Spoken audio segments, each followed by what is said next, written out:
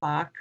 I'm Claudette Brochu, Chair of the Norwich Select Board, convening the December 16th meeting of the Norwich Select Board. And as Chair of the Norwich Select Board, I find that due to the state of emergency declared by Governor Scott as a result of the COVID-19 pandemic and pursuant to Addendum 6 to Executive Order 01-20 and Act 92, this public body is authorized to meet electronically. In accordance with Act 92, there is no physical location to observe and listen contemporaneously to this meeting. However, in accordance with the temporary amendments to the open meeting law, I confirm that we are providing public access to the meeting via Zoom. There is a number to call if people are having difficulty accessing the meeting. Members of the public will be provided an opportunity to speak. In order to speak, you need to raise your virtual hand, and Roger will let me know that you want to speak. All votes will be roll call votes, and I do confirm that that the full select board is here. Roger Arnold, myself, Mary Layton, Rob Gear, John Langus, joined also by our town manager Herb Durfee and his administrative assistant Miranda Bergmeyer, and multiple members of the public. So, Roger will just tell you how to raise your virtual hand. Sure, yes. So for folks who are participating via Zoom, you would go on participants at the bottom of your screen. You would click that, and then there would be an option to raise your hand. I see that someone has already done so, which is great. And so please do that as much as possible. And then if you're on phone, it is *9 to raise your hand, and then either I will unmute you, or you should know to press *6 to unmute you once recognized by the chair. Okay, so first item on our agenda is approval of the agenda. Any board members have any reordering, reconfiguring, additions, deletions? Mary has her hand up. Yeah, I'm wondering about number 6, accounts payable. If we should just do that earlier in the meeting, like after number 3 or something. If it's a routine request, just to get it done, or? That's fine with me. Does anybody have any objections? No. Okay.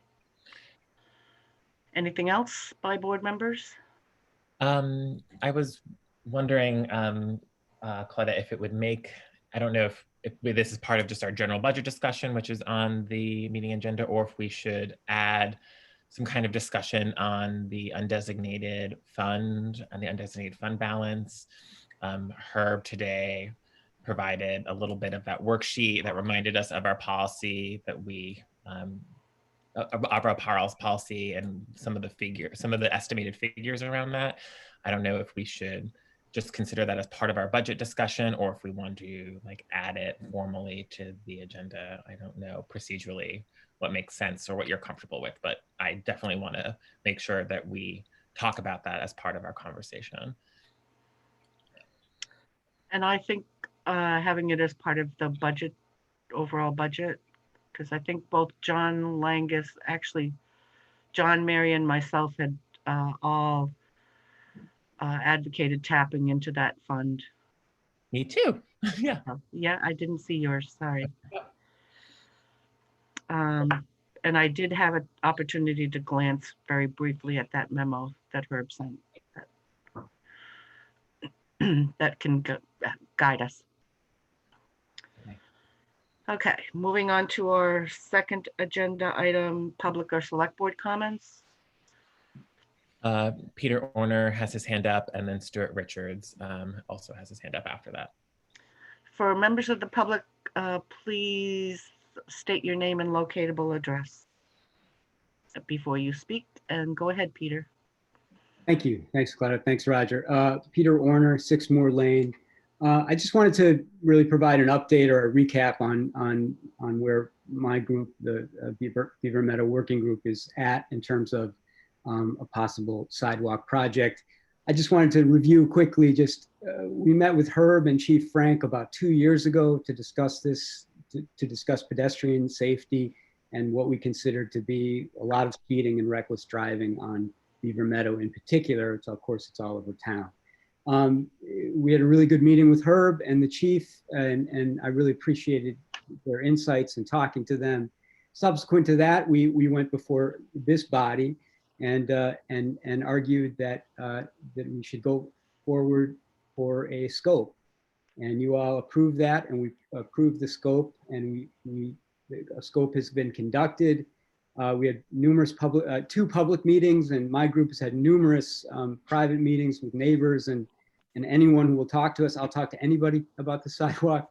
But I wanted to just, you know, at this point, having talked to Herb extensively early on, our group has really done everything that we were sort of advised to do. And now I think the time is at this point, Du Bois and King is going to be turning in a report to you all. So I'm very interested in having a very public discussion about this, but just, you all know the statistics from Du Bois and King's. They conducted a fairly extensive survey in town. 22% of the respondents on the survey said they did not want a sidewalk.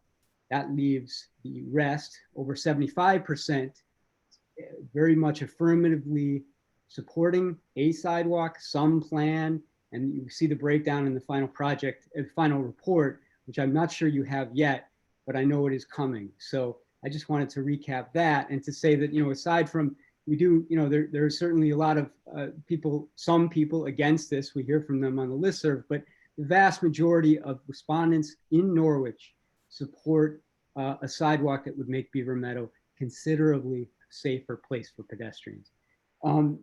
It's a safety issue, it's an environmental issue, it's also a health issue. And one of the things that this issue has been characterized as almost like a newcomer versus old comer, but in our coalition, we've got people born in Norwich, lived in Norwich their entire lives, who think it's about time to complete the loop and to have a walkable loop around from Norwich Main Street to Turnpike. People saying that the sidewalk is desirable but not a necessity. My question to that would be, is the sidewalk on Turnpike a necessity or a luxury? Would anybody imagine Turnpike without the sidewalk? That's our situation on Beaver Meadow. I'm sure all of you here read the Valley News on Sunday. The headline is that in spite of the fact that there's been a considerable decrease of cars on the road in both Vermont and New Hampshire, fatalities are at the same level as they were last year and the year before. It's very disturbing news. Even a quote from an official from New Hampshire saying that, look, because of the pandemic, we've got so many more people out walking that some of the drivers aren't accustomed to those types of, you know, more multi-use of our busier roads. We're absolutely seeing that on Beaver Meadow. So the idea, in my opinion, that it's a luxury when I've got semis coming at me when I'm walking home from work on Beaver Meadow without any sort of concern or you know, acknowledgement on the part of the town that this is a 25 residential that is also a major through road and a truck route. So just to throw that out there, I know I'm probably out of time, but the last thing, final thing, I don't want my taxes raised. I'm absolutely against that. And the idea that the town pay for the sidewalk on its own, I am absolutely not for. We are for our group is in favor of applying for the pedestrian grant from the state of Vermont that would allow for 80% of the cost to be paid for by Vermont, 20% by the town. The breakdown of that, again, it's an $800,000 sidewalk, roughly, depending on the plan, but it would be $170,000 in our local share, considerably less than what we sometimes hear thrown around in the listserv. Oh my God, $800,000 sidewalk, who these people think they are, et cetera. No, we're talking about an 80-20 split with the pedestrian grant. In the chat, I'll put in information about the grant for everyone to see it so you can look it up and check it out.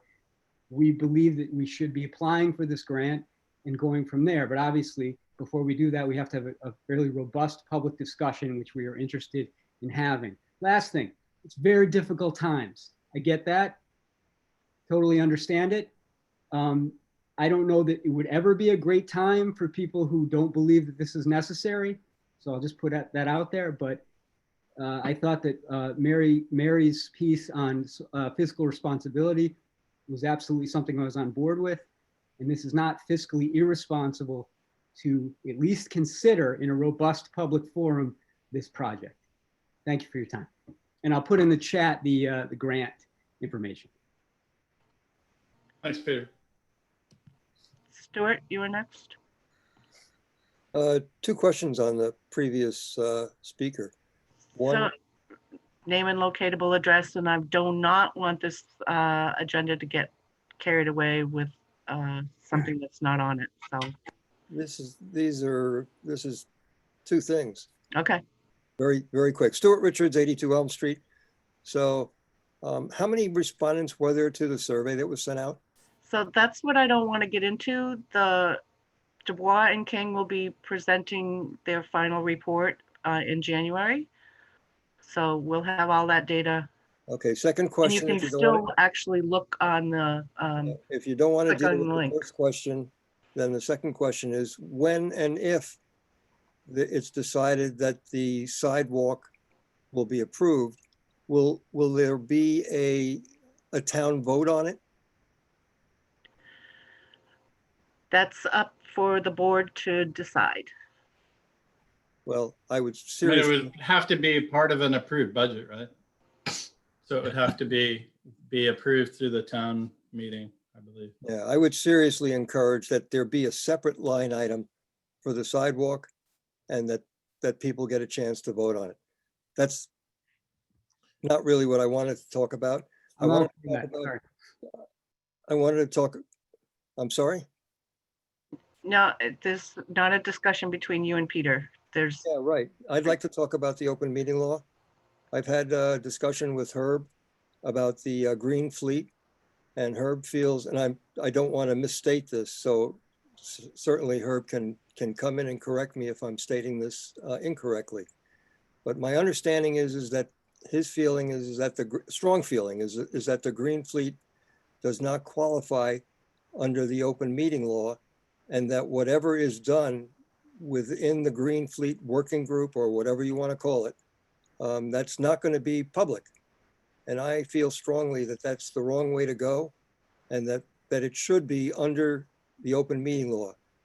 Whether it's required or not, it seems to me that it's not so onerous to make it public so that the public can participate if the public chooses to participate. The public should have the option to be part of whatever is going on with the green fleet.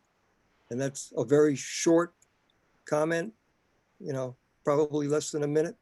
But I would hope that you would take that seriously and consider it and go in the direction of, if you make a mistake here, the mistake ought to be in favor, in my opinion, strong opinion, of allowing the public to participate in working groups. So, and thanks for hearing me out. okay, thank you, Stuart. So Pam Smith and Andy Shearer have their hands up. Pam, go ahead. Okay, thank you, Claudette. I have a question for the select board. It relates to the town warrant. As I understand it, anyone wishing to run for elected office is not required to get 30 signatures on a petition because of the pandemic. And I'm wondering if the select board plans to also waive the signature requirement for petitions for articles to be put before the voters. We have not done that. Logically speaking, if it's not safe to get 30 signatures during a pandemic, surely it's, trying to get 200 signatures would be 6 or 7 times more dangerous. So I'm concerned about the health and safety of our residents if the select board does not waive the in-person signatures. So I'm wondering, what is the select board's position on this topic? Sorry, Pam Smith, 1445 New Boston Road. We have not discussed that, but we really probably should. And it's probably, I'm going to be proposing that we have a meeting the first week of January. We could probably add that as an agenda item if the board agrees to that, because it needs to be answered quite soon. Well, the deadline is January 14, so you're really pushing right up against the limit. So if your answer is no, we're not going to waive the requirement, then there's very, very little time to respond. What That's is- my concern. Yeah, and I hear your concern. So is there any way that, that could be dealt with any sooner than the first week of January? I'm looking for board feedback here. So Herb and Mary raised their hands during the discussion, so they may want to be chiming in on that. I don't know. So Herb was first. Go ahead, Herb. So just to remind you, you folks did have some discussion on this already when I raised the issue of the Vermont Nurses Association, because they had basically like a 20 or 25% increase recommended.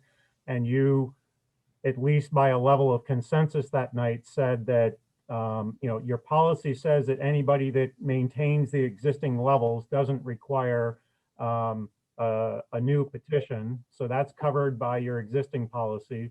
And you kind of indicated that night that with such a large increase with BNA, despite COVID, that you felt that that warranted the need for petitions or for signatures. I don't think we agreed that it needed petition. I thought we agreed that we wanted them to present before the board. That was my understanding too. So the way I left the meeting was thinking that you were sticking with the policy. Mary? So correct me if I'm wrong, but I thought the decision to waive the petitions for candidates came from the Secretary of State. And And so I don't know if there's also guidance about petitions. they're I don't leaving. know What the Secretary of State has said is that it's up to the boards.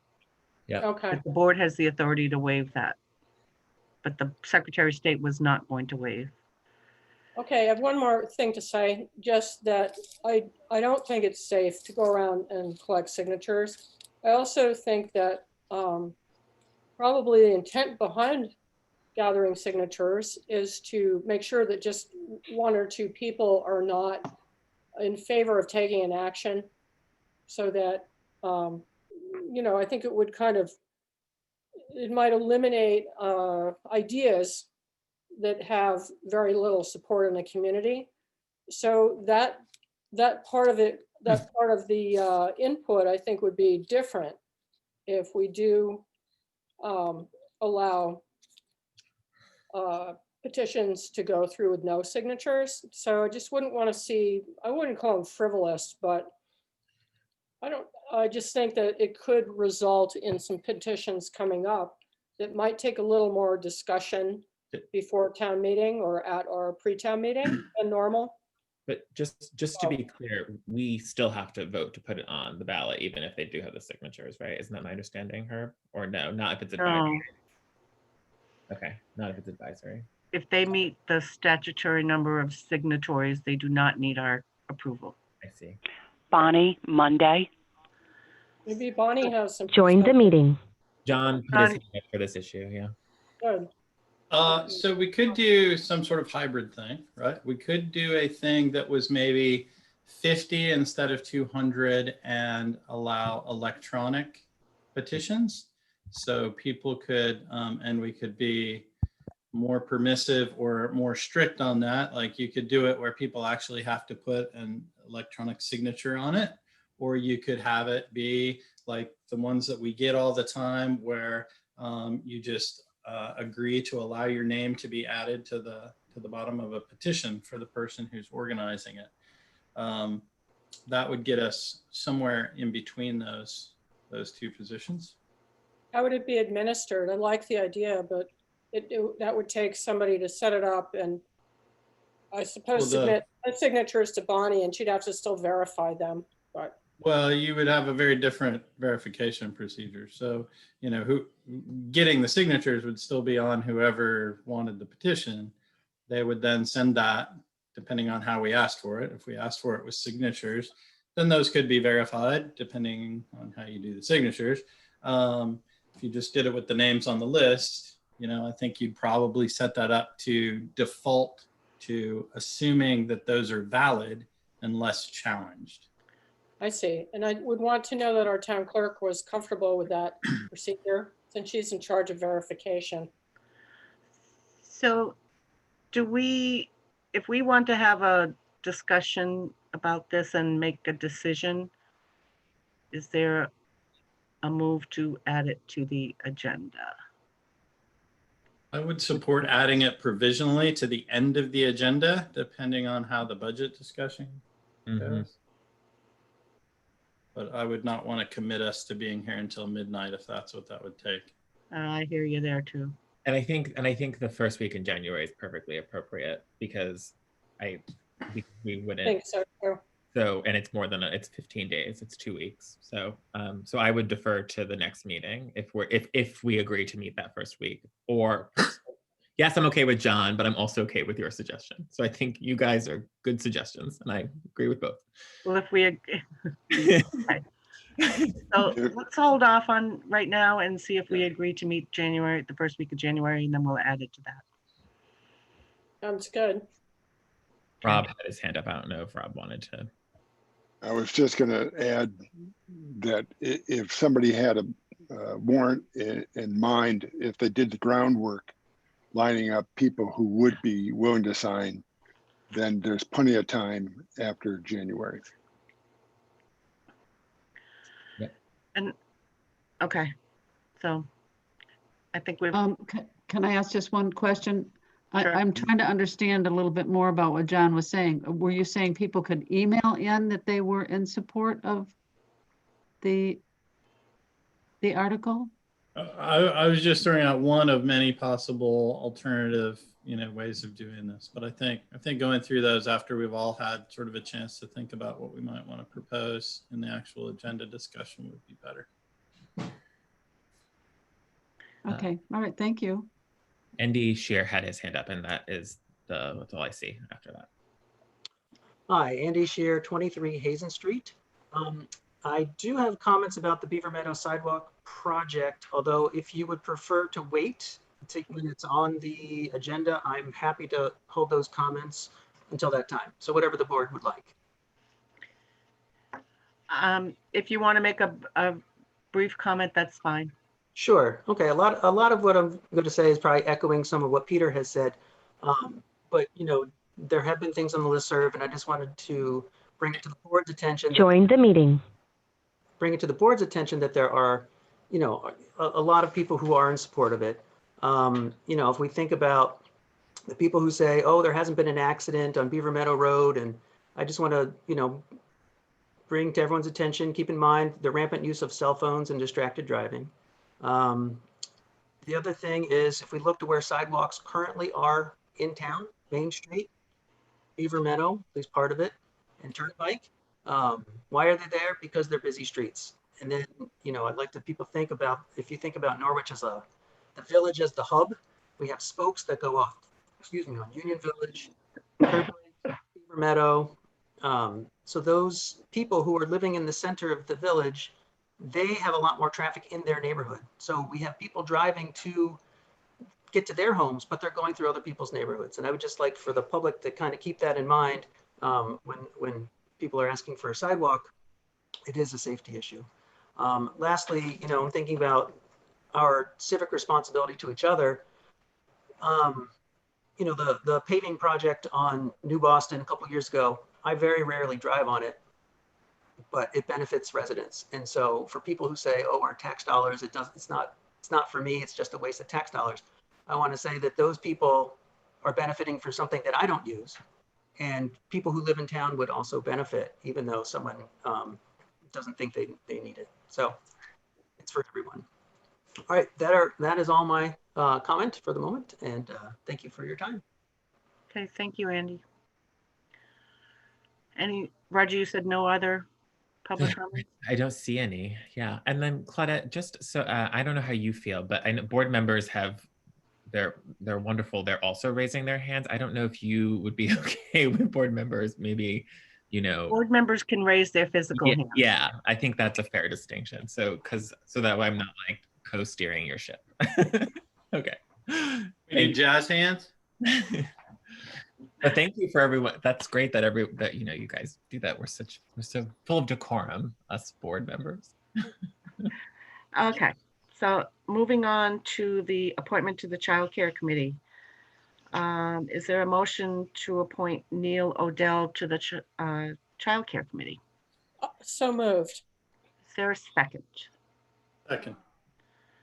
Motion made by Mary, seconded by John. I don't see Neil here. He would be our school board representative. Yes. So just for the general public to know that he is a member of the school board. Heating up that child care committee. What is it? It's heating up. Oh, I know. No, it's like an all-star team. I know, it's kind of intimidating. And Yeah.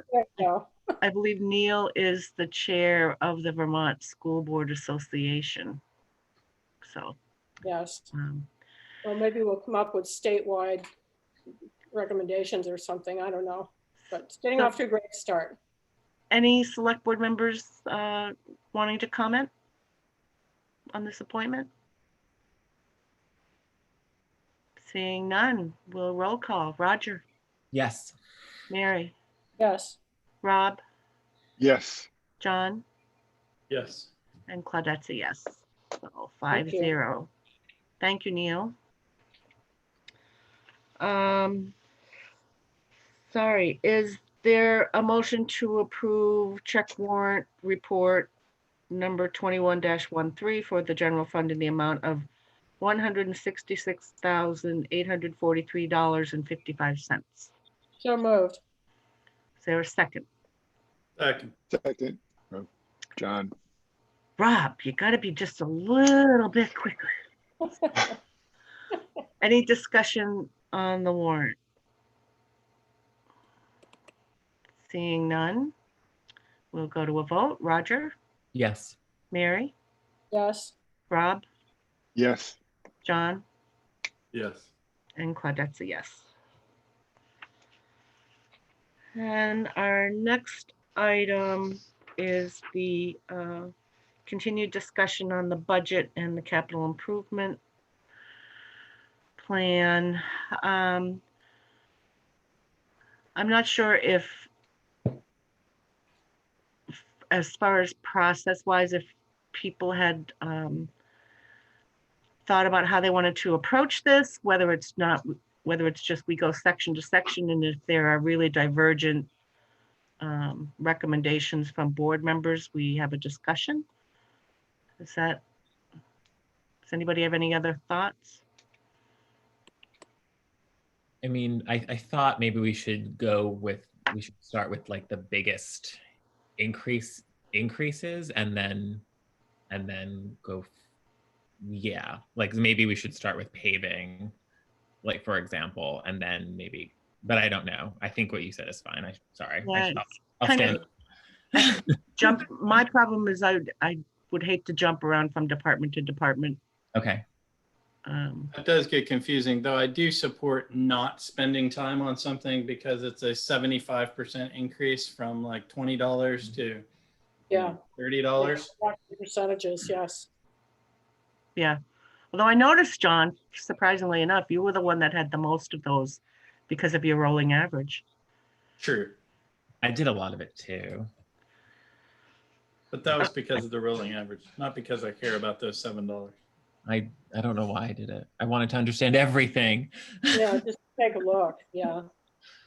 Okay, so my dilemma is because I don't have two computer screens, I can't see my spreadsheet and see everybody at the same time.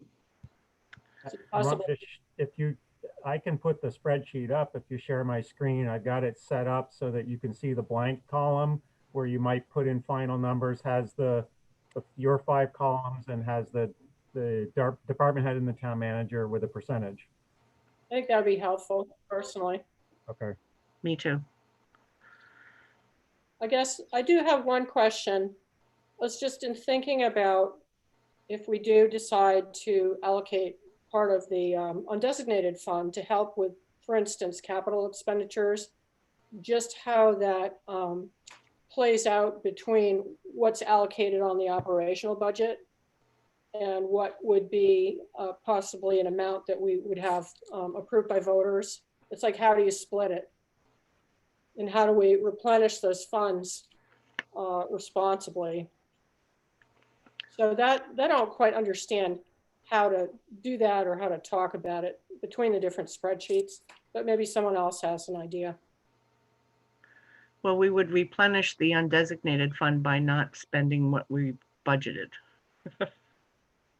Which the argument there is, then why don't you? I might have said that incorrectly. I'm talking about, let's say that we had a designated fund amount that's in the budget and we don't want to, we don't feel we can quite, for instance, fund that to a level of 3 years ago when we were keeping up better, but that we might set that at a lower rate, but then have like a town article that would say, would you approve X amount of the undesignated fund to bring that fund up? Like, let's say that's, and I understand the concept. I don't understand how to work with our operational budget or to talk about it so that we were clear with each other that that we would want to do that, you know, because that means deciding to use part of the undesignated fund, and also how we would structure it for the designated funds, how we would put it in the budget, and how we would have the amount that we'd ask for voters. I just am not clear on A, how we would talk about it, and B, how we would structure it through the operational budget and then a vote. So does Herb have an opinion on that? I wonder. Madam Chair. Go ahead, Herb, please. So so essentially pick fire apparatus as a for instance. The department head has recommended a $70,000 new amount raised through the operational budget to go into the designated fund to purchase apparatus in the future. The current year's budget is $15,000. If you level funded it at $15,000 as a for instance, you could ask the voters to take a portion of the total undesignated fund balance, say in the amount of $55,000, to come from the undesignated fund balance and be shifted to the designated fund for apparatus. So effectively, you'd be putting $15,000 of new dollars in the operational budget to go in there, and assuming approval of the budget, that would happen. And if the separate article is passed by the voters, then $55,000 of the undesignated fund balance upon approval at town meeting would get shifted to that fund. So therefore you have $70,000 in total, which is the equivalent of what the department had asked for, but your operational budget is staying level funded with regard to say your current amount of $15,000. That's how you do that. And then at town meeting, as you're going through your presentation of the operations, you obviously would do your normal presentation, and then for each article that comes up, you would explain what the purpose is and why it's a special article, etc. Is that your question? yeah, that's the process as I understand it.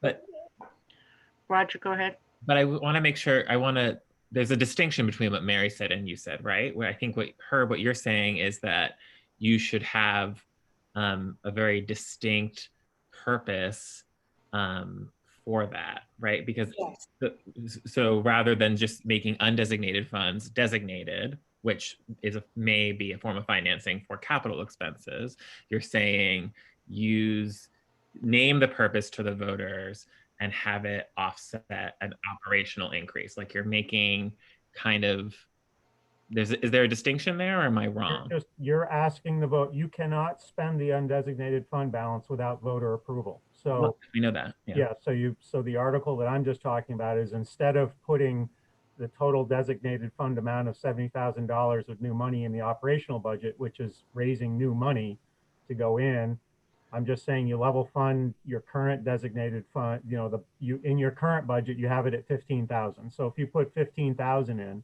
you're just level funding. And then you ask the voters to transfer some in, you're getting more in there for that particular purpose, but not off the operational budget. It's already money that's been raised. You're asking the voters to change the originally intended use of those funds, which have become undesignated because they didn't get spent in whatever year they were allocated for and the property tax is raised. So you're asking them to allow purpose to go into that fire fund. The other way of doing it, the other philosophy is as you've done in the past, and it's the same situation as say you buy down the tax rate. So No, we have a policy that says we can't do that anymore. can't do that, but I'm just saying that's what you've in the past, it would be similar thing where you have to ask the voters and you basically say, should we use amount of the undesignated fund balance to offset new property taxes required. So it's the same sort of process. I saw Rob's hand first and then John. I have a question coming from my ignorance. The undesignated fund balance, does that exist before the end of the fiscal year? And how, so funds that weren't designated, funds that weren't spent during the year get rolled into this undesignated? No? Okay, I thought that's what I heard from Herb. Good, could somebody explain? John?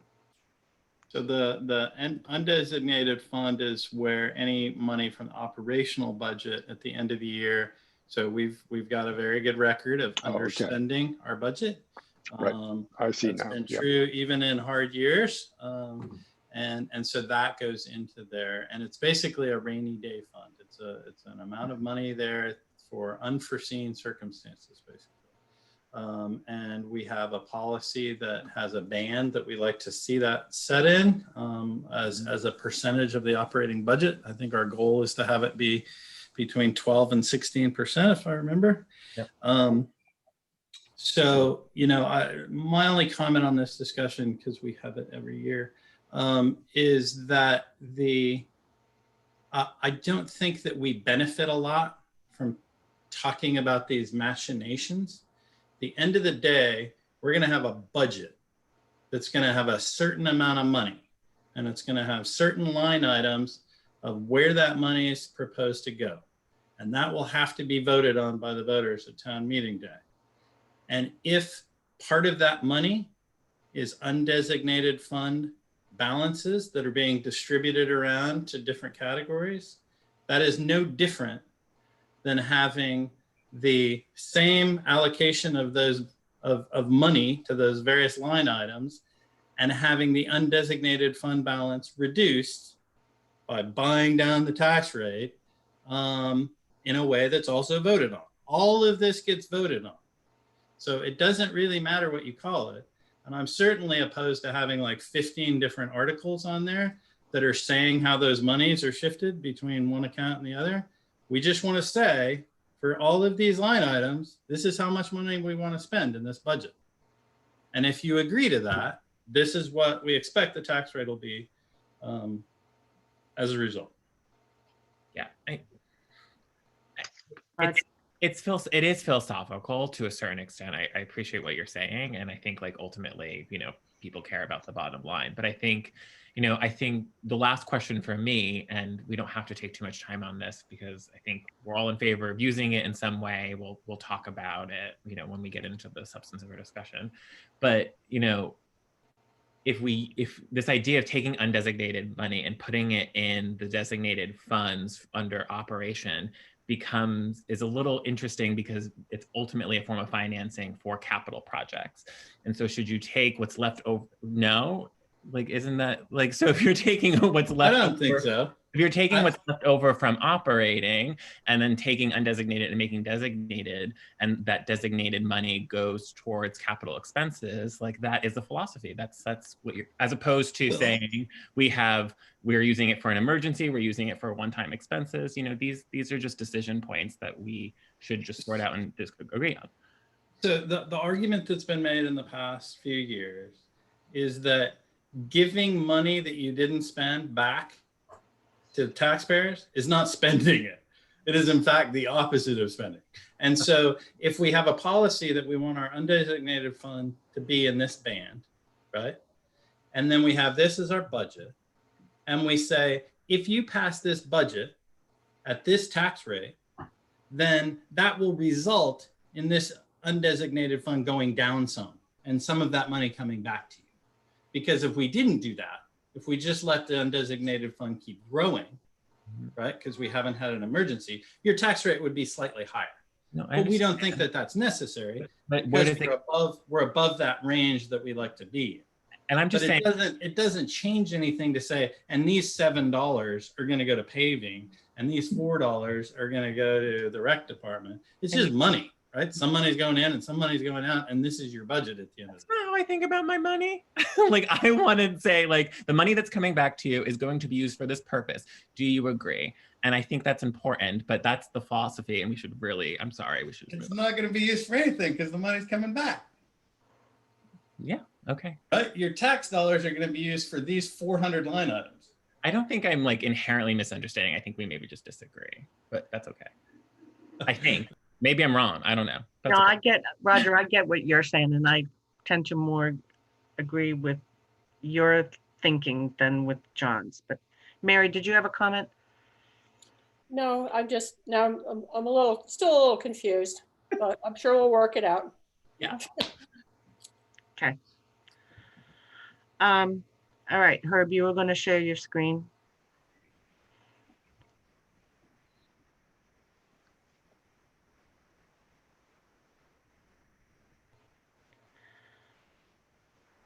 And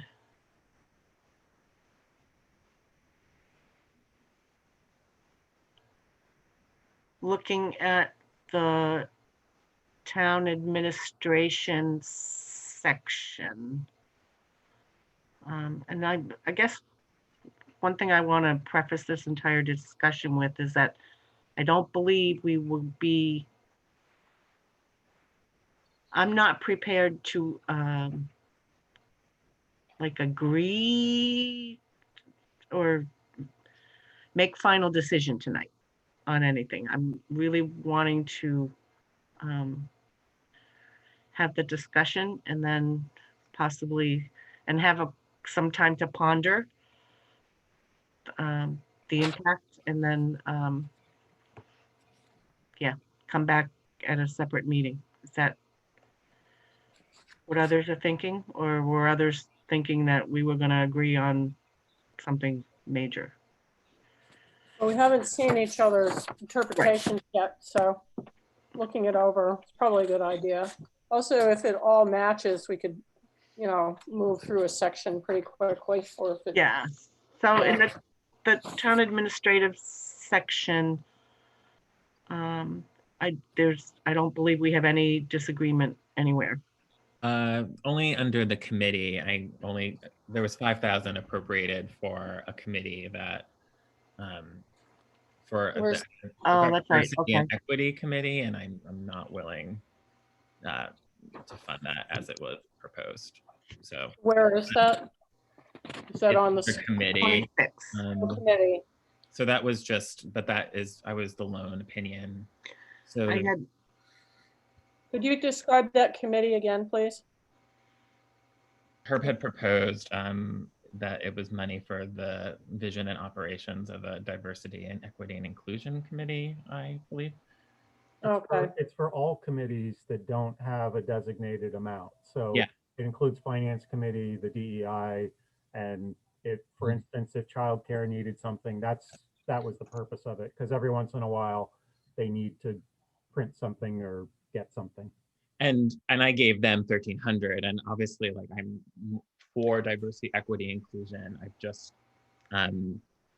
like worked in these spaces enough to have skepticism for like how that committee was originally proposed, and I don't want it funded until I learn more about the committee.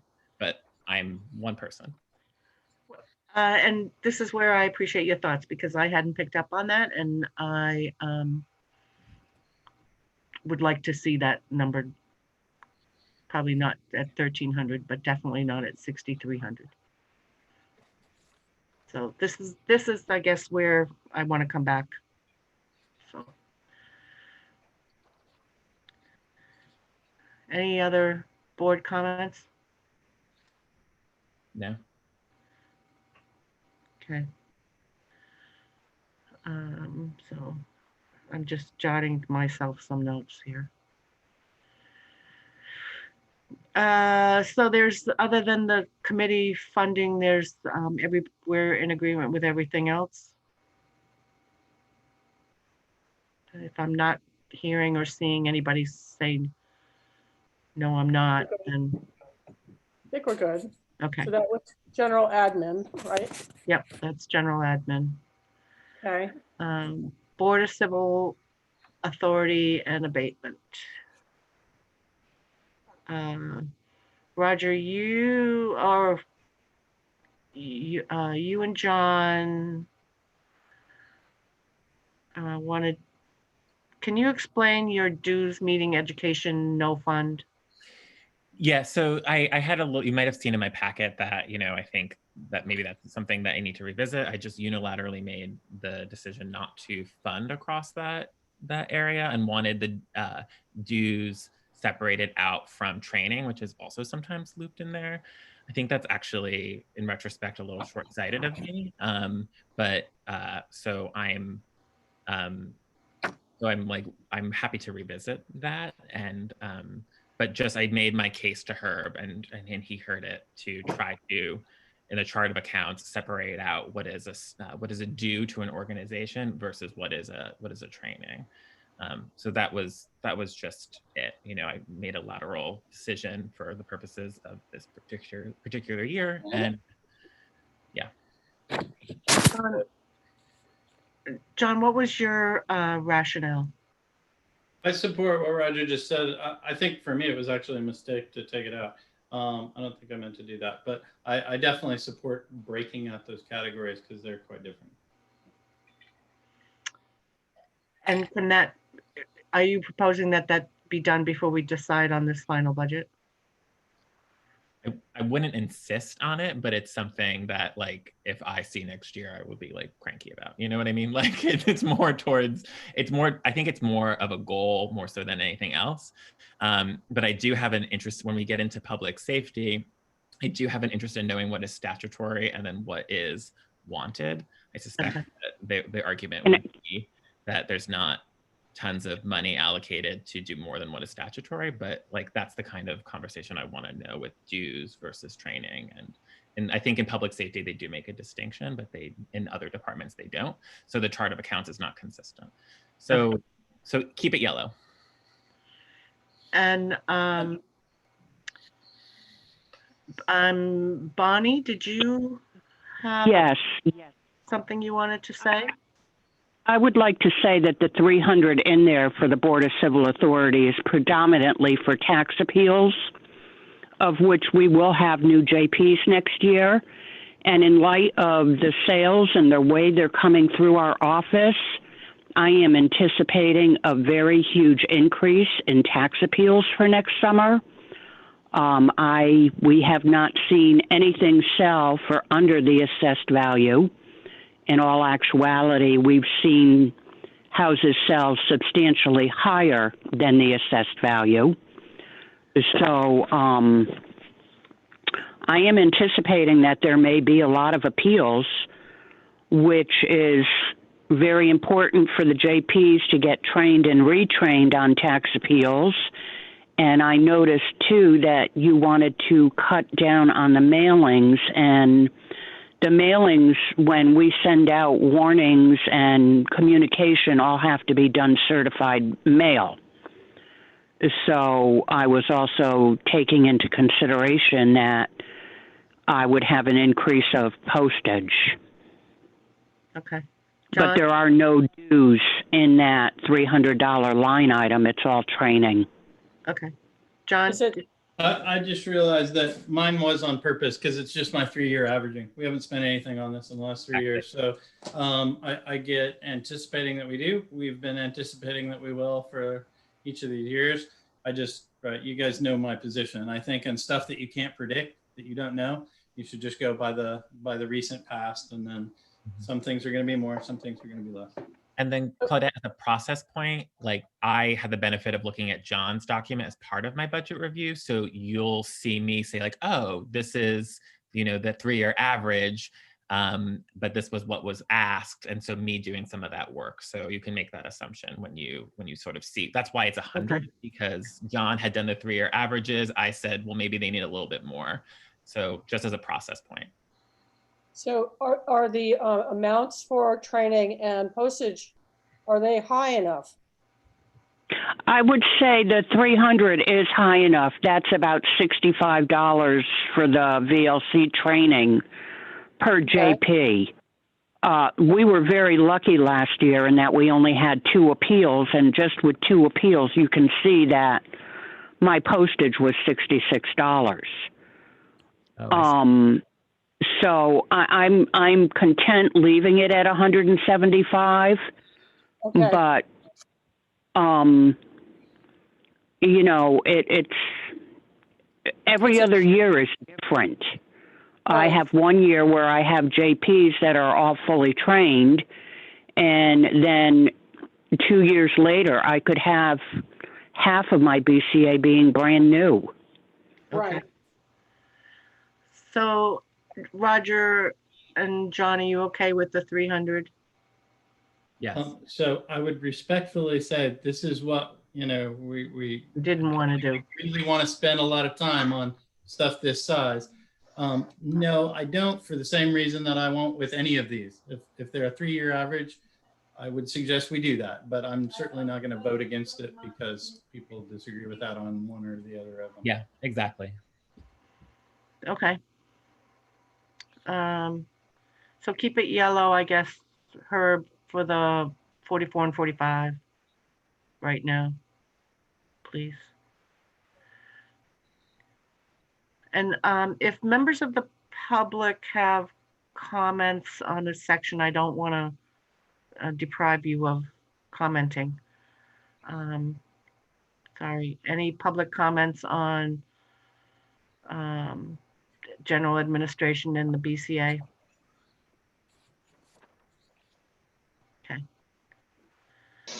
Okay, moving on then to statutory meetings.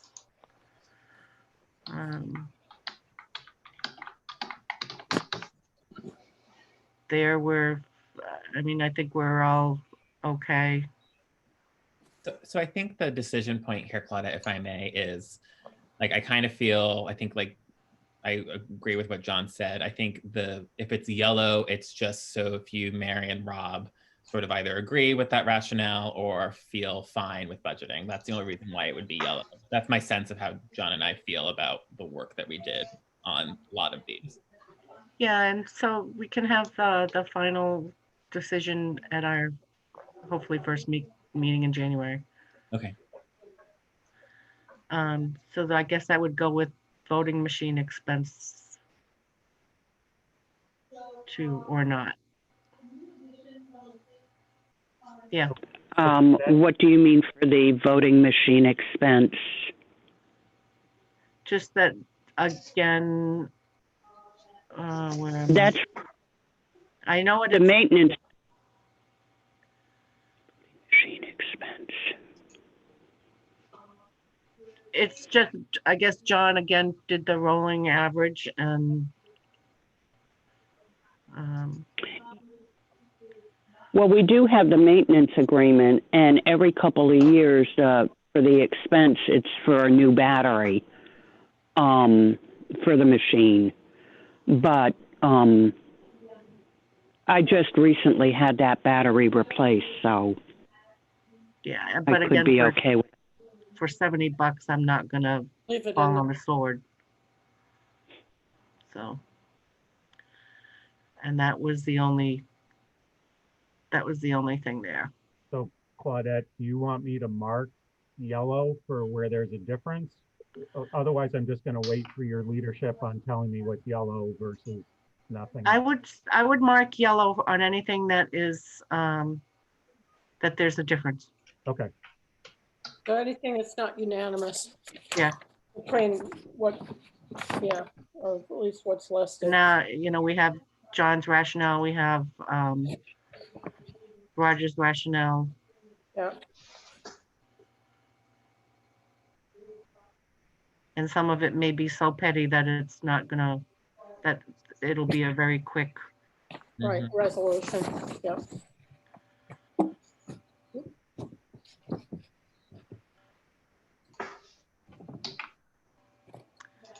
Any public questions about the statutory meeting piece? Okay. Moving down to the town clerk section. I need new glasses. It's in the area of software. And Yeah, and those are both contractual, Roger. One is for the NEMRIC program and the other is for the COT systems for the imaging. So those are both contracts. They're not costs within my control.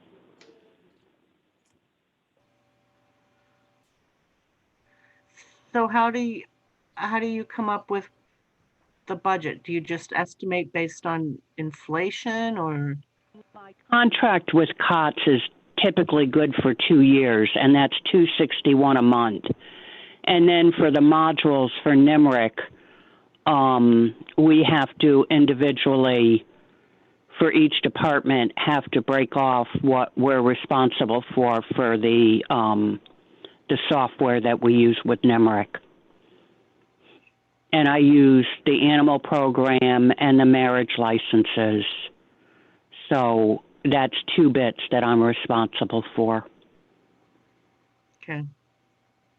It's not for any new software for the computer. It's just for the contracts for what we currently have.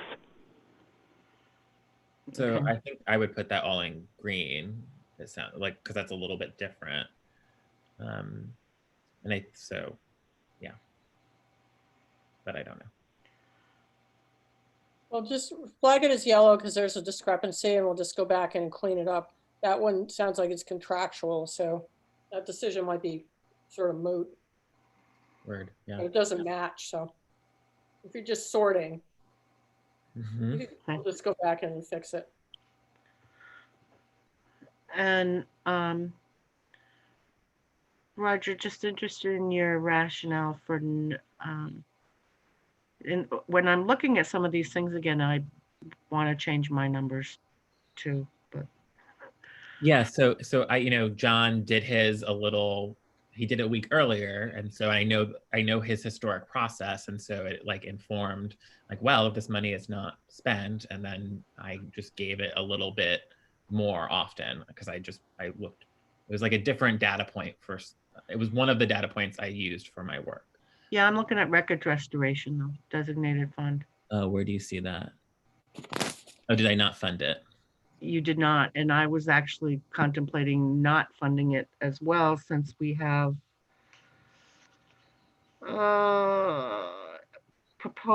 estimated we're going to have almost $32,000 in there at the end of June. Just a little note on the side, it says not properly. What's the rest of that? I'm looking at records restoration designated fund, Mary, not 72. I'm looking at 81. Oh, 81? Yeah. Oh, yes. Okay. Yep. Thank you. I don't know why. I mean, I must have missed this, or maybe in the grand scheme of things, I just made a decision point.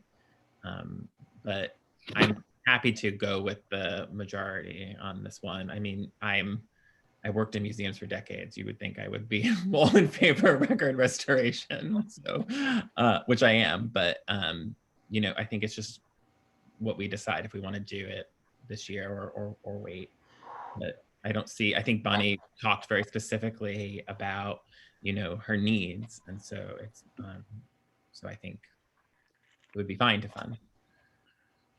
Yeah, also, Claudette, COVID has crippled me a little bit in that respect as well.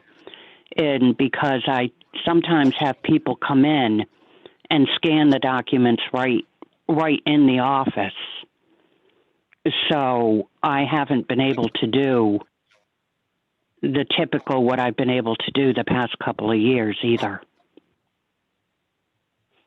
I'm hoping by this summer it'll be safe to open up. Yeah, so And- what does that have to do with the designated fund for records restoration, though, Bonnie?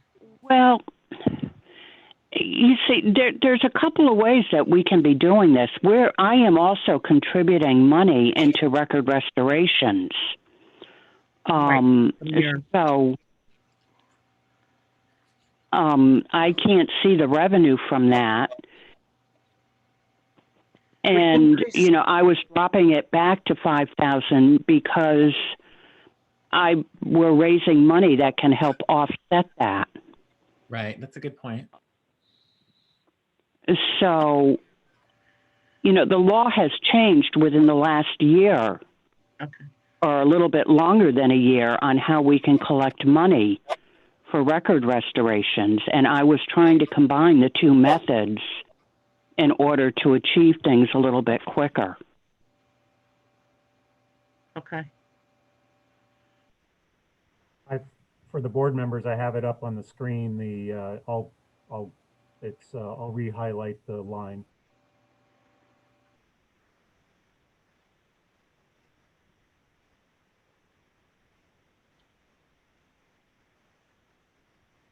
So Claudette, you were saying 32,000? Almost 32,000. There's 31,801 is the estimate for the end of fiscal year 21. So why don't go ahead. So why don't you? So Claudette, you sounds like you were still thinking about it. Maybe you want to think about it, and if you agree with a different amount of 5,000, then maybe we can take it up. But otherwise, I'm happy to then just go with the group. Because my thinking was it was just about priorities. I saw that it was healthy, but then there was a $200,000 number that Bonnie was very specific about too. And so I also thought about that. Okay, so we'll just leave it at yellow. Thank you for the explanation. Sure.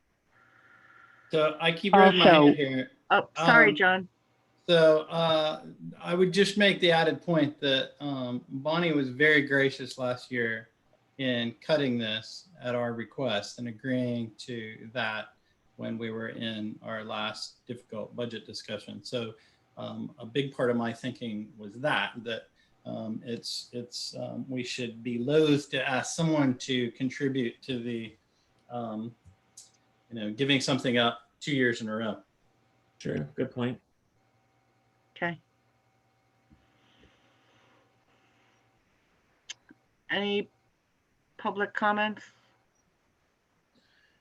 No, you might not be able to see board members now with Zoom. So I can't always see.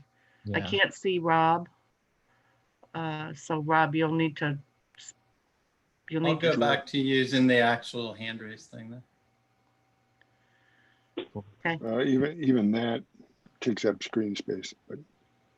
Oh, and yeah, it's speaker view. So I have it in speaker view. So whoever. Now, John, if you want to talk, you're going to have to speak. Or yes, in other ways, let somebody else know that you raised your hand. Okay, moving. Are we okay to move on to finance department?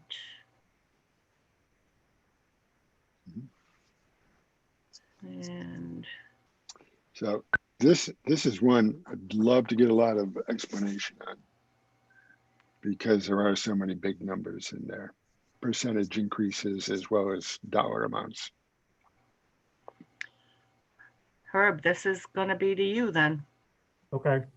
So fairly quickly, the finance officer wage has gone up with regard to not being able to find a finance director yet. So that's jumped from that. That's a full-time position. The finance office assistant has jumped because we've turned that into a full-time wage. The reason, and so by turning that into a full-time wage, what goes with it obviously is the person can reap the benefits that come with a full-time position. Obviously, FICA Medi plays in. The finance assistant wage becomes eligible for health insurance. In this particular case, though, there's 2 employees. The current one has opted not to take the benefit. So that's why so what I have, which is all the blue part here for the 22,576 is an estimate of a family plan that a new finance director would potentially take. So that's the best guess I can do right now. Same thing with disability, life insurance, dental, Vermont retirement. Those are all things as a function of 2 full-time employees. The professional services, that used to be the audit. It's not anymore. Then you have your regular telephone, advertising, printing, all the way down through the independent audit. The reason why I suggested bumping that up a little bit from the past few years is that we had a 3-year contract with Bonnie Batchelder. That 3-year contract is now over. So you folks need to decide whether you want to stick with Bonnie, and you can, as since she is a professional, you can keep her on should you choose to. If you do, I would recommend you do it for only 1 or 2 more years and then go out to bid again. It's not good to have, for me, best management practices. I would always recommend to you that when you get to the point where you've had a person for 5 years, it's good to go out to bid again with the potential of changing your auditor, because auditors do have different interpretations and you don't always necessarily want the same opinion or insight. And plus, changing it up makes personalities different as well. So the 17,000 is trying to anticipate that either you'll go out to bid or Bonnie may want to stay with us, but she might need to update her rate a little, or up her rate a little bit. So that's finance. Is that enough of an explanation, Rob?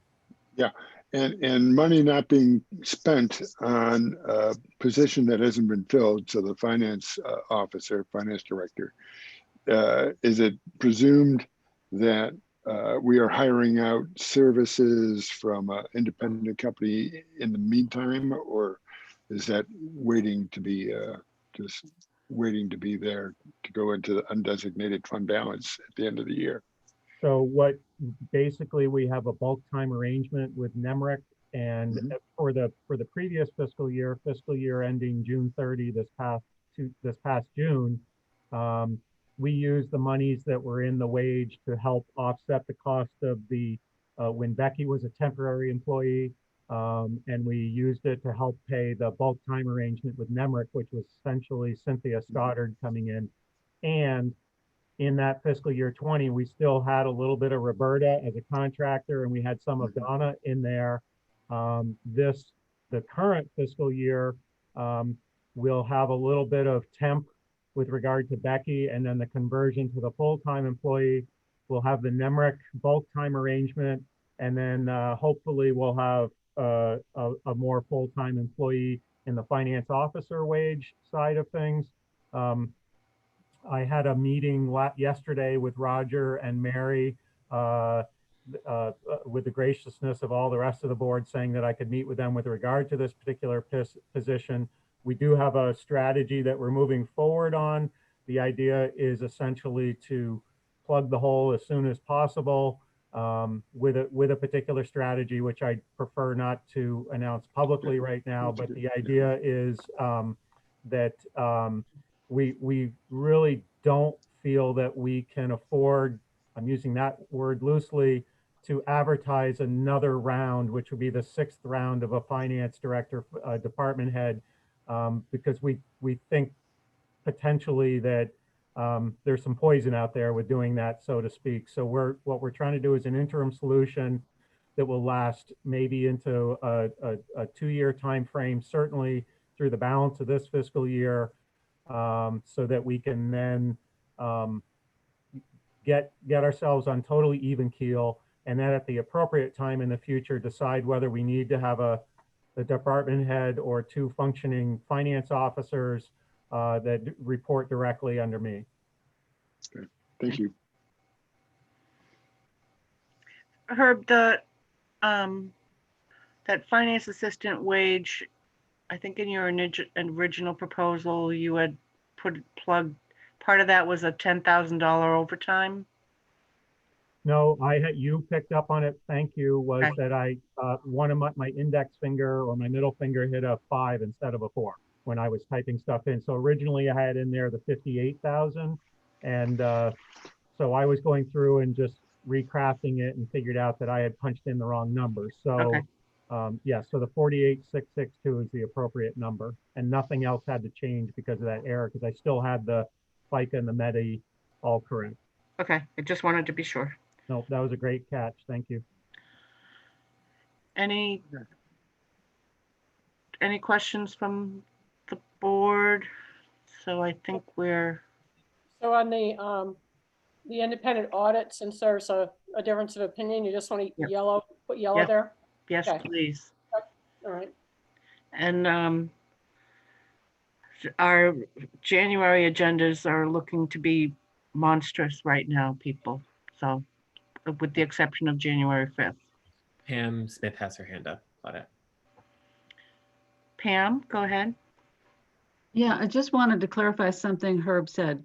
Are you saying that you're not including health insurance costs for the finance assistant because the current person doesn't want to take our insurance? Correct. The current but when I originally crafted this particular budget, it was not open enrollment. Now within open enrollment, I have actual information to know what's going to occur from January 1 of 2021 through December 31 of next year. And the finance assistant has opted not to take the health benefit. And then having a vacant position, I don't know what the choice would be. So I booked in there essentially a gold family plan so that we have some money for that. Now, if Becky decides to take another position or becomes disabled enough where she's got to drop out of the position, I don't have money in there to account for that, but I do know she has no intention of leaving the office at this point. And because she's so new to the position, I'm pretty confident of that. In the future, I might not be so confident, because with some more experience under her belt, maybe she'll start looking for another job or something like that. So I would come back and say, even though she's not looking for it, it might be advisable to budget some amount, say a half a year's amount of a family plan in anticipation of, say, a job shift or a major disability or something. Yeah, I would caution you on ever, budgeting based on an individual. It should be based on the position. Yep. And, I have said this before, I will say it again. I'm wondering why, once we get a full-time finance officer, why we would continue on with a full-time assistant when it adds at least $50,000 to the budget over what we've previously budgeted for a half-time person. So again, I'm talking strictly position, not people, not names, not individuals. Just look at this from a historical standpoint. We've gotten by with a full-time director, a half-time assistant, and I'm wondering why we wouldn't go back to that July 1 of next year. Okay. So I think Becky had a comment. Yes, can you guys hear me? We can. Okay, perfect. So on the health insurance, just to let Pam know, I have health insurance elsplace, or It's not about you, Becky. It's not about you. It's about the position. Whoever is in that position may or may not want health insurance. We shouldn't be basing it on what you say is your preference at this time. Oh, true. I absolutely agree with that. But I just wanted to let you guys know that I have health insurance, in another, Yes. someplace else. But I totally get what you're saying too, Pam. Right, it's a position, it's not a person. Right. Thank you. Okay. All right. Any other comments?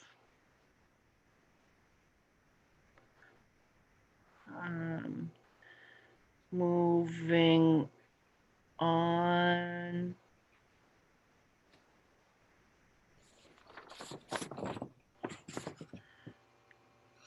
To general administration.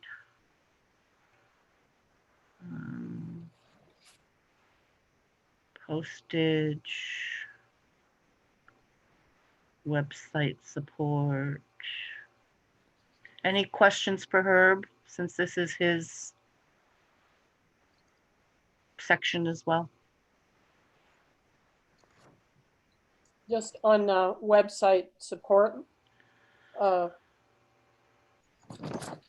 know, if we'll be making a investment in improving our infrastructure as far as our computer systems and so forth, does that come in under here or what? Because it looks really low if that's the case. The website support's very low because we don't have any website support. That's really just kind of maintaining our domain and the things that go along with your domain. Well, could it be cut back more? I mean, it's very little, but not nothing.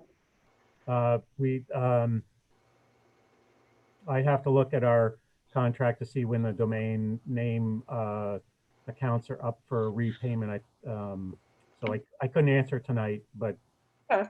I Well, can it's a check into smaller. that. Yeah, Okay. the other two, the server maintenance and the designated fund, relate to the updating of the ongoing update of the computer systems, the next phase, subject to bidding process and all that.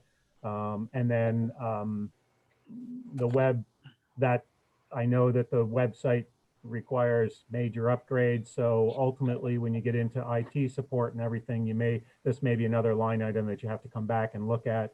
Not for this year, but as part of the overall improvement to the technology. Right, and then as the equipment is installed, that I suppose would go down, and then the support would go up, right? Yeah, support will always be there as a cost, and it will be when you move away from the current IT person, your IT costs will go up significantly. Okay, thank you. Any other questions from the board? Questions from the public?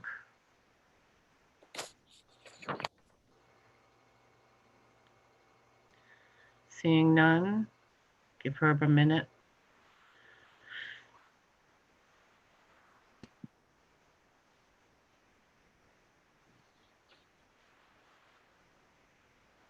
Moving on to listers.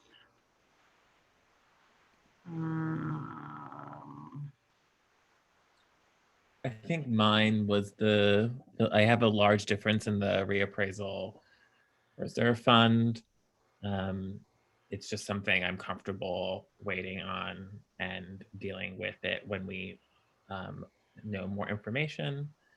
I wasn't, we heard from the listers, but I couldn't get a clear answer, and so I'm comfortable waiting.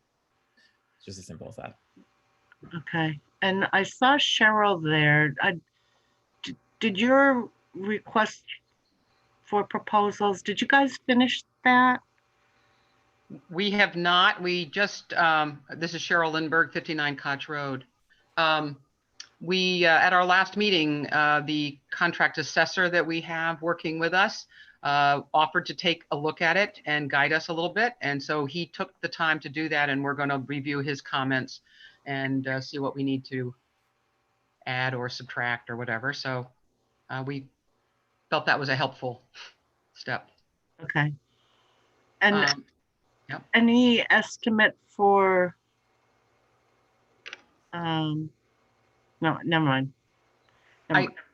I did reach out to Property Valuation and Review again with an email requesting any updated information on a per parcel cost.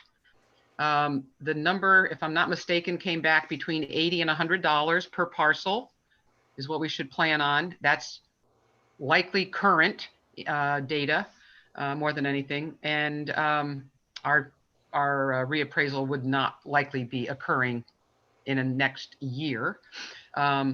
So that, and you have to understand that we have many more parcels than you might see like on our grand list. So we have roughly 1,750 parcels that we would want each and every one to be looked at. So it's not just taxable parcels because some of these parcels get merged to one tax bill. So it's a bit deceiving, and we would want everything done, it would be my thinking, so that all municipal, all non-taxables, all of them would be valued again at that same time. I don't know if that helps Roger at all. So 175,000 max. I wouldn't say max, Mary. I would say that there are always other costs associated with a reappraisal that may not be in that number, but it would depend if the firm that bids on it would say, we'll do it for this amount per parcel, including postage and grievances. How would they handle all the follow-up grievances, because it's time, and they may want to have a contingency factor in there, but okay. But that's a good, at least a starting point to talk about it. So that's good. Okay. Okay. Thank you, Cheryl. Pam Smith had her hand down. Did she put it down? Did you put it down, Pam? Yeah. Okay. And Herb, the other place where there was a discrepancy was the office equipment. Yeah, that was, so I had raised that concern, not concern, that point too, that office equipment, there was that computer was part of that. And so Herb said that computer, he had an explanation in his sheet, right, Herb, that you said that computers are coming from somewhere else and are accounted for. So that's why he recommended the lower amount. And I said, office equipment is being used sometimes for computers in other departments. I am so confused by office equipment in general. I've always been confused by office equipment. So why they're, In general, the computers come from the designated fund under general administration. So back up here where my thing is, if you can see it right there. So, but sometimes when things die right away, we have to get it through an item, and then so we don't have. But typically, yes, the computers come from a different line item than in this particular instance where Cheryl had it under office equipment. Okay. I was also just going to bring up the fact that we had a brief conversation, I did with Herb, regarding the Lister's office, and just wanted to throw a thought out about making it an office instead of it being a big open space, that there could be a wall put up to separate the kitchen area from the Lister's office area, and there's a secondary door that comes in from the other side of the multi-purpose room, and it might just make for a bit nicer setup. And I don't know that that's anywhere in the budget, but it is one of those things where Roger asked everybody else, if we had extra money, what would we spend it on? It would certainly be nice if we could have a wall built from one side to the other or something like that. So that's a thought. Yeah. Yeah, it must, I hear you. I would find it annoying for people to constantly, or to be coming in and out to use the kitchen if I was trying to work on something, but. And during meetings, I mean, it's quite honestly, during meetings, and when we're able to do in-person meetings, or even in the building, but Zooming, all of that, it's awkward. Okay. All right, there were a couple other minor areas there, Herb, that there was a little bit of a change, not all in agreement. So the equipment line item was one, and then the dues again.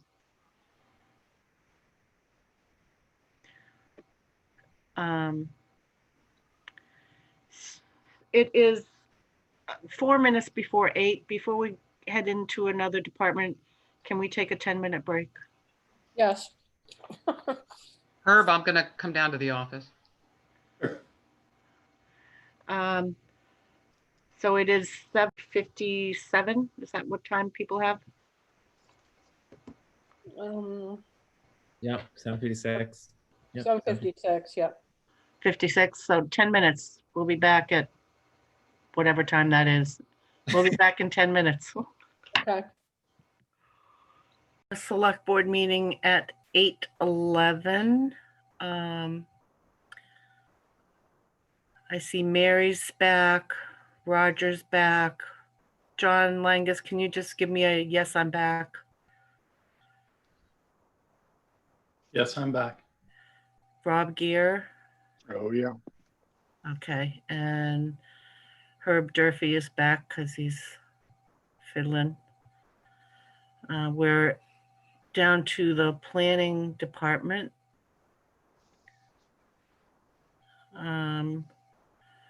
Roger, curious why you believe there needs to be more in mapping. Yes, so with planning, there were a couple items where there was, so in general, when there was a department head proposal and a town manager proposal, I felt really conflicted. Okay. And so I split them, except for mapping, where I've had the benefit of hearing Rod in other meeting spaces talk about the importance of mapping, and I heard it throughout the town plan process. And so that was just me thinking we should maybe honor his request if we could. But again, I felt like I know that Herb was making a different recommendation, so obviously like he had balanced that need. I felt in instances where there was a discrepancy like that, with the exception of mapping, I just kind of split the difference. So yeah. Okay. So I don't know if Rod is here, and I don't know if you would want him to make the case for mapping. I was actually just going to ask him if he could explain or make the case for his. Why is there a discrepancy between what Rod is wanting and what Herb is proposing? So Rod, if you're there. Hello, this is Rod. I actually have not had the benefit of discussing Herb's adjustment or suggested adjustment. So he can speak to that. What I would say is that there is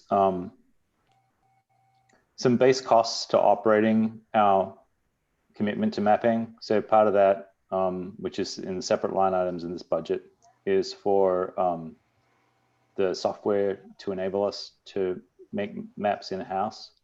And then there are also times when we are assisted by Two Rivers Kichi Regional Planning Commission for doing mapping exercises. We usually don't pay extra for that. And then there's a third category of mapping that is project specific.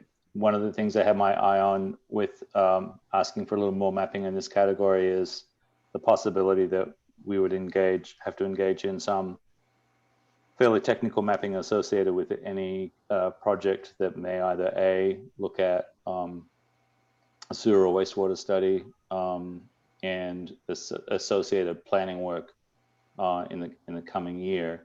And then the other component here that is always a little confusing in terms of my understanding of this budget split and the listers is the annual update to the grand list that is undertaken by NIMRIC. And so we've just had a new grand list map delivered. And in fact, the listers are still working through some early issues with the way that mapping is working out. But it's again another busy real estate year, so there's a lot of change in the grand list. and we need to stay on top of making sure that there are a set of changes to the grand list that go through, and we pay for that. Last year, that budget, I mean, it's in this financial year, but the budget line item for that, it wasn't too bad. So those are the components of the categories that are contributing to that line, and I generally think that it's difficult to judge from year to year what the calls on that line item are going to be. And so if people are comfortable with ending up going over because we elect to do a grand list map update and it pushes that budget line a little bit over, then that's okay. Or we have the amount that I suggested put in and maybe we don't use it all. It's a kind of a policy call. So I'm happy to hear from Herb on his rationale. For me, it's easy. I just look at the actuals from the past 3 years. We've spent $400 each in 2 of the years and 0 in 1 of the 3. So recognizing that we need some funding for the mapping, but to me, it seemed like there's a room to not spend as much. Okay. Rod wasn't here 3 years ago though either. Right. And then the FY17, there might have been some July 1 storm mapping or something that we did help out with the Goodrich, maybe. That's the odd year, so I'd have to go back and look at the bills on that one. Okay. Right. I mean, the only point I'd want to make there for sure is that if this is the line that the grand list mapping is pulled from, and I believe that it is, then the last year's bill was a little more than this. So, you know, it's again still a decision for Herb and others to make about whether we go forward again with making the changes to the grand list and making those changes to the grand list map. But that would be just the one question that I'd have there. Okay. Cheryl, her hand. Cheryl, go ahead. Thank you. Cheryl Lindbergh, 59 Koch Road. I do know that the listers paid the majority of the cost of setting up online mapping on our website. The initial product is not a live document. It's what's the proper word? Pam would probably have it at the tip of her tongue. Anyway, we're still waiting to get the mapping upgraded by NEMRIC for a fancier version, which is what we agreed to. You're looking for interactive. Interactive.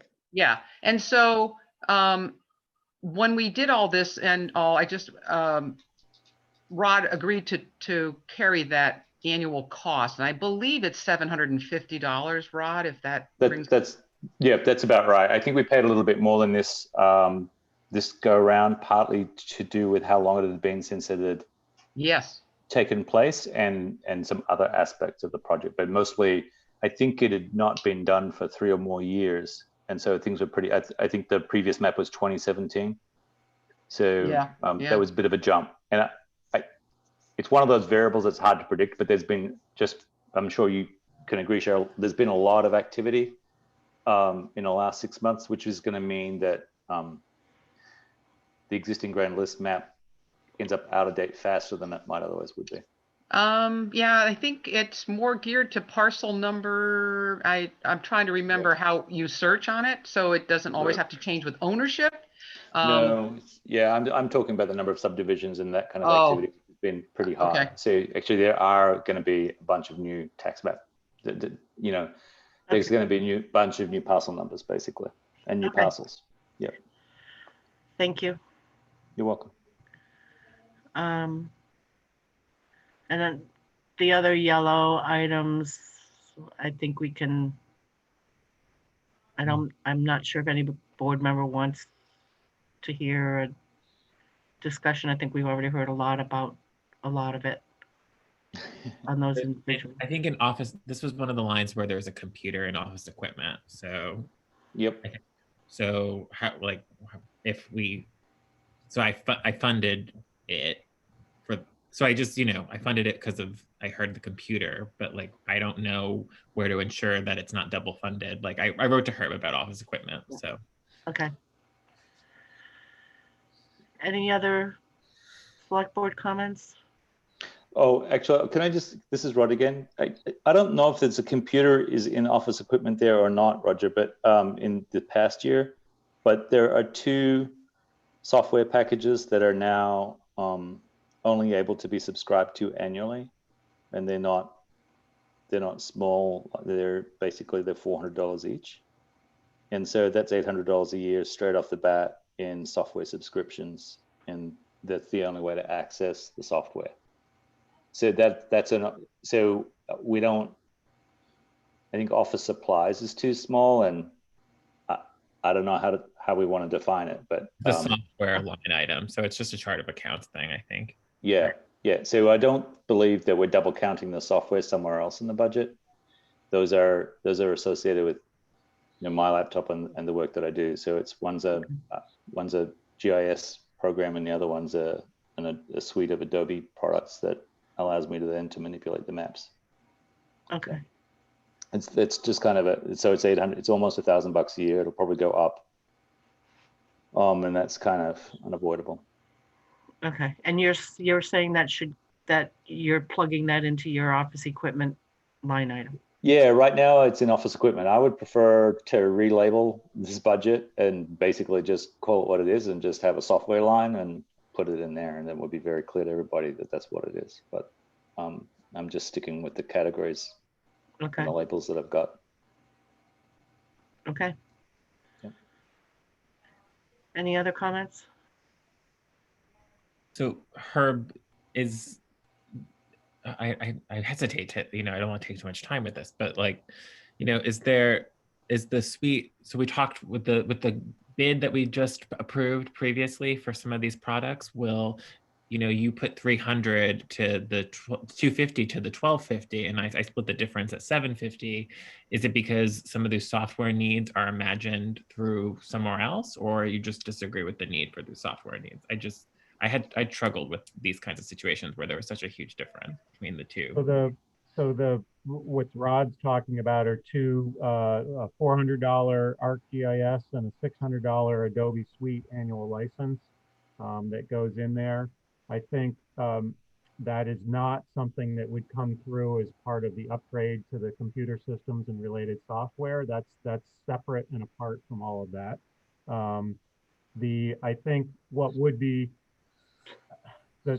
for me, this is something that because it's specific to this particular department, it's got to stay within the department. So we'd have to pull out the chart of accounts, like Rod has said. I'm sure there's something already in the chart of accounts that has this that we could put it in. So it should be. I agree. It should be separated from the office equipment, and then be a office software or something like that.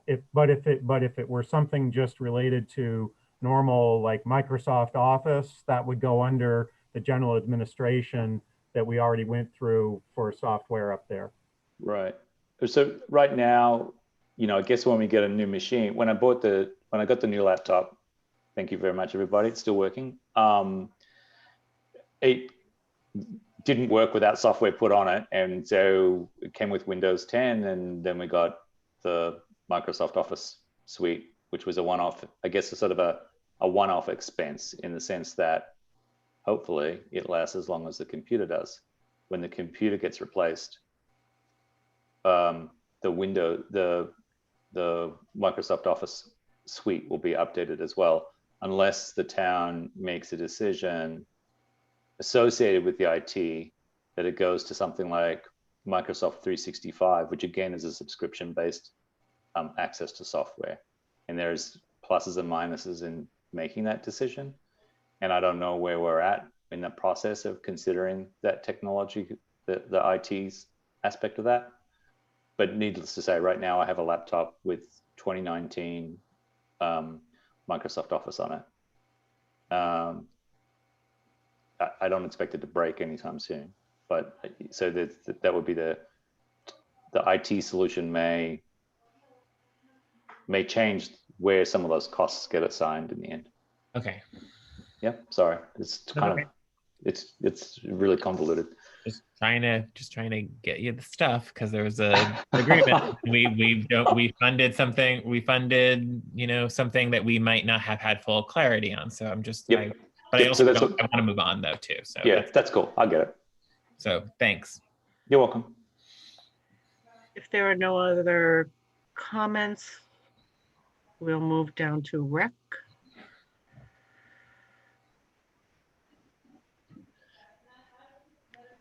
This is the rec administration.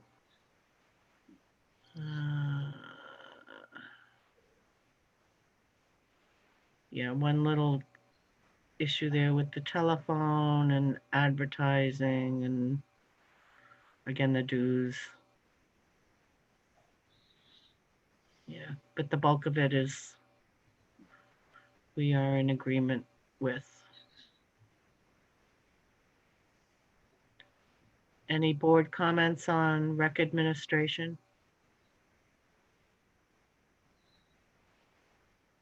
Seeing none.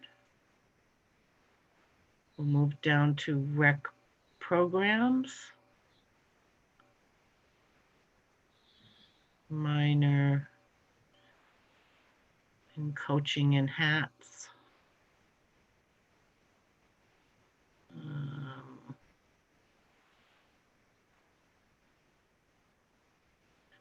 And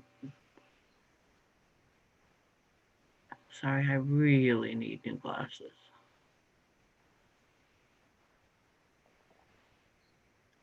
Mostly all in agreement. Any board questions or comments?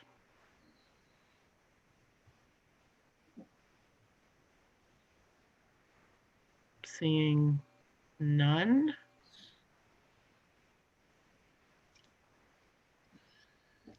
Rec facilities.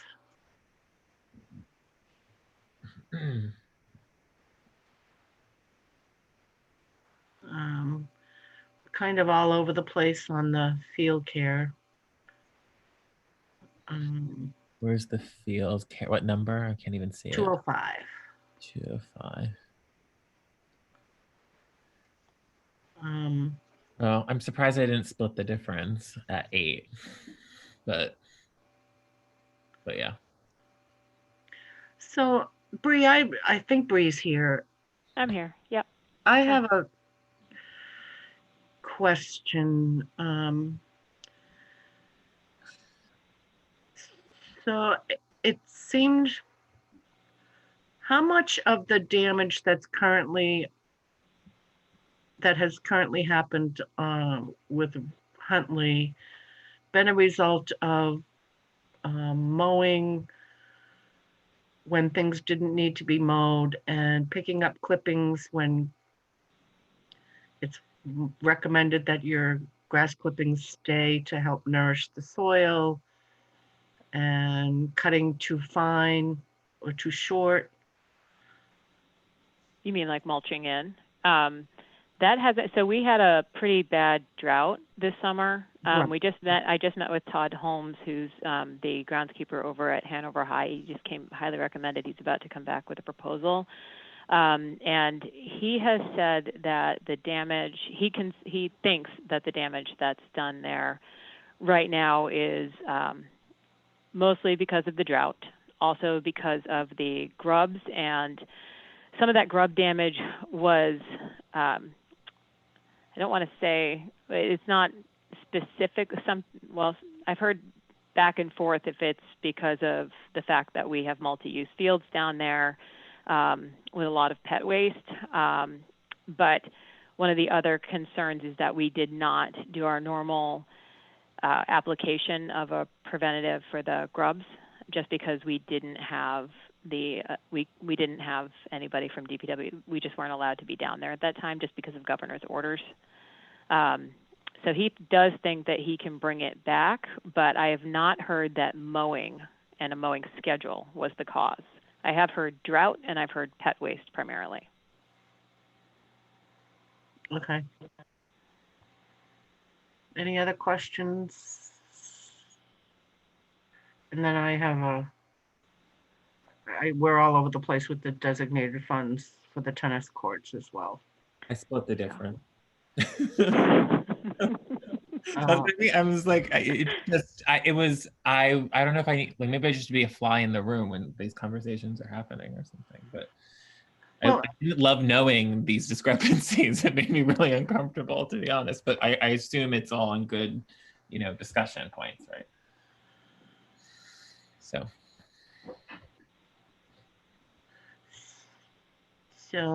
and I know there's a hope of some grant funding for the tennis courts, but there's also part of your packet, Bree, had cost depending on surface, and the range was quite significant. Yes, and it's also because of drainage, not simply surface, but what we find when we go under there because of those trees that are if you look at the roots, they're as tall as the tree is, right? So we might have a lot of work to do once we look at what's underneath those courts. Okay. Questions from some of the other stuff I think is pretty minimal. Other questions from the board or the public? Okay. Seeing none, we'll move on to the public safety facility.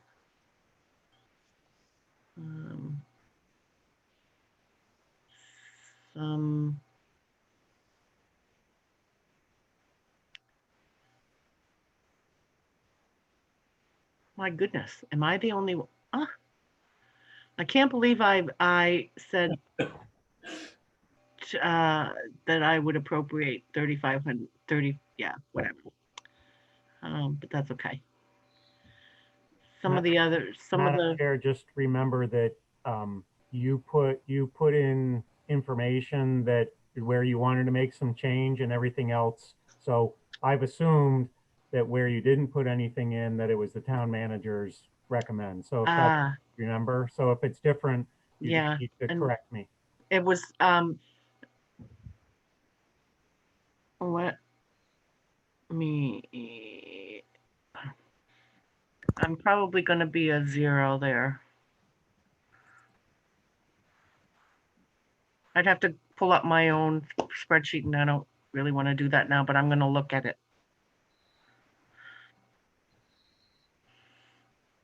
Any board questions, comments?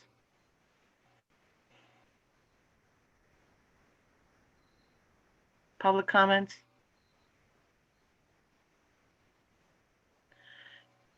And Herb, I'm guessing that the your electricity increases because of current. That's yes. Projected. Because, yep. Yeah. And again, because we're now in the new building, we're getting more of a track record with the heat pumps. Okay. So if there's nothing else, and we're going to move down to police department. Sorry, that's the reason for the big difference in the electricity is the public safety building?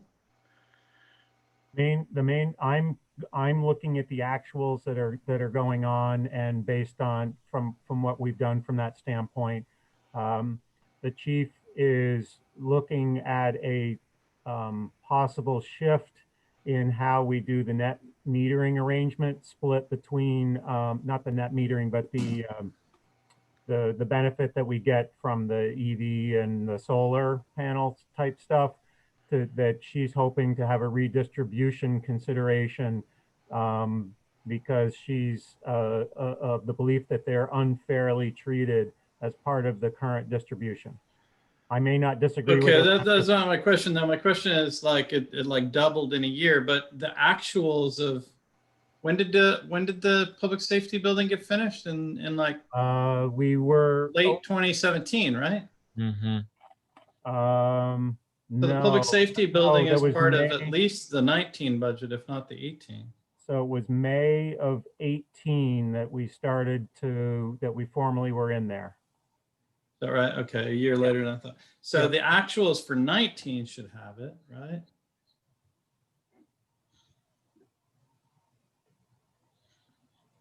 I guess.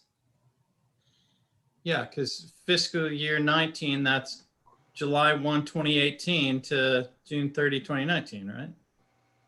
So fiscal year 19 would be July 1, 18 through June 30, 19. So that's why you see a partial year.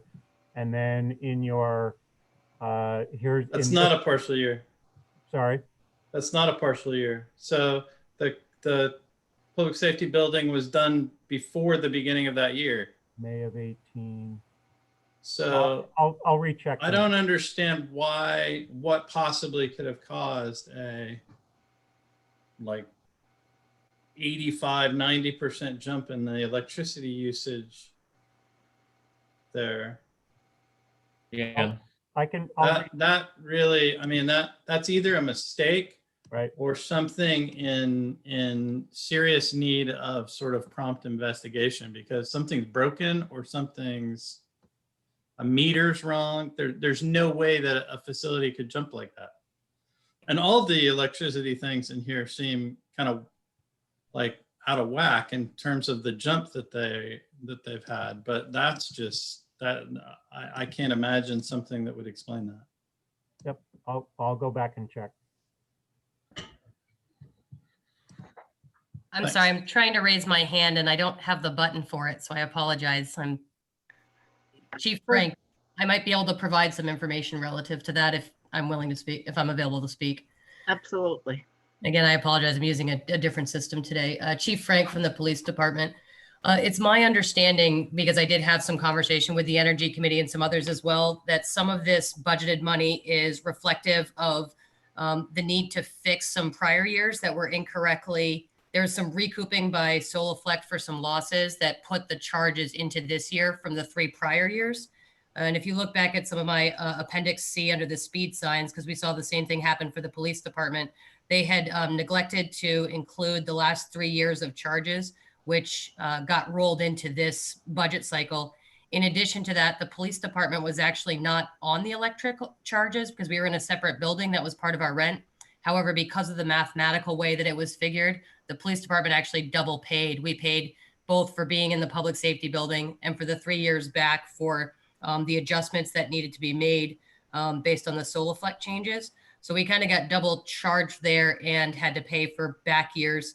Town Hall paid 10%, transfer station 15%, NPD 16%, and the public safety complex, which is police and fire, paid 59%.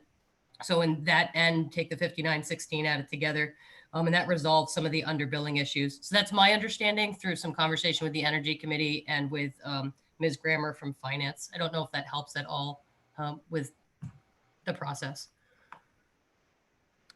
So, sorry, I'm unmuting Mary, who I guess can't unmute herself.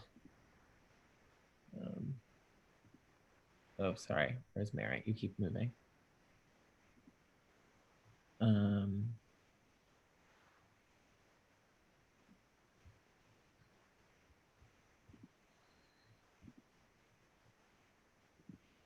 It's not letting me unmute you, Mary. I don't understand why. I have to ask to unmute you now.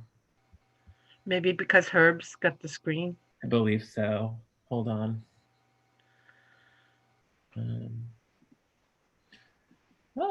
But anyway, sorry, I totally stopped the flow of that conversation. John, sorry, my apologies.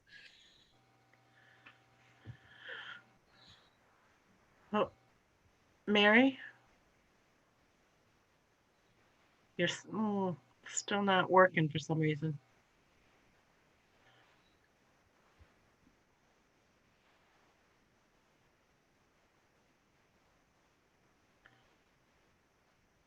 You still can't unmute her, Roger? It doesn't seem to allow me to. I don't know why it has stopped, but I'll look into it. But I tried to do it and I can't either, Roger, just in case you made me the host by accident. But Can you Mary, not unmute yourself, Mary? she doesn't have a cursor, I guess, or Oh, so Chief Frank points out that she reset her system and her buttons have returned. So Zoom hadn't asked for an upgrade recently, so maybe it's you have to do the upgrade. I don't know. I don't know how to help you, Mary. Can you call in? Can you call Mary? in? Use your audio, telephone as your audio.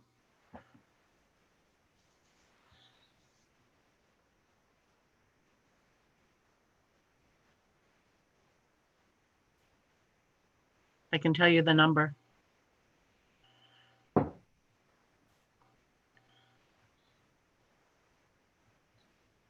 Put some paper towels on it and clean it up. I accidentally unmuted Matt in this process. Who's trying? So I can unmute other people, some people, but not everyone, which is weird. I don't know why. Anyway.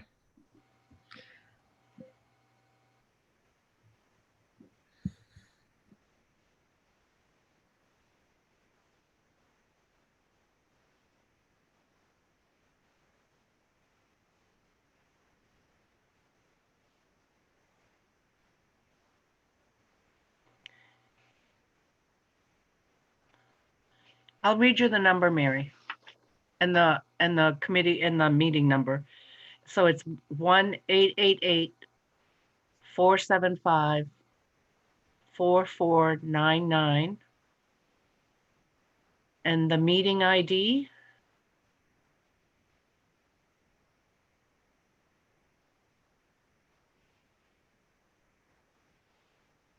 okay, the meeting ID is 837-0869-1060.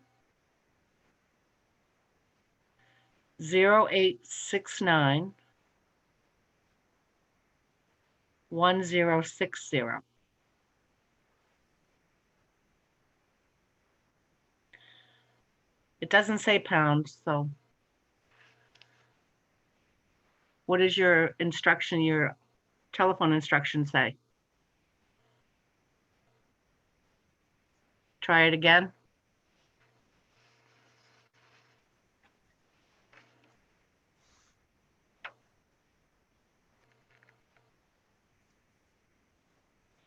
Seven, 2, 8, 6, 9.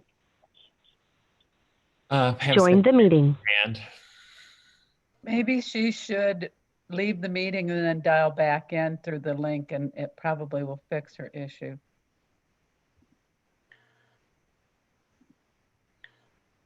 That's a good suggestion, but I think Mary, the suggestion was leave the meeting and come back in. you could also just push *6, Mary, and try your phone. Maybe we can hear you, just so we know something works. Now talk. Hi.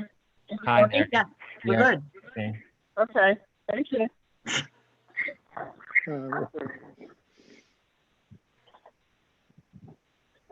So we have Mary now in some form. But I don't know where she went. I went because my phone battery is crapping out. Oh, okay. Okay.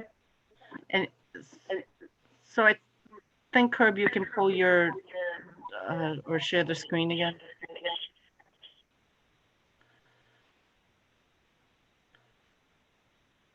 Mary, you had a question. No, I was just trying to dial in. This is not really working. I may just watch. Or leave the meeting and come back in. I'll try that. Thank you.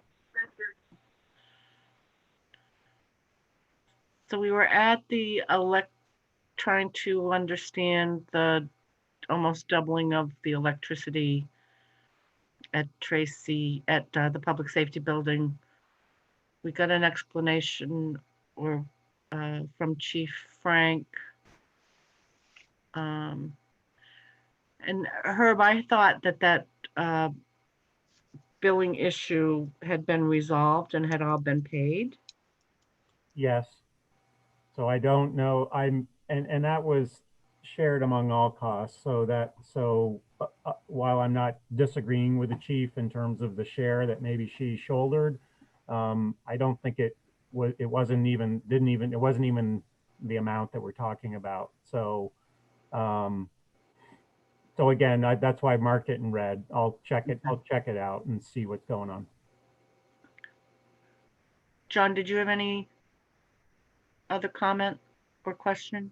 No, wait to hear what you learned there, Herb. I think looking at all of the electricity line items, I'm sort of curious of what's going on there.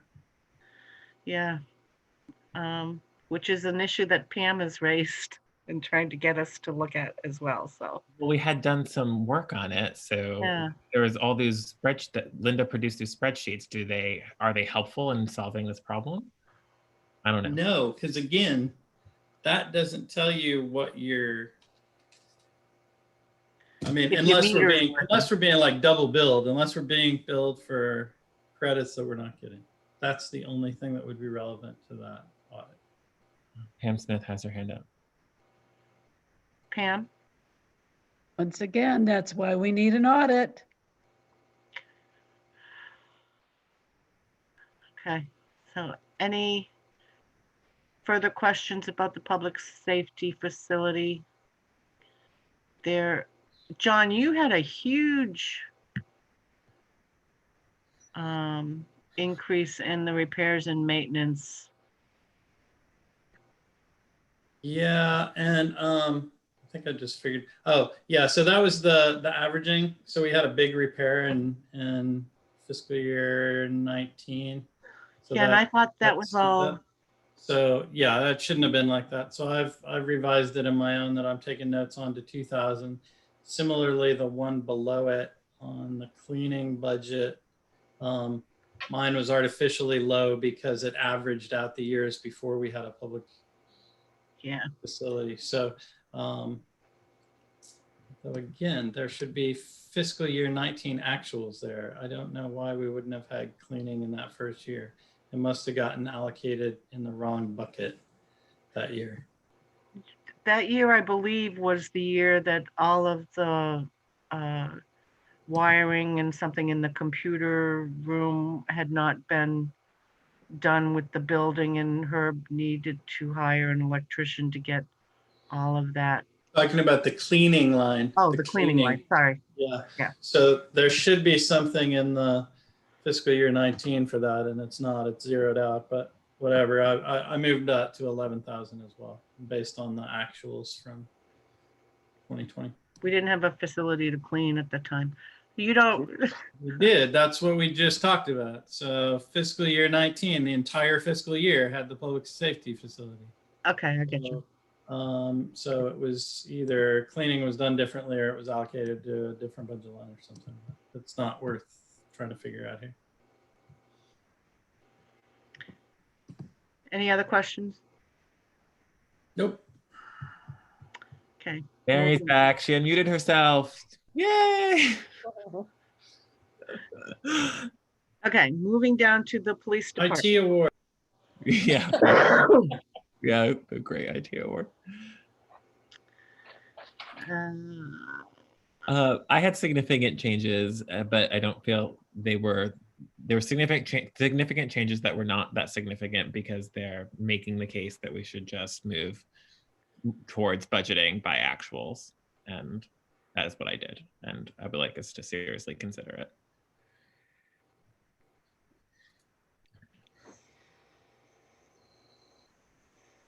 I'm trying to pick out which ones you're. Yeah, so that's what I did as well. So where are you and I different? We're different. We're not. We're different, and I went down for part-time officer wage, and but otherwise they're aligned with your work on averages, and so I think we should do that. Where else? Yeah, that's all for this section.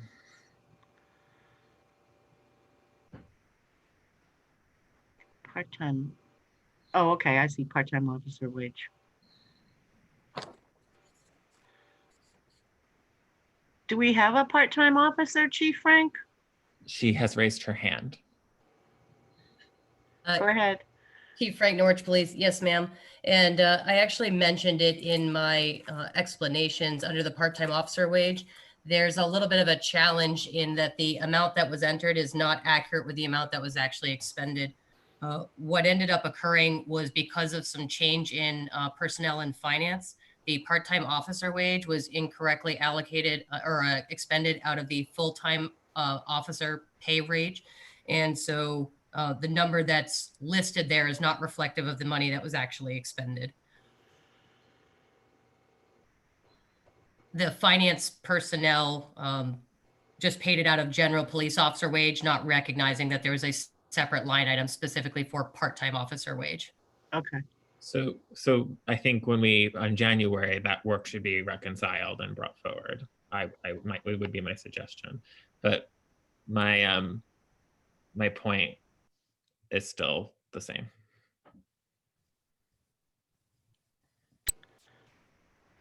Madam Chair. Yeah. Sorry, Turb. So just as one item for a lot of these issues, this isn't, the CPI adjustment will be coming out probably next week or the week after. So throughout the entire budget, especially where there are union employees and others that are off the pay schedule, a lot of these numbers will change because that CPI will come out. I budgeted a CPI anticipated at 1.75%, but I won't know, until that CPI comes out. So there will be some adjustments. But related to that, there are a lot of line items in here where, for instance, with the police department, where the wage type information, it's a ball of wax that's handed to you. You can't change it. You could change it by cutting positions or adding positions, but some of the things, yes, you can deal with in concert with talking with the police chief in terms of things, but there are a lot of things in here that are givens because of the union contract. Okay. Any other comments on this section? Moving down to community policing.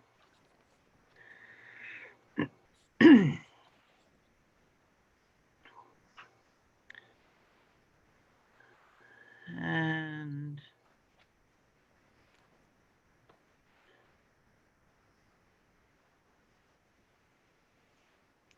I mean, Roger has made his point.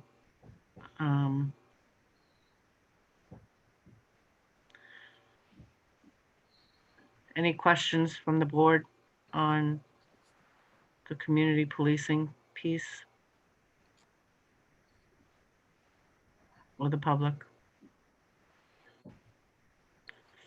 Not seeing any. I find that really shocking that no one would find no need to respond to my points. But we can move on. Could you say again your point? I mean, is it to not have community relations, or is it what is it? I don't approve of how we have funded the kinds of programmatic activity that comes out of these line items should not be funded with public money. I believe they promote a culture of surveillance and make light of an era of mass incarceration, and they need to not be funded with public money. I don't really understand that in the context of the Norwich policing, but maybe we could talk apart from the meeting, so I'll understand better. Absolutely. But I mean, I'm happy to talk. I mean, the point was made. I mean, I gave some examples and I'm happy to talk more about them and send them directly to anyone who would like to address them. But I don't find escape rooms as a programmatic activity something that is appropriate for this community, for public money. I just don't. And I want to be respectful, but I also want to be really clear so there's no being around the bush. And we should. So would that amount have, I mean, the escape rooms was one example, but what about the safety programs for the children? being ticketed for being safe, that sort of thing? Or Yeah, just being available to the public? I mean, is it just one instance where, you know, it seemed offensive to you? Because I thought that it was a good value to have community policing. You know, the program in the school. Do you object to the police going into the school and just having school children meet a police officer and talk about what it is? I just don't get it. We don't fund the school resource officer for a reason, but like I don't have control over the governance of the school. I'm speaking particularly, I want to be very clear that I believe, and I can speak with specificity if we would like to take that time, or if I'm happy to put it in writing for, you know, I make a point that I'm happy to, you know, give further examples, but, you know, I just don't think that this should go by. I think, you know, using public money to take children and teach them all about how to surveil each other for, not for a culture of safety, but for a culture of punitive ticketing or punitive harm is like not good use. I think maybe this might rise to the level of an agenda item about policy rather than to be a debate when we're doing the budget. Yeah, I mean, I think like, you know, the programmatic activity can be what it is, but I don't believe we should fund it. That's the decision point for the budget. So I'm going to step back. I think I've made myself crystal clear. I'm happy to get about my values and what I think the values are for this community. I'm happy to give further examples if you're interested, but I don't think this should go by. Some folks have their hands up. So does John Langus and Herb Durfee. And the chief. You're talking public folks have their hand up? No, so Herb, Chief Frank, and then John Langus. John Langus, I think, was first, then the chief, and then Herb was, I think. Okay, John, go ahead. So, I mean, I do share a lot of Roger's concerns about the messaging that we send with some of these activities. I'm a little harder pressed on how exactly to address it in the budget. I think that it's probably more fair to have a very detailed conversation about that before just, you know, sort of dropping the hammer and totally cutting the funding for it. I think that there can certainly be lots of positive things about community policing. I think that there are definitely the things that, and I agree with the kids, like we talked about the NRA training, right? I'm deeply opposed to giving money to the NRA to do things in our community. I was very bothered and heard from lots of people who were bothered about cadets having, you know, sort of training version assault rifles at our town parade doing traffic control. I think that the sort of humorous treating of incarceration that Roger talked about with the escape room, so I agree with that I find a lot of that to be problematic, and I would welcome a full discussion about, you know, what we think community policing should mean and what it shouldn't mean. But I wasn't quite ready to go all the way there in the budgeting. Just $350 worth. And Chief Frank, I believe, was next. Is that correct, Roger? I confess to not knowing the order, but yes, Chief and Herb have their hands up. Okay. Chief Frank, I just wanted to be clear on a few things regarding that.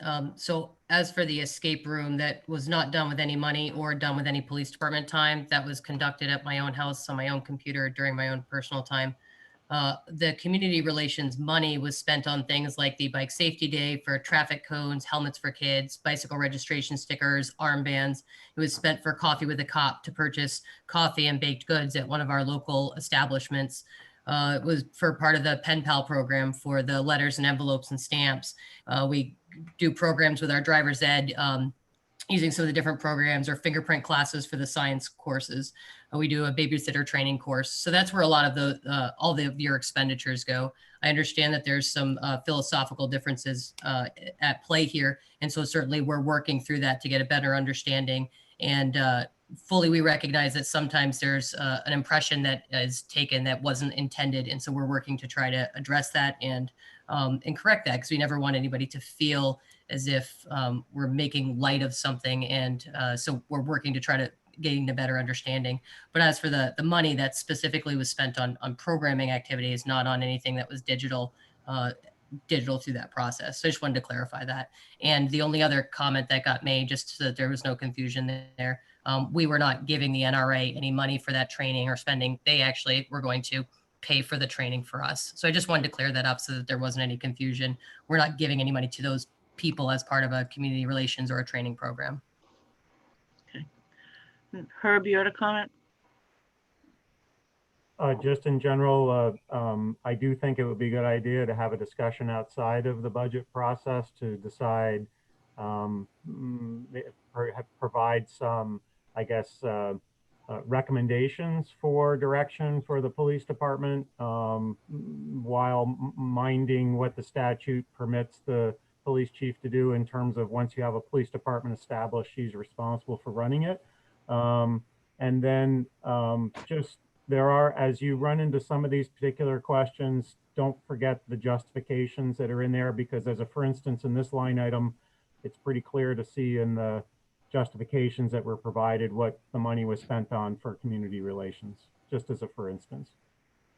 Yeah, absolutely. But my comment was also directed to like a wider, you know, I would like to see, certainly things that involve like public safety is like money well spent, but things that programmatic outputs that sort of establish the prerogative and influence and trust of the department itself, I take question with. I think, you know, John's measured approach to my comments is like well taken, and like maybe it's just like a conversation at a future agenda meeting. But like, you know, I think there's I think there's something that programmatic outputs that are about establishing the predominance and influence of policing, I take issue with. But I think certainly, you know, money for programs that keep kids safe on schools, as long as they're not learning about how to create a culture of surveillance for reporting back to the police, I think is okay. And I think it is well said by the chief that it is certainly a difference in the philosophy. And, you know, I don't speak alone. I represent a community that has spoken to me about these issues. Right. I understand, but you also, as select board members, you need to be stewards of the fact that we do have a police department, and there are statutory responsibilities that they have to carry out. So that's why I'm saying I think it would be good to have a discussion outside of the select board to ascertain, you know, what is it or what isn't the police department going to do. Okay. Yeah. I'm going to move us along. I don't know where the red scribble came from either, but and Rod Francis kept I think it's Donald Trump's hurricane map for the snowstorm tonight. Yeah. Sharpie. Equipment and maintenance. We had some,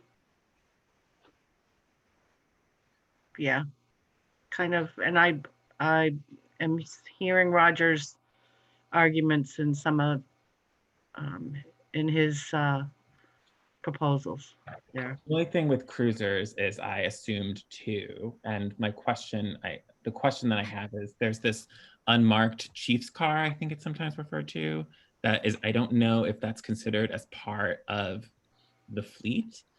And so what I did with this is I assumed that it was, and so I assumed that we were budgeting for 3. I divided it by 3 and then took 1 out and budgeted everything. All the cars are budgeted for 2, which reflects my vision for a staffing level as well.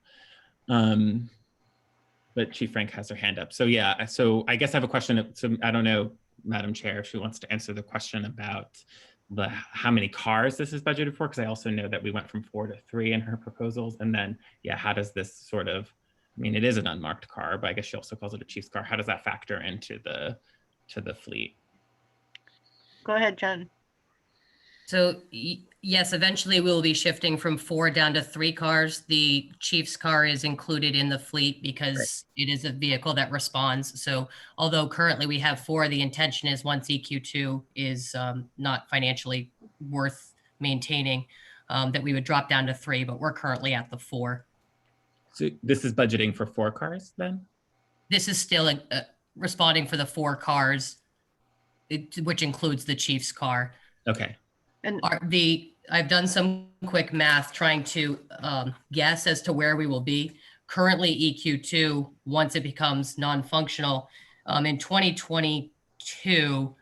So again, I'm just trying to guess as to what it will have for miles, potentially 112,000 miles on it. So I don't know that it will make it out that far. My guess is it will probably become non-functional by that point. So we then, in fact, could budget for 3. Possibly, yes.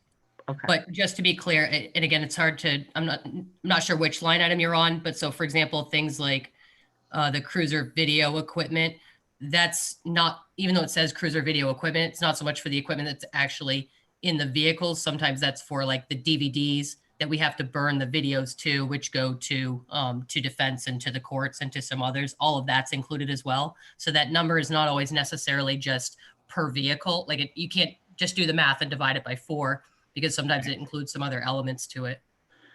So one question I have about the vehicle that may not make it, that's on its last legs. When is it due for registration and insurance renewal? Because it would I apologize. I should have been clearer. That's actually our second best vehicle behind the one we just purchased.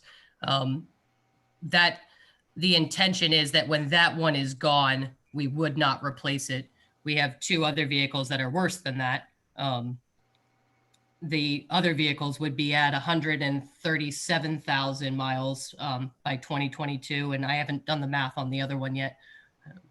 So that is, EQ2 is the second best vehicle we have in the fleet, and the idea would be that that vehicle currently has the least amount of maintenance repairs.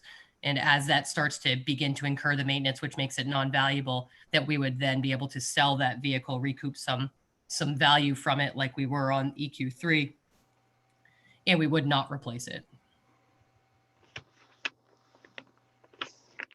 The reason we can't just replace the vehicle that has the most damage, the reason we can't just take out the vehicle that has the most damage to it is that the other vehicles are not sufficiently consistent. And so we might run the risk of not having a viable cruiser to respond with. Okay. Any other questions? I'd like to, I don't know if it's a designated fund discussion, but I'm a little bit concerned about the condition of the police car fleet. So. Just saying. Yeah. Okay. So I guess yeah, I'll hold off my questions until we get to the designated funds.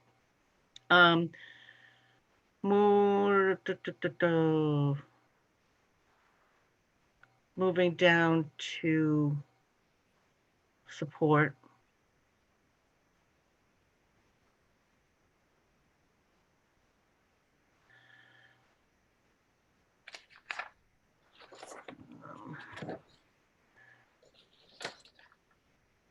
Board questions?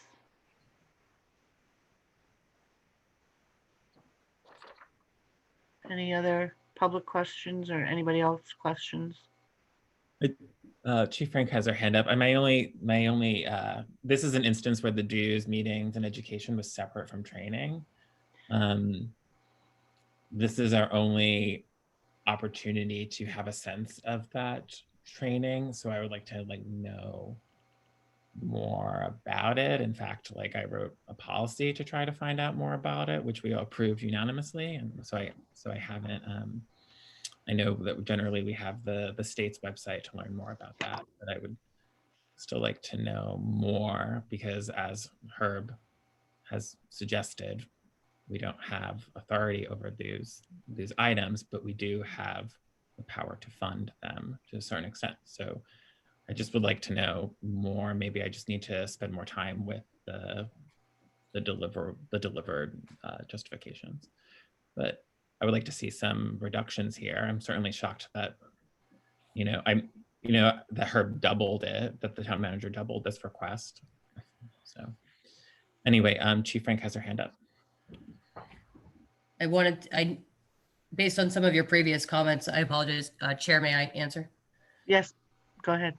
Based on some of your previous comments, I just wanted to refer you had asked some statutory versus choice questions. Most of that for us is based in Rule 13. We have to meet Rule 13 plus 30 hours, and that covers a variety of things from firearms, domestic violence, fair and impartial policing, use of force, CPR, first aid, A-RIDE.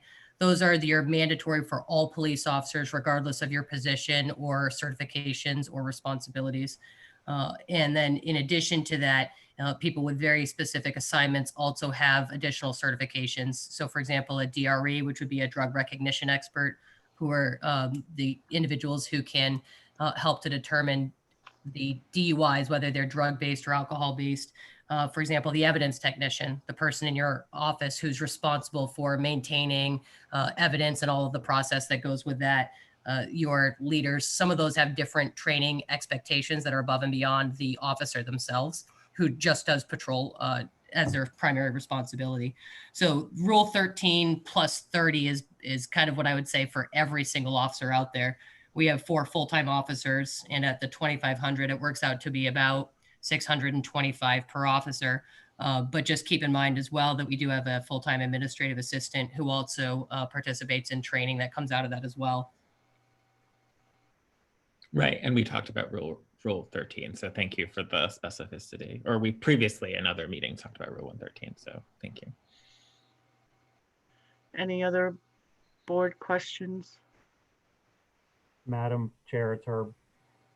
Just the reason why I doubled it is very specifically with regard to recent national issues that we've had, the question of mental health issues with regard to that. For me, that speaks to not defunding, but actually adding funding to training programs that can help our officers better appreciate some of the things that they have to run into. That's why I doubled it. Right, and that's why I zeroed it out. So we're oriented differently. Thank you. Okay. Moving on to designated funds.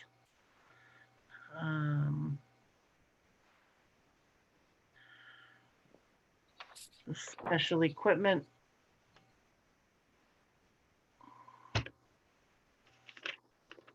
And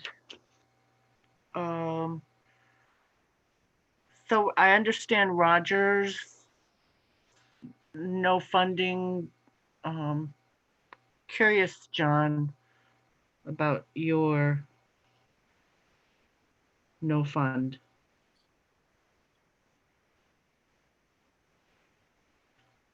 So yeah, part of mine was open question about the 4 versus the 3. So the fund, happy to discuss that in the context of the designated fund discussion. On the equipment, that was like the converse of Bonnie and the fire departments. So when everybody else has been getting cut back pretty hard, we've continued to fund extra stuff for police equipment. Like I said in the previous part of the discussion, I do share some of the concerns, a lot of the concerns that Rogers raised. And so, I think we've put a lot of money into, tactical gear, into new weapons, some other stuff like that. And so I think on that one, I'd like to take a breather for a year, especially if we're going to have a broader policy discussion about that sort of thing. Okay. Any other, Mary? I just want like Herb to talk about his suggestions for the designated fund special equipment and a cruiser, because they are wildly different from the police chief's recommendation.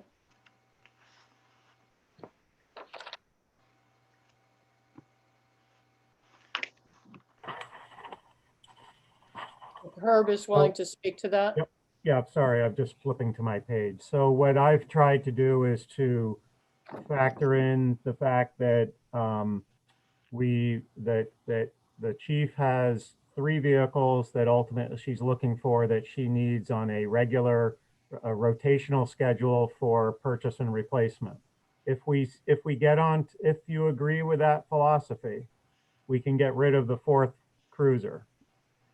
In order to pay for the cruisers based on the schedule that's in the capital budget, there's a certain amount of money that you need each year in order to fund those. So the amount that I have in there is reflective of the purchases in the way that we've gone, that are in the capital budget and program. So, and it was some discussion that I had with the chief. So after she essentially does her budget in the September timeframe. And then when I got into it and had some further discussions with her, we agreed based on the new vehicle that's coming in, when the other vehicles need to be purchased, as well as the equipment that needs to be with the cruiser as it goes in. So again, this is the amount of money that you would need to fund it according to through the designated fund solely in the years that are proposed in the capital budget, and it's for a 3 cruiser replacement. If you opt not to do the cruiser replacement, then you need to increase repairs and maintenance significantly on one of the line items that we just went through. If you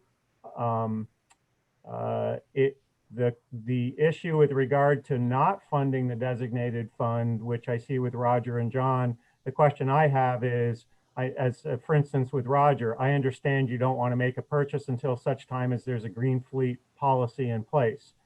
To me, that's fine. You don't have to make the purchase, but you should not debilitate the designated fund for the eventuality of a purchase of a cruiser down the road. For instance, even if you shift to a Tesla model and you use perhaps part of the climate emergency fund to for the net difference in the cost of a hybrid to a Tesla, you're still going to need money to purchase the vehicles. If you're looking to go to Roger's perspective of only having 2 cruisers, which I disagree with highly, you still need money in the designated fund to buy 2 cruisers. So I would hope that you would at least maintain a level of designated funds, regardless of philosophy, in order to purchase cruisers that we do need, whether it's 2, 3, or 4 with repairs. So I have a further question about those funds, Herb. If I remember correctly, the funds were set up with to possibly use a leasing arrangement instead of buying. And I had assumed that maybe, I'd like to know a little bit more about that, just as far as value, and also whether it implies there's more flexibility. In other words, if you didn't have the green vehicle that you wanted within the next couple of years or so, that you would, just sort of not use a lease, but sort of wait until you had the opportunity to buy what you want. Does it give more flexibility with a lease, or why is that in there? Or we just have very worn out cruisers and need to suddenly, get something, and it breaks the payments out. I don't quite understand. Right. The hard part that you're inheriting as board members are the lack of vision from past board members that didn't establish the designated funds the way that they should, compounded by the fact that we had 4 cruisers and they all went on fire on the same day. So we had to buy 4 new cruisers. We've not set up a proper replacement fund through the years to fund a schedule for replacement. So they're all essentially up for replacement in the same time frame. What we're trying to do, and we did consider leasing along the lines, is how to get caught up and get on a regular schedule. The chief can answer better about the viability of leasing versus ownership, because I think there are some equipment issues that play into that. So I'm not the expert on that end of things, but I know that she did consider leasing as part of that. And the pricing reflects that. She talked about in her justifications, but she also has her hand up, and so did John. And yeah, I'm going to go to John first. Yeah, I would just say that, leasing is just a way to finance, right? So we can finance by designated fund, by saving our money first and then spending it. We can finance by incurring debt. We can finance by leasing. Leasing seems to me to be the least attractive. I think leasing tends to make economic sense for things that you lease for a short amount of time that don't depreciate quickly. So if you look at vehicle leases, like a Honda is super cheap to lease because a 3-year-old Honda is worth like 89% of what a brand new Honda is worth because they're a great car. No offense, but if you lease a Ford, it's going to be more expensive because it is not worth as much in 3 years. If you lease a Ford that's a police car, it's worth way less after 3 years than it was when you bought it. So those tend to be the more you would depreciate during that lease term, the more you're paying for that lease. And quite frankly, if we're gonna choose to borrow versus just pay ahead and save for it, it's just so cheap to just borrow money right now as a municipality that there's no way that the lease is going to be, if the lease is 0.5% better for some reason because Ford is making some special deal that hardly changes the needle at all. So I personally don't really like the idea of leasing for these sort of vehicles. Chief, you had a comment? My hand was actually still raised from before, but I concur. The only reason the leasing option was considered was because we were concerned we were going to be without any vehicles, and it was the quickest way to try to begin to get us back on a rotation cycle where we would have vehicles that we could count on to actually get us to be able to respond to the emergencies. So the leasing option was the least valuable or viable option, but we wanted to pursue every possible option that existed out there. I think, so sorry, I'm having my hand up. I think, I don't, this might be worth like taking a little bit more time on at a next meeting, because I have all sorts of questions now about, operations as it relates to these cruisers. Do we have, I assume the 4 to 3 is that, I'm making an assumption, correct me if I'm wrong, that, there's not going to be a need for all 4 to be used at the same time, or there's less of a need. And so why are we assuming that we would need, are all of our officers on duty at the same hours at all times? Are we buying all of these cars to respond to the most extreme, and I assume more rare of opportunity situations where all of these cars and all of our officers would need to be dispatched? It just, it strikes me, as you've probably heard in my arguments, as inflated. I don't want to get into a long conversation about, how the cars relate to shifts and operations, and I don't necessarily know if it's my duty. It's not my role to do that, but I think the general point is understood, and it informs my thinking. I think 2 is appropriate.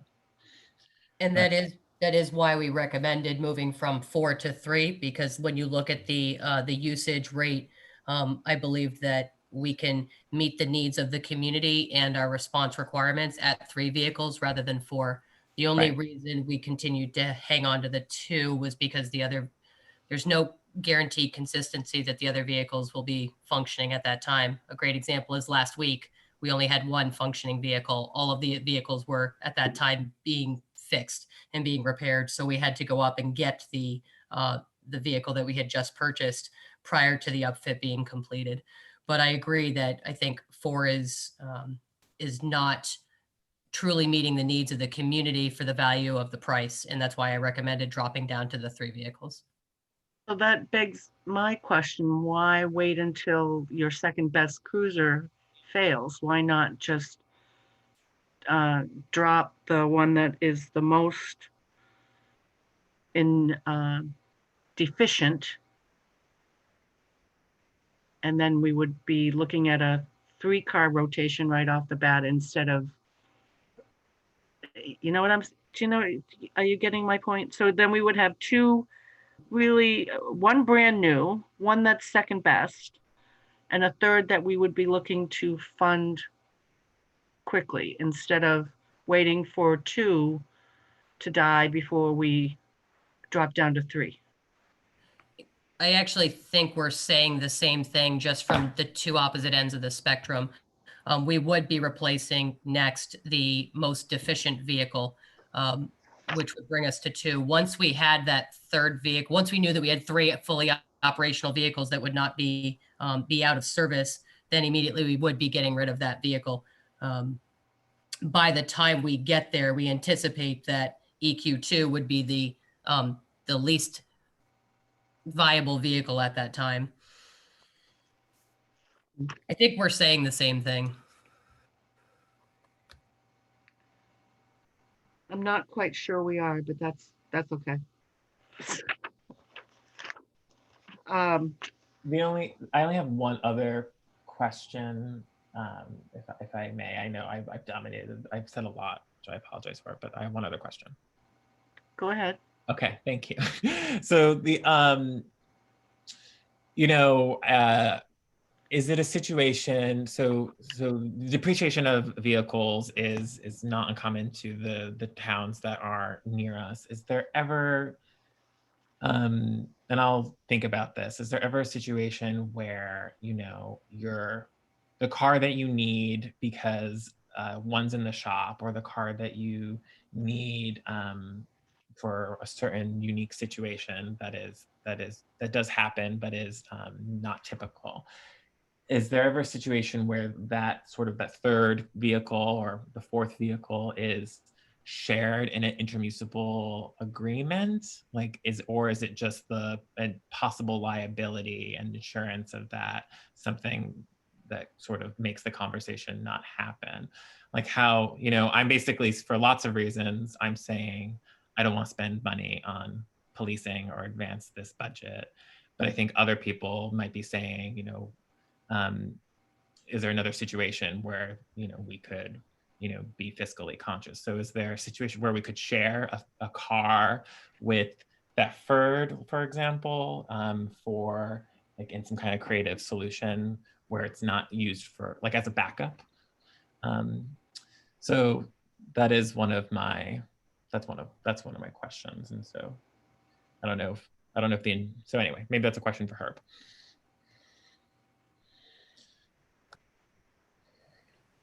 Do towns pool resources? So I'm supportive of areas where we can regionalize, but that's usually evil words in municipal venues. So when I was up in the Chittenden County area, I actually looked at, way back before they approved it, doing regional dispatching, and which probably would lead to some kind of regionalization of some of the entities up there. That's a big stretch. The state has been looking at requiring municipalities such as us, who have a police force, to serve communities that don't have a police force. Yikes. Those bills have been difficult ones to go through the legislature. I'm sure there were a couple last year. I just can't quote them right now. So I'm supportive of it from the standpoint where possible, that we can maintain levels of service, but the equivalent of sort of thinking about joint purchasing or joint use. So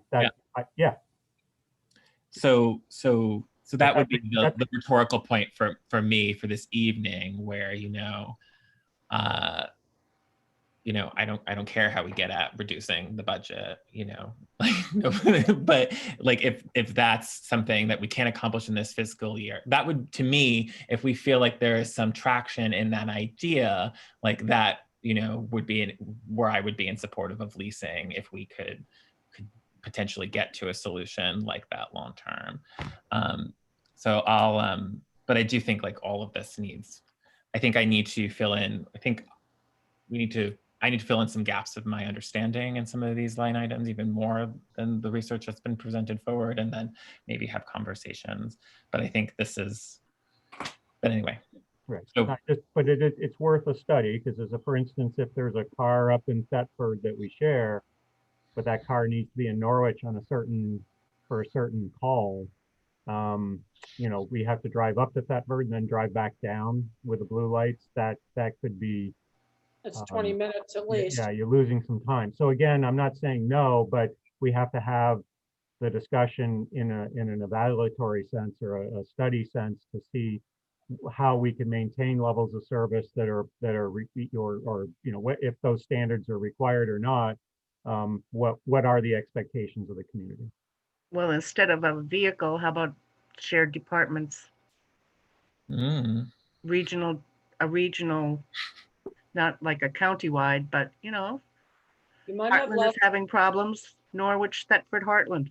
Yep, I've talked about sharing some kind of an officer that's trained in mental health duties that could be available to different communities for particular situations. So I have another question on the special equipment designated fund. Herb, your ask is significant and I don't understand. Can you explain why?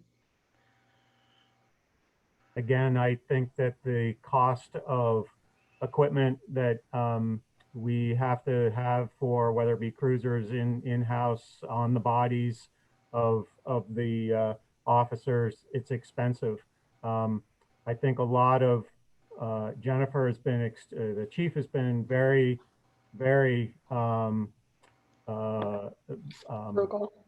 No, well, she's frugal, but she, on the other end of things, she's brought in a ton of grants that have paid for a lot of equipment, whether it be computers, outdoor cameras, some of the cameras for her cruisers. I know, as a for instance, I've driven up to Essex Police Department to pick up cameras that they were throwing away that are mounted in our cruisers right now because they weren't using them and they shifted upwards.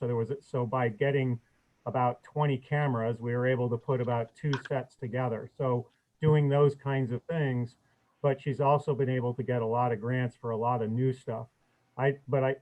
So from my perspective, I think there are some things coming down the road, body worn cameras as a for instance, that will eventually be a requirement of local law enforcement, I think it would be very reasonable to have the designated fund ready and prepared to handle some of those pieces of equipment.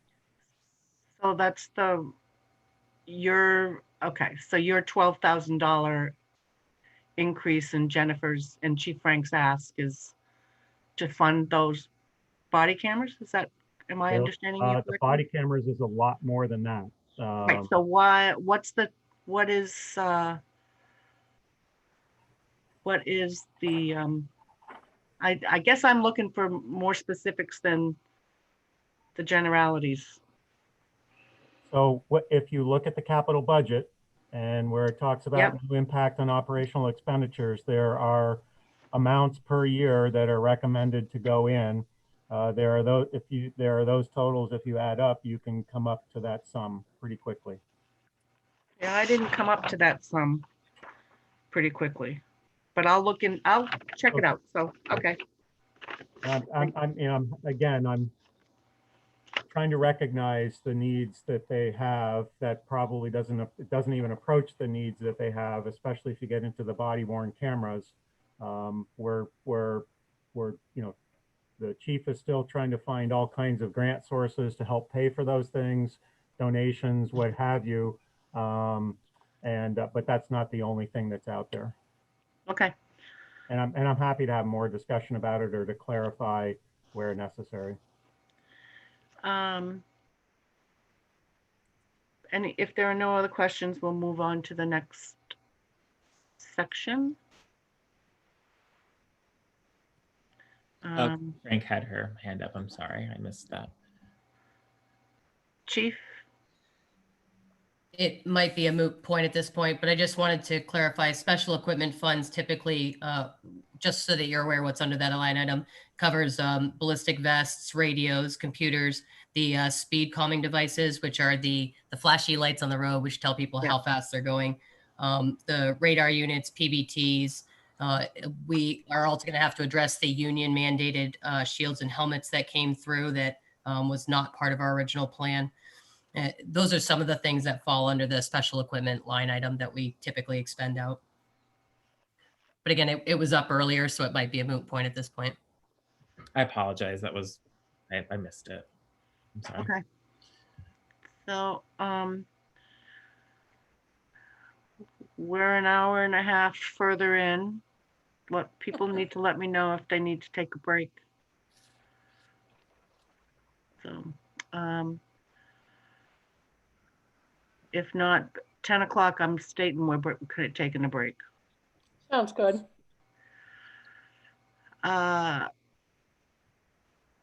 Fire and fast. Fire department. So there were some minor, based on historicals that I'm seeing there. John Langus, you're up a few $1,000s on the, I can't see which line it is. 293. Yeah, firefighter wage. Is that's based on Average. historicals? 2 years average, you can't predict it because it's based on how many times the guys get They called out. respond, right, okay. Any board discussion, board questions on this section? Nope.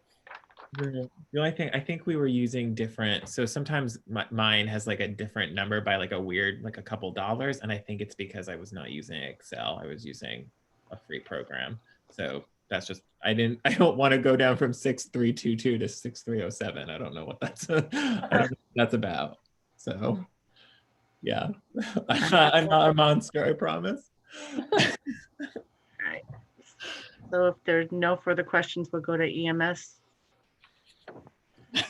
Wages.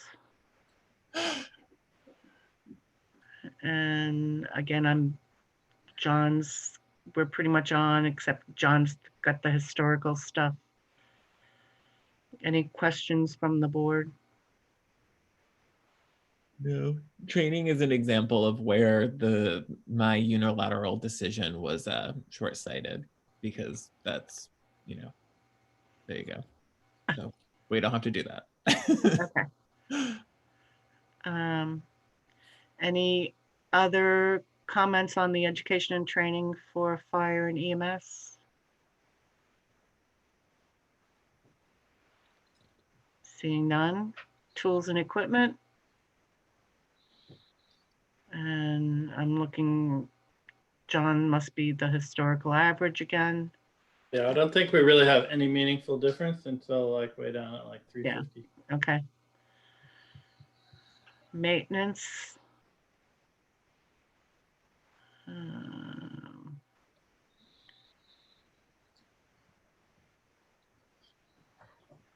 And the scribbles are in there. Thank you for moving out of the scribble area. This equipment safety testing, didn't that start last year? Yes, glad it did. Okay. So John, I think you had that question. You had raised that question.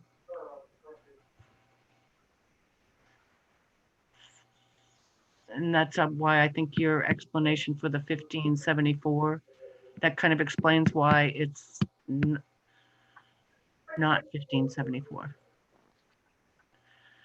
Any other questions in this section?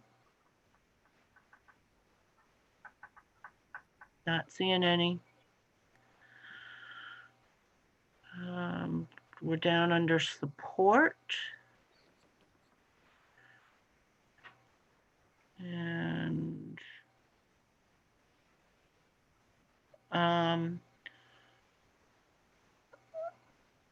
insurance, Herb, I'm guessing that that's is that a known that's gonna be $8,800? Yeah, that's a known because it's a separate policy that we have via Vermont League of Cities and Towns. That's an extra coverage for the fire department because of the hazards. Okay. And the rest of the stuff there is minor.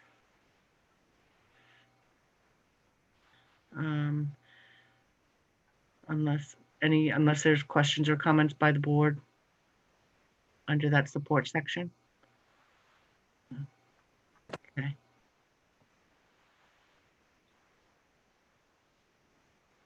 Moving down to ambulance expenditures. Did you leave out a 0, Claudette? No, I think Herb must have left out a 0. Oh, okay. Oh, I'm sorry. Matt Sweat had his hand up. Matt, go ahead. Sorry, I was trying to reach you before you got further down, but I didn't get your attention. Can we go back up to the dues to training? Yep.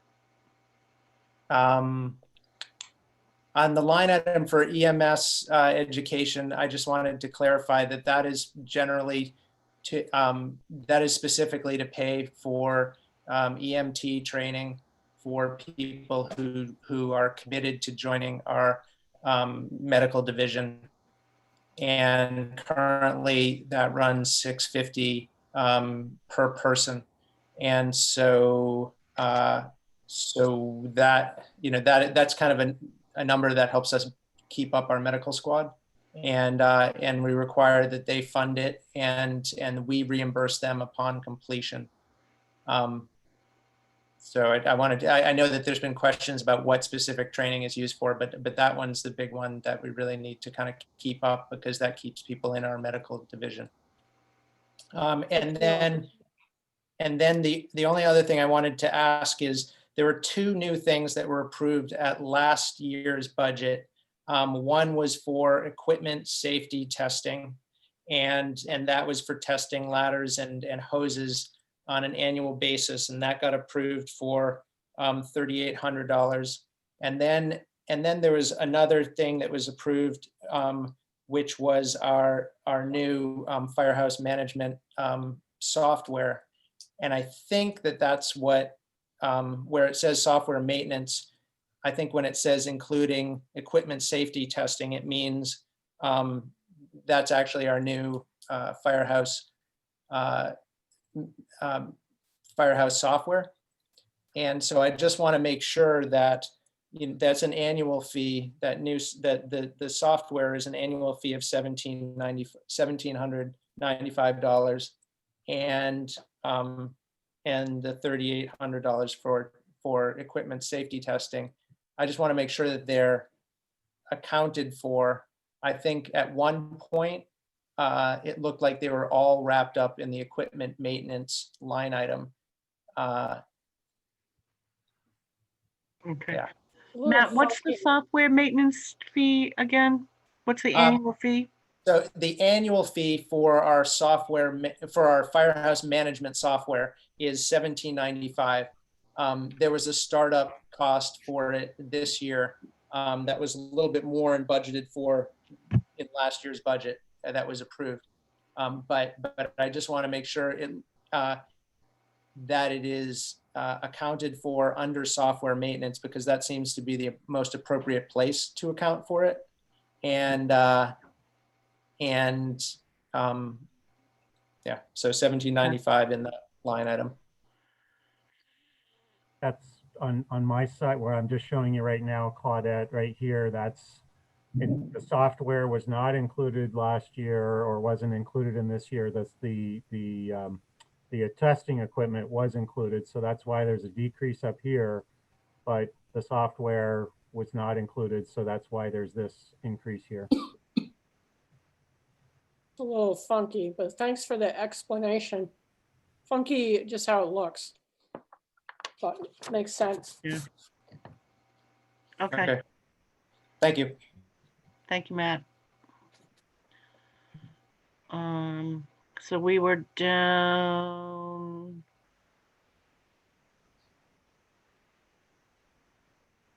Yeah. Oh, the ambulance stuff. Yeah, so that $1,200 under me, I think, was a transcription error from Herb. Gosh. He was trying to fix it. It wouldn't. There we go. Any questions from the board on the ambulance thing? Not much to say about that. No. Should we be budgeting more? I mean, look at John's 3-year averages. Well, it depends on how many accidents there are, how many people pay their bill, how many we can track down. That's to why get you use the paid. average. I know. You can't predict it. Oh, I'm getting loopy, but yeah. Sorry. No, I mean, we should, right? I don't know. It's a valid question. It's yellow. Okay.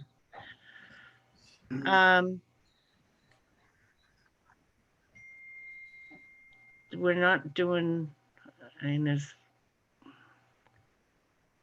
Herb. What's the VLCT passive grant that you've got in there for $1,500? So every year we apply for through Vermont League of Cities and Towns offers money that's essentially for workplace safety.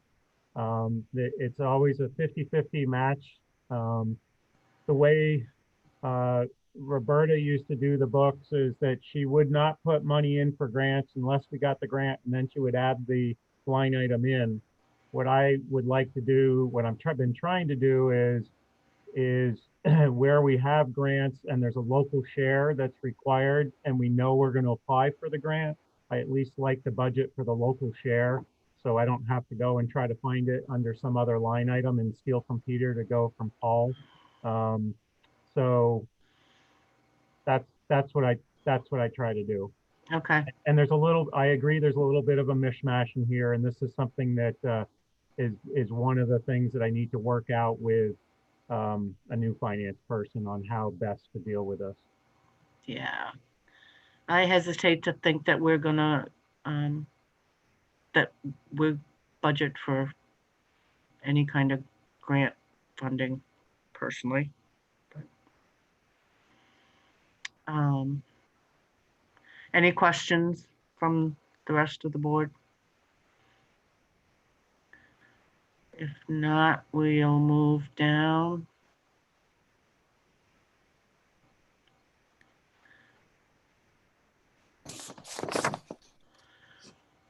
Can you move the yellow over to the? Go over here. Sorry. Yeah.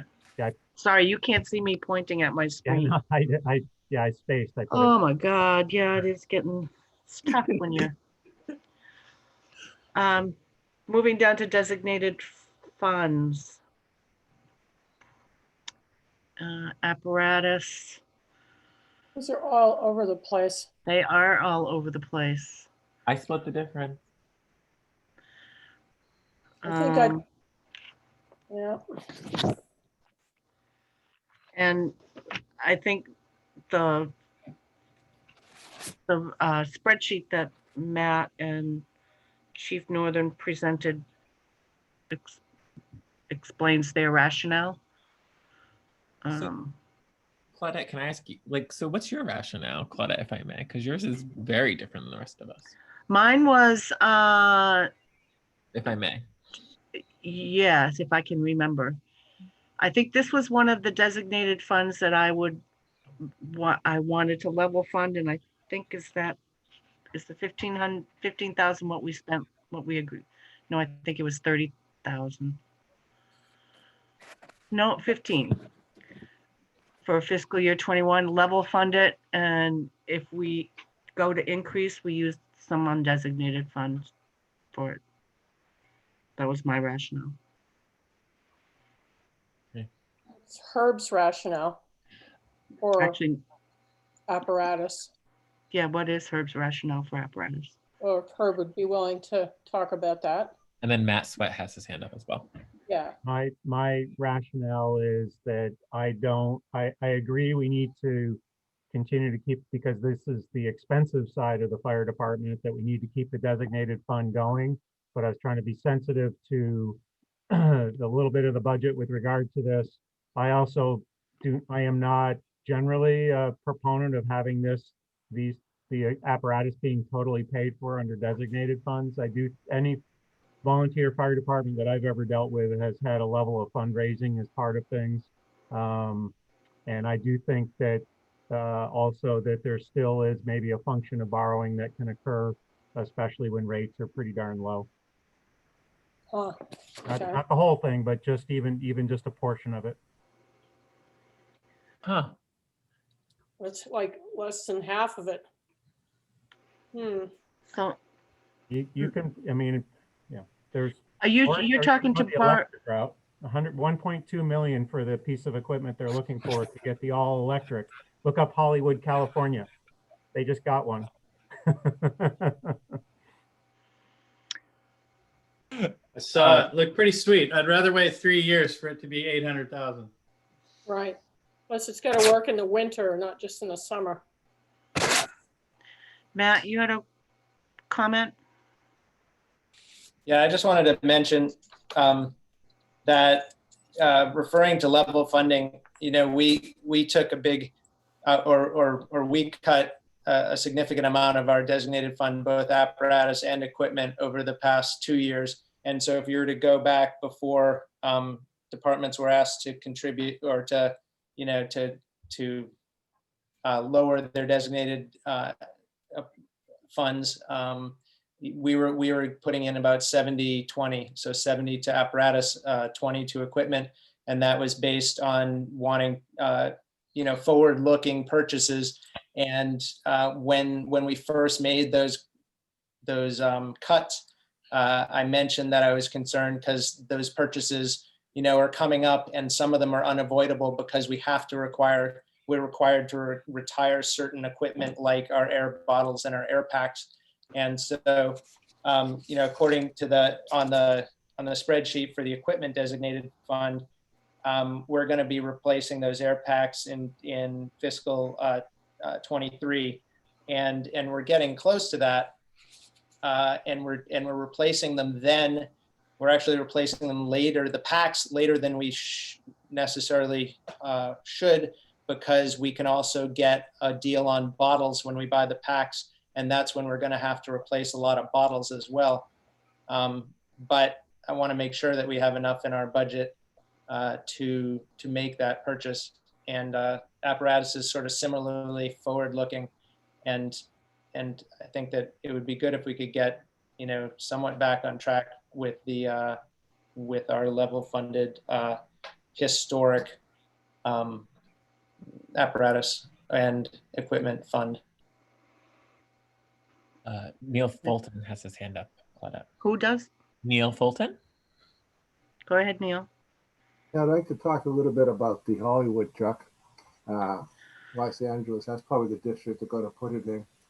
It's a light rescue. It's not even close to a full pumper as Norwich needs and is going to be replacing. Yeah, so, but the Hollywood electric truck is not at all what the department is asking to purchase.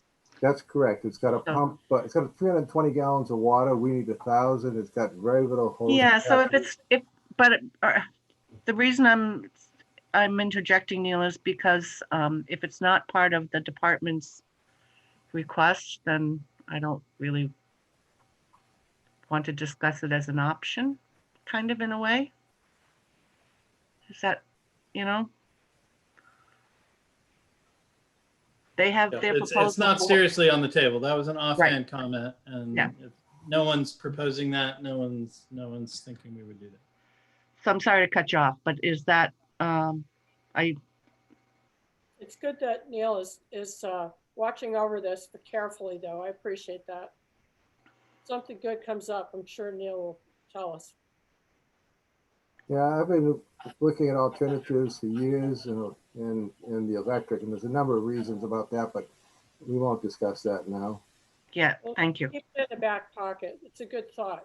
So one thing that one of Herb's offhanded comments I thought was intriguing though, which was this idea of fundraising and implying that somehow that was something that should be taken on by this department, and that I think like fundraising has also been raised. Fundraising has been raised in the context of the rec department. I think that is actually a future agenda item to think about, you know, to the extent that it's in the policy realm. Like, how do we feel about, you know, I'm not sure how I feel about, you know, the opportunity for private contributions going towards things that should be public goods, right?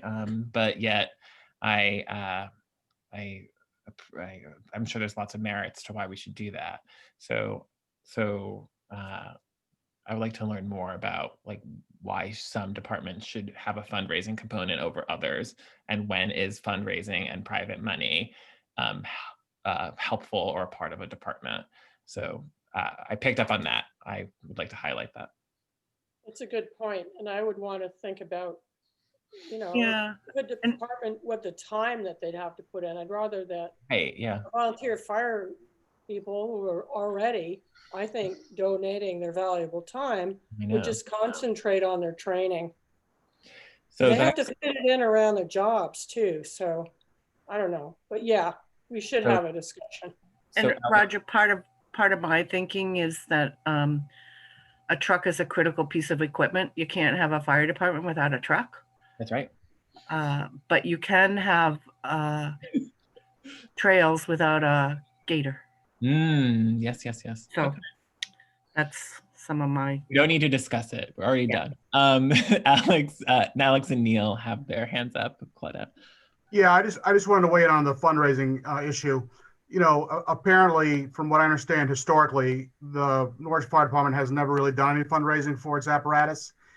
I believe a number of years ago, perhaps under Neil Fulton's tenure, there was a discussion amongst the fire department about fundraising, and it really was soundly rejected. I think along the lines of Mary's comment that people spend a lot of time training, spend a lot of time responding to emergency calls, both on the fire and EMS side and both. And they're not likely to want to spend time away from their families, work, etc., in having to fundraise. And I think that's a kind of idiosyncratic nature of this fire department.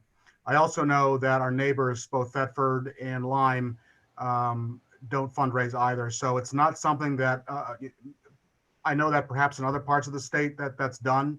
They may have in Herb's former town that they apparently had a robust fundraising history.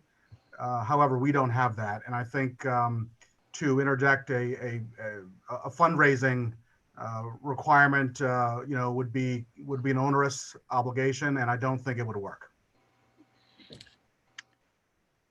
Neil? Yeah, I just want to amplify on that. The chief is right that was discussed once when I was with the department. And some background, in 1995, we had 11 drills a year. Under the current chief, we have 36 drills a year. We significantly increased the training requirements of interior firefighters, which they take on their own time. In 2005, we had 30 active firefighters. I think the chief mentioned again, we're now down to 17. So I think we need to be very careful we don't take any steps that puts demands on the department that's going to make recruitment easier, harder, because we don't want to be in the position we have to have full-time people. That would be extraordinarily expensive. Okay, I'm going to keep us going here. It is 9:51, 56, 55, based on. I didn't hear if anybody was talking. I heard noise in the background. Do you want to go emergency management and then take a break? Keep Sure. going. Okay. So, I'm looking, minor Generators. Generators. Yeah. emergency generator maintenance. If this is emergency management, so the emergency generator, are we looking at all of them, or are we looking at the one at the public safety building? Because that's going to be a brandy new one. Yep, so the generator, the designated fund for generators constitutes the 4 generators that we have, which one is for the communications tower, one for Tracy Hall, one for the public safety building, one for the highway garage. I understand that. This emergency generator maintenance under the emergency management section. That the emergency, the generator maintenance or the contracts for the, like with Brookfield, to maintain all of the generators, the annual service contract. So that is all of the generators under emergency management. Correct, and part of it's down a little bit because we are getting a new generator, and we believe that the warranty lasts for the first year, and then we would pick up we would have to do a maintenance agreement thereafter. And the same thing, assuming we are going to go forward with a new generator for Tracy Hall, that'll be the same thing when we get out there in a couple years. The public safety building current generator will be up at the highway garage, so we'll have to have one for that. And then currently there's one for the communications tower generator. Which is in good shape. Yes. The public safety building is going to be brand new. Yes. DPW garage is going to be good, at least one that has 10 years life worth. Yes, ma'am. So. And Tracy Hall eventually will be new. So that's why I shared Herb's 2,500 on maintenance. We all split the difference, it looks like. No, am I wrong? Where am I looking? 372, right? 372. Yeah. Why is Alex estimate so high then? It's because of the assumption of the existing contractual arrangements that we have with the existing generators. I see. And since there's going to be a new one, you're figuring it'll drop by quite a bit. For a year. For a year. For a year, right. Look at it again. Right. Okay. Once we get past the warranty, then we need to get back into the maintenance agreement. So there'll be a couple of years of a little bit lesser, and then we'll go back up again. I can't believe for a brand new generator, it's only a 1-year warranty. It's probably, yeah. They don't last very long. What happens when we put biodiesel in them? Right, and it'll be somewhat limited too. You know, there'll be some stuff that covers it for a period of time for the entire thing, and then there'll be the remainder of it will be a limited warranty. Okay. Thanks. Any other questions? Seeing none. It's 9:59. I need a break. Could we make it to the Conservation Committee and then take a break? Because then we have Public Works. Okay. Break before Public Works. I'm okay with that. Mary, you okay with that? Yeah, that sounds fine.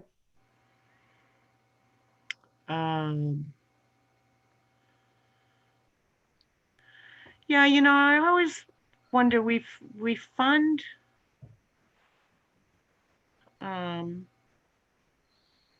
conservation, and it doesn't seem as though they ever spend a lot of their money. Good fundraise. What is the oh, sorry, Claude, I completely interrupted you. No, go ahead. This milk fry, so I'm really curious about 389 because Jamie Teague when I was watching the school board meetings months ago, and when there was lots of conversations about putting in the outdoor classrooms, she asked very pointed questions, which I appreciated, about what kind of upkeep does the town have? Do they have a designated fund for this? Is there a long-term agreement for its maintenance? I think they were asking that because they more of a function of having a last-minute expenditure on their part for some tree trimming, but still, I thought the questions were good. So, is this the only money that we put towards the preservation of that nature area? Is that my understanding? Herb? I can't see, is Bree still here? Because she knows the milk fry. Yes, I'm still here. Sorry, Bree, to mention that. No, it's fine. I remember these questions. Yeah, so I believe that was a line item that was towards the Milk Fry Nature Area Committee, which is has been absorbed. It used to be a separate standalone committee underneath the CONSCOM, but it has been absorbed into the CONSCOM. So I do think that is that one line item, and that would be the only money that's given to that area for the upkeep and the implementation of the management plan. Mm-hmm. And this is sufficient for that work, given or is it just this year has been such an unusual use of that space? So do you mean the money that the SAU paid for that? Yeah. So that was for hazard tree trimming. And that was for increased usage. So they proposed to put 15 classroom spaces out there, which drastically increased the amount of children that would be out there on an educational basis, and for up to 40% of their day when they were first looking at it. So it was hazard and dead tree limb trimming that I actually worked with Longview and Lindsay Putnam, who's the LEAP coordinator over there, and the CONSCOM for that, and the SAU agreed that it was a valuable thing to have done and agreed to pay for it. But as stewards sort of this area, and knowing that there's no reason to anticipate like that kind of expenditures on a regular year, because if so, then I imagine that it's our duty to sort of have more money for that. No, so that was an extensive tree trimming. I went in there, and the next day we had 10 families come out to help clear it. It was a very extensive forestry job. And we actually, so the Trails Committee normally is tasked with taking non-hazard limbs and keeping the trails clear out there. And they usually do a pretty good job with volunteers. But this was absolutely not an annual thing. And would this not include invasive species control and things like that?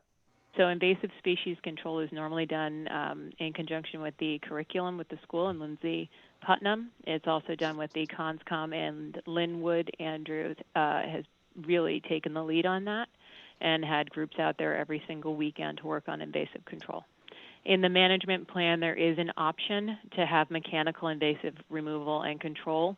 We are not looking at exercising that option while we have volunteers who are willing to work on it. Okay, great. Cool. Thanks. No problem. Any other questions from the board? Seeing none. Well, here's another one. John, where did you get your 900 and, I know it's a rolling average, but Herb, can you scroll to the, whatever it is? Why would that rolling average be that? 2018, something big happened there. So it's an outlier. I don't have to have mine that high. Okay. All right. Okay. If there are no. Oh wait, I'm sorry. Wait, isn't this where we put money last year for the study for Guile Mountain? For what? Guile Mountain, the 5,500. Didn't we give $5,000 for a Look at study? the parking. Yeah. So like, I think actually we agreed to spend that out of a designated fund, maybe, didn't we? no, I thought we put it in the budget. That's what I'm seeing. Help me. It's right here. See the 5,500? So you had the normal, so what was in there originally was a lot bigger number, and what you essentially did was you agreed to a number that was the regular, the line item budget, and then a little bit of money left over that allowed them to perhaps do some additional scoping, because we were trying to decide in which format. If the parking lot would get parking lot was gonna expanded. go. Yep. And they, yeah. Did they do that? That was not done. And I would say probably the Woody Adams parcel plays into the parking for Guile Mountain, because if the Woody Adams is ultimately finished, it's adjacent to Guile Mountain with some connectivity of trails, and there's a logical place to have a parking area that's in collaboration with Green Mountain Power that needs access to the power line up there. Okay. Cool. Good So information. that's awesome. So I assume they have used that bonus, not the bonus, that I assume that this money will be put to good use that we previously appropriated, but won't be used towards the original thought that we had. So okay, cool. Well, at this point, it's for additional scoping, which has not been done to date. Yeah. Okay. Any other questions? If not,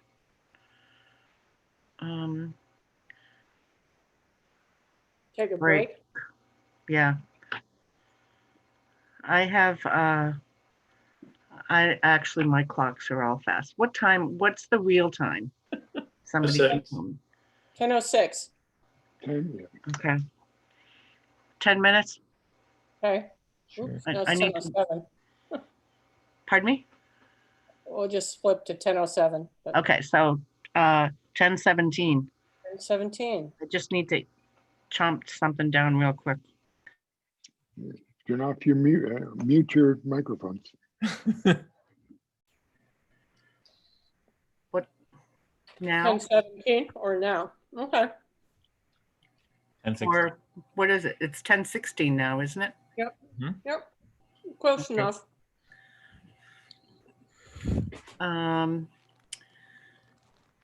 So Mary's back, Roger's back, John's back. Rob Gear, are you there? He's being precise, I think.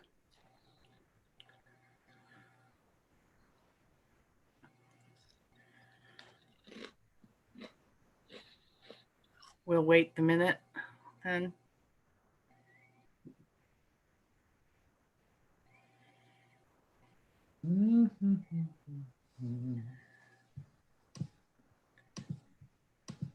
Rob, are you back?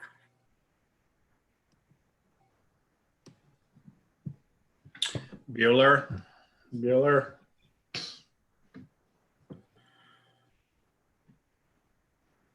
Rob Gear.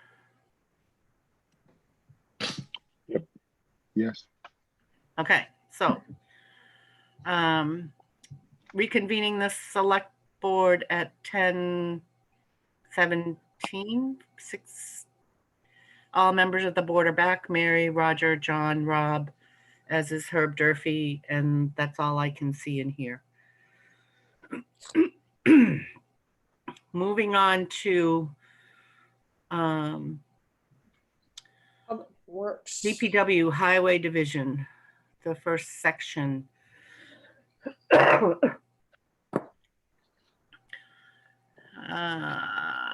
I can, for 402, there are notes on the side. I'm not in support of the general laborer, and all of my numbers have been shifted by Herb to reflect that.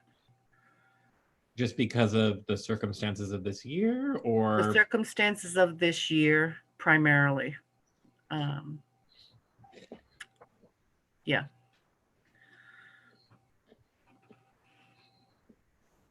Okay. And other than picking up the green maintenance, I mean, I'm not sure that, I mean, there's always work to do.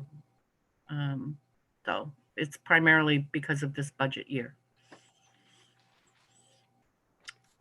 And Ford, just so you know, to take the labor out based on the rate and everything associated with it, it's about 60 grand total that comes out, benefits and everything. Just so you have a rough idea of what the factor is as it's proposed. Thank you. That's helpful. Any other board questions, comments? Do we need to, so what's you want to talk more about that at our next meeting? Well, if everybody agrees that we don't hire the laborer, we can adjust that right now. But I don't want to adjust it now. It's too late in the evening. I'm not convinced of it, so I don't want to have a discussion. I thought tonight we were sort of deciding what we discussed. Hopefully we're doing more than that. But right. So why is my number then quite a bit lower than Claudette's? What else, when I do my 3-year average, what else is making this jump so high besides the extra laborer? I was wondering the same thing, John. Because I was also thinking that I'm wondering if the union contract, that was not something I was ready to support, and I figured the 3-year average would more or less be without the labor. If the retroactive union contract had something to do with that, I don't know. The retroactive is in the current fiscal year, and you can see that here. Plus, this has a laborer in it. Probably what it is, John, when you did your average, you've got a couple years in there that don't have the laborer, and these are lower when you go back and use the previous years, whereas this is the first year we had the laborer, the current fiscal year. So that's why you're lower in your average. Okay, yeah, so if I change my average to being 29 actual, 20 actual, and 21 budget, then I'm pretty much spot on with Claudette. So, yeah, all right.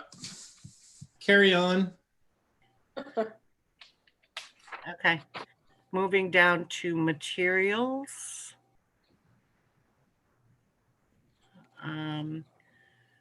My 100,000 is to get away from salt and shift it to sand.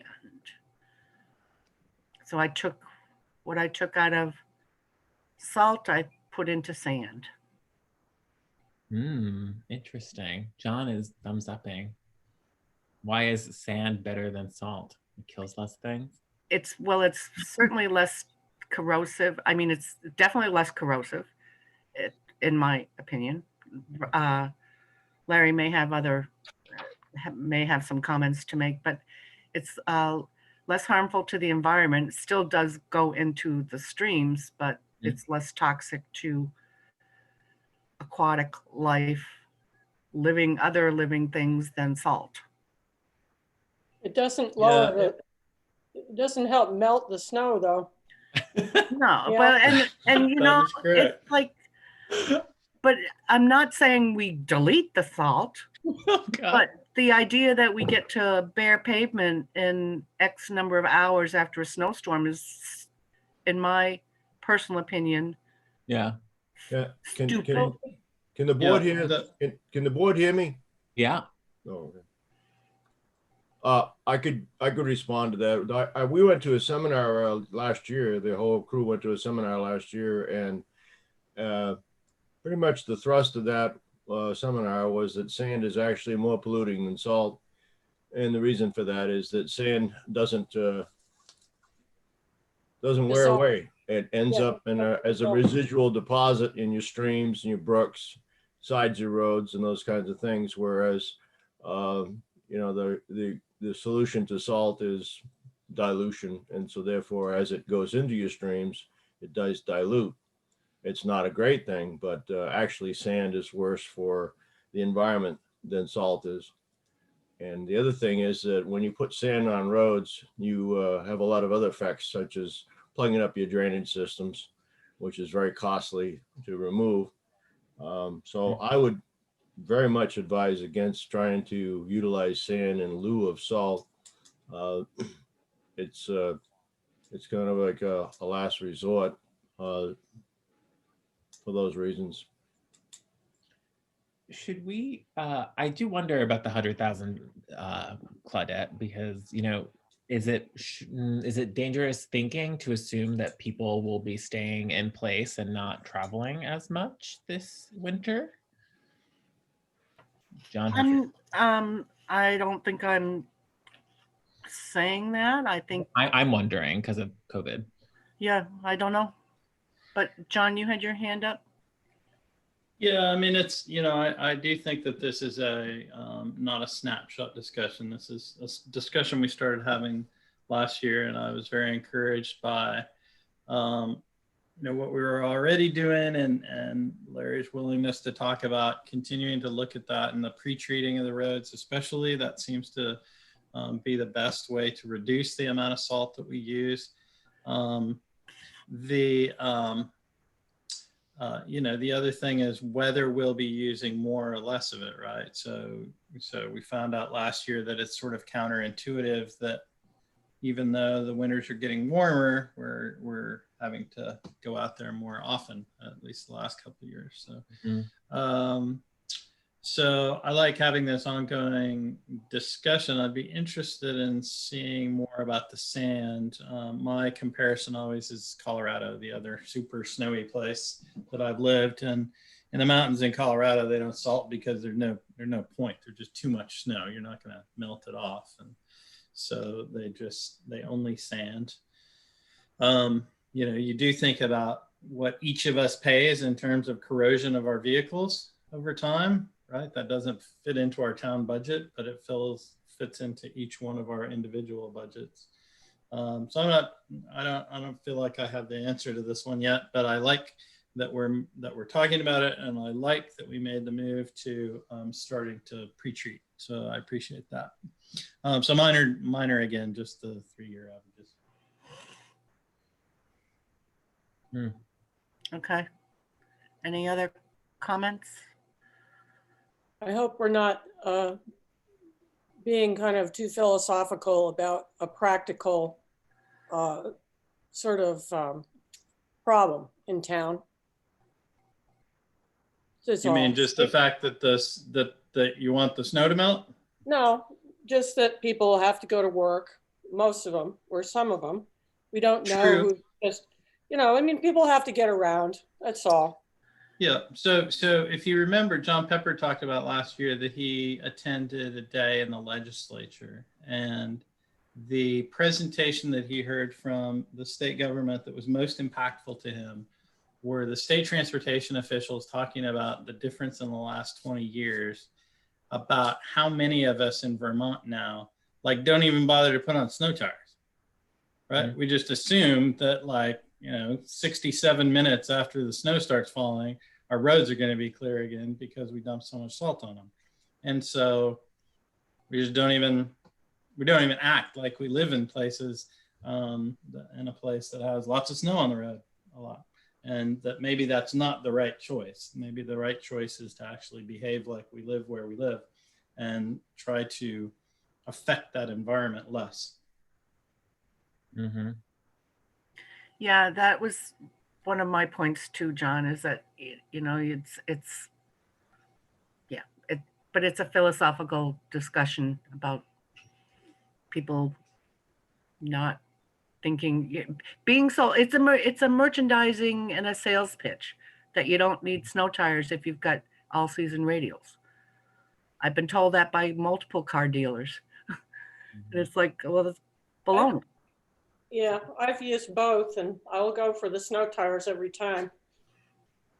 So, but anyway. Anyway, I don't know if it clarifies about the. But there's also standard. but there's also something that, there's also something unifying about, the materials cost what the materials cost, and you want to use a certain amount. So I guess for me, there's always this, what it comes down to is this sort of undefined question of, town expectations. I mean, that's what both of you were talking about, John and Claudette, that's what you're talking about. So, and I don't ever want to assume, I think the expectations differ, even in my household, they differ, right? I'm more on Claudette's side where it's like, just wait for the storm to be over, so to speak. But so I guess there needs to be, maybe we should stop talking about this every year and just sort of make some kind of public, venture to really understand sort of the town's expectations for snow for our roads. And I don't know if we budget unusually different than other towns of our size. So that would be my question.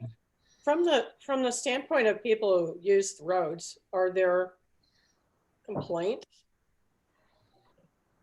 I mean, are we driving this, or if people are happy with the way it is, should we be messing with that? I don't know, just saying. Yeah, we should should cut it back, cut it in half, and then see if people plow their way to work, I'd appreciate it if you didn't. know that. I'm just trying to be a devil's advocate here. I don't know. It just seems like Larry knows how much sand and salt it takes, because he has to actually, make the giant piles and divvy it up in the trucks, and he knows about the weather. I think it's kind of silly for us to drastically reduce it. So Larry, I have a question for you then.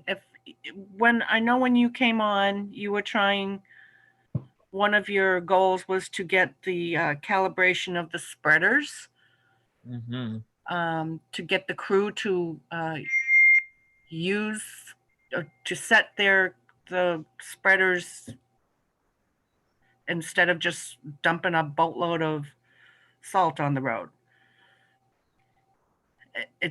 You can't really, looking at usage, that's hard to say because every year is different based on storms and how much ice, how much snow. Do you feel as though the guys are calibrating those spreaders to meet the need for that particular storm? Yeah, we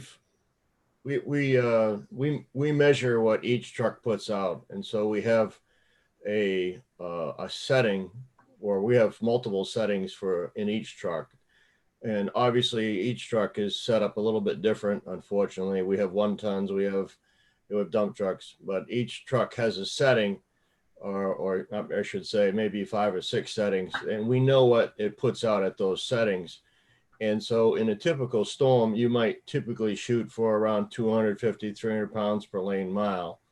And so the idea is that the operator knows that for this storm, he should be putting out roughly around 300 pounds per lane mile.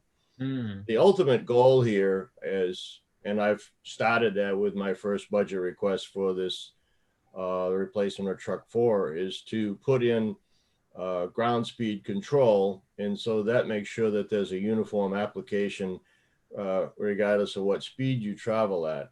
But to answer your question, Claudette, what we're trying to do is so that instead of each driver just putting out whatever willy-nilly thing that he thinks he needs to and not really knowing what his application is, he just does it by visual gradation, so to speak. He now knows that he's putting out a certain amount at this setting, and for this type of storm, he should put out that amount.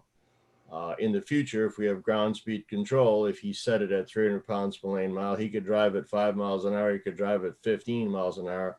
He'd always be putting out 300 pounds per lane mile. It'd be set for exactly that. Unfortunately, our machines right now don't have the capability of doing that, but at least we have some idea of what we're putting out on the roads now versus just an individual application if the operator is setting it at those appropriate standards.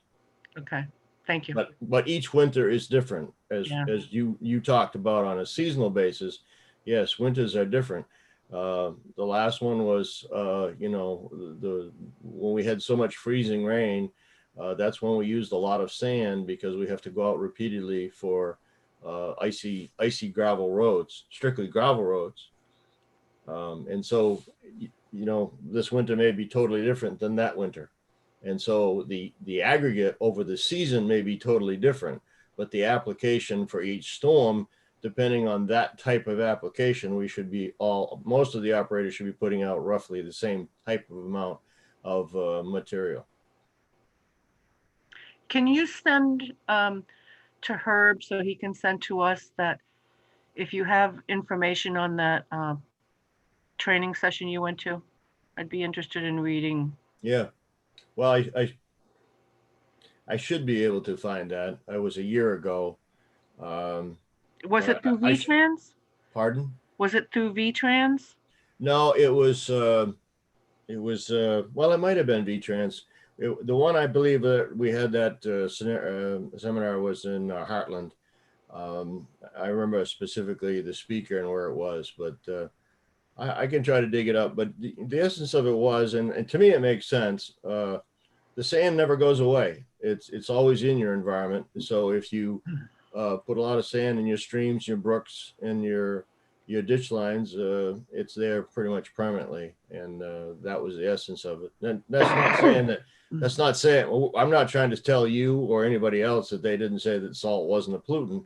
They're just saying that you should realize that sand has probably almost a more detrimental effect with in those regards. Okay, thank you. Any other questions? Dust control, I'm guessing, is based on averages.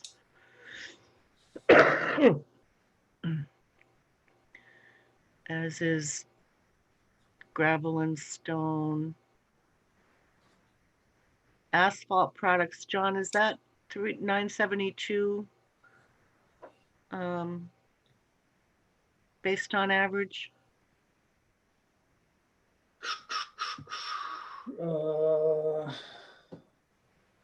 Yeah. Looks like it, John. Yeah. Yes. Yes. Okay. I might like to caution again that the last 2 years we've had pretty unusual years that were, if you look at 3-year averages and those types, the last 2 years aren't really good averages because not necessarily this last year, but the year before was because we were trying to hold off expenses because the winter was so bad that we had a moratorium in effect, and that started in essence about January. So we reduced spending pretty dramatically, and in not this last winter, the winter before, to try to offset expenses. Yeah. Just one of those things that happens. No, that's true. But then like 2018, it's like way low. What's before that? But then you're right, 17 is much higher. Yeah. Okay. Any other, if there are no other board questions?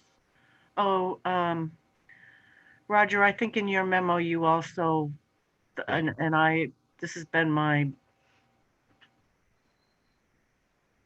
an issue for me since I've been on the board, anything labeled other projects. Yeah, it's a protest vote. I'll look to see if there was a write-up on it before next week or next meeting. Okay. And if not, then I'll email someone to get more information. Okay. Looking at contracted services, then. Well, that other projects line is large. That I do recall, and I don't have there's no place on my table to put out the budget binder And I should have written myself, I may have written myself a note. So, other projects was pretty defined in the justifications. And so mine, for example, I took out everything relating to sidewalks because I alluded to why in my memo. I think it's a bigger governance question and I don't want to embark on anything without shared governance. Okay. From our friends in the water district or prudential or whatever. Yeah. Yeah, I'm similar, but in a different, I think we should push forward and really see if we can figure out how to get that on the town meeting ballot and just do it. It's been sort of sitting there for a few years now. No one's got a real. To merge the districts, you mean? To merge the districts. I mean, you know, like it's almost like worth doing just because of getting gouged on the fire hydrant rental. But you know, I agree with you, but I don't know if we could do it that fast, but yeah. Right. That's my concern, that we won't be able to, we would need to get something done before January 24th, I think it would be. And I'd want a real good analysis of benefits. But an analysis of what? Like, you know, we have two buckets in the same town. So the analysis is going to be like, you know, that amount of money that's currently shared between two buckets in our town will now be one bucket. And well, I'm just not paying. We don't know that though. We know about more. Well, you do know that there are in fact two buckets in our town that have two amounts of money. We'll be merging them together in one bucket. So, you know, will people outside of town be unfairly burdened by that because they're paying for water or sidewalks in the town? I personally don't think so. I think everybody uses the benefits from that water and the sidewalks, and you put it to a vote and you find out what people say. Cheryl has. I don't think it's very complicated, personally. Cheryl? Hi, Cheryl Lindbergh, 59 Koch Road. Just all these are good conversations, and I think we got on start on this, but the fire district as well has talked about keeping the momentum going. But one thing you need to remember is that there are water bills that are issued quarterly, and that takes a certain amount of labor hours to do that, and it would fall in the finance office, I would think, if it was done. And I think that we're not quite ready for that piece unless you want to have some other arrangement. But I do think there's pieces to this merge or the water department becoming part of the town that really does need a little bit of time to figure out. Think about. Yeah, and in the context of other projects, I'm taking out sidewalks for these questions just for the moment, which might be short-sighted of me, but you know, we need to. That's what it is. So Roger, explain that to me again. You and other projects 432. So other projects has a list of projects in the justifications, and maybe Larry can speak to it. And one of the proposals was some sidewalk study, and they did some. And oh, that's right. Okay. I just took it out, and I funded it, and I said we should fund everything else. That's under projects, other project under contracted services, right? You're not talking other projects materials. Yeah, other project contracted services. Yeah. Oh, okay. Yeah, it was the sidewalk study. It was the culvert thingy. Yeah. Okay. Right. Yep. Okay. So I gave 53 instead of 66. Who what? So that's why but that's why it's at 53, taking that out. Okay. If there are no other questions, we'll move now to equipment.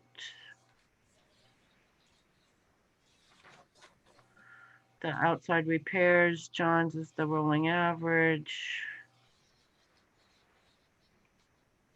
Parts and supplies. Oh, I think I cut that down a little bit because if we're getting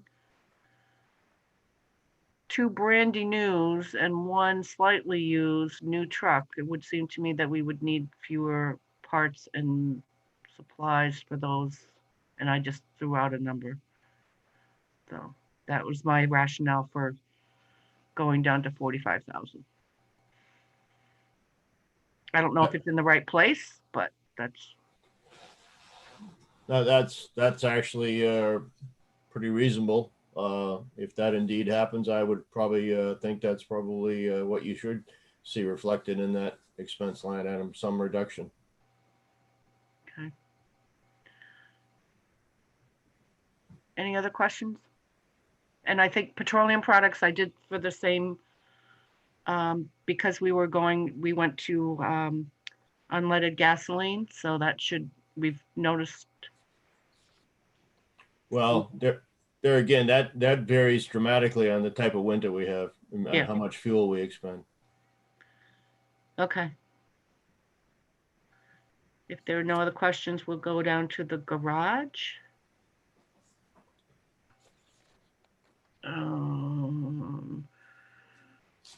And I think John's the average again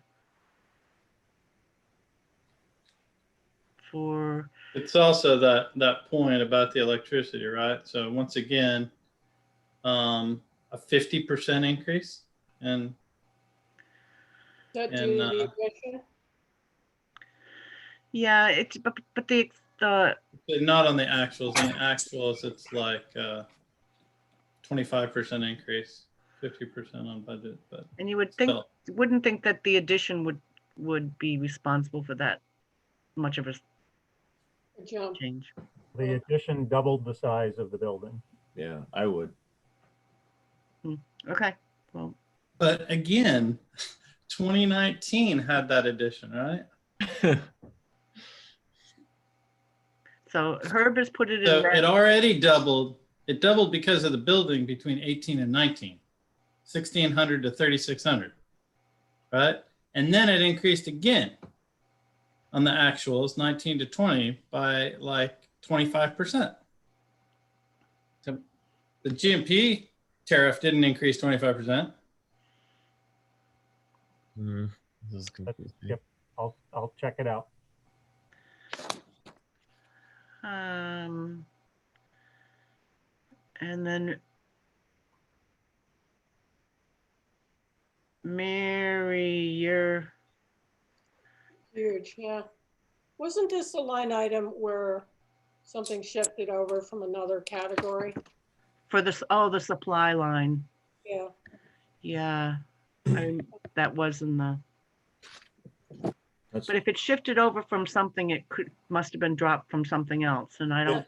it came from the uniform line item, and the items that we're transferring over are the shop rags and soap supplies and laundry bags that are that were in the uniform line item. And we're not seeing a drop in the uniform line item because they've just plain old raised their prices. That's unfortunately pretty accurate. Okay.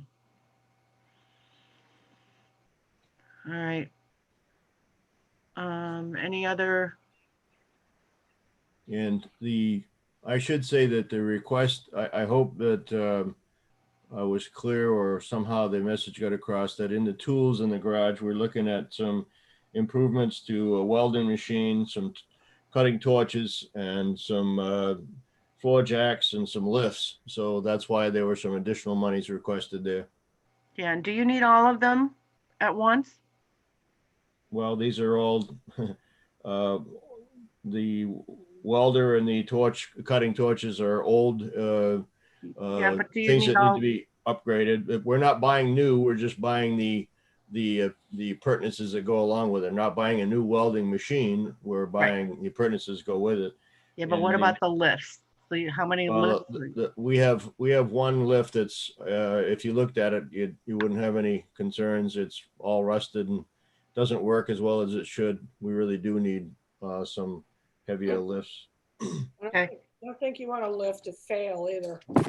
And we use those, we use those all the time, not only just mechanically, but we use them on putting chains on. So it's a routine thing that we use on a regular basis. And then some floor jacks, which are jack stands, which are, to put under the vehicles when we're working on that for safety purposes. Okay. Cheryl Lindbergh has her hand up. Who? Cheryl. Go ahead, Cheryl. Hey, Cheryl Lindbergh, 59 Koch Road. I was just going to ask, what does line 452 administration, what is that defined as? The way I define it is it's for training and licenses and drug and alcohol testing and those kind of things. I don't try to charge anything else to it. It's been my desire to try to add definition to these line items and maybe to change some of these line items. And Becky and I are working to try to get a better understanding, and I'm trying to tell her where I'm charging these things, and we'll give you a better breakdown with more support at this point in time. But I don't try to put a lot of things in administration. It's strictly like I said, it's training, licenses, so CDLs, drug and alcohol testing, pager fees, things that are relative to just strictly administration of staff is what I'm trying to limit it to. Thank you. Any other questions on the garage? Moving on to grants. We're all green there. Moving on to capital expenditures. Capital expenditures equipment.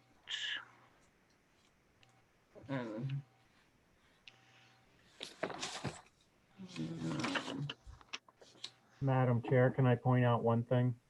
Yeah. So when I don't know if with me, I have to move it over a little bit because your pictures are in my way. So with the grants up above with regard to the blue stuff, the changes that Rick and I made, in order to get it down to the amounts that we did, we need to have this for the designated fund for bridges.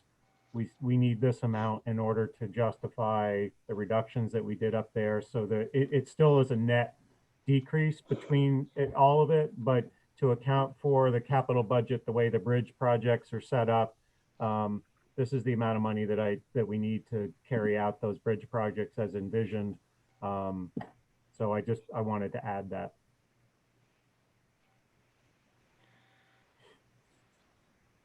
Okay.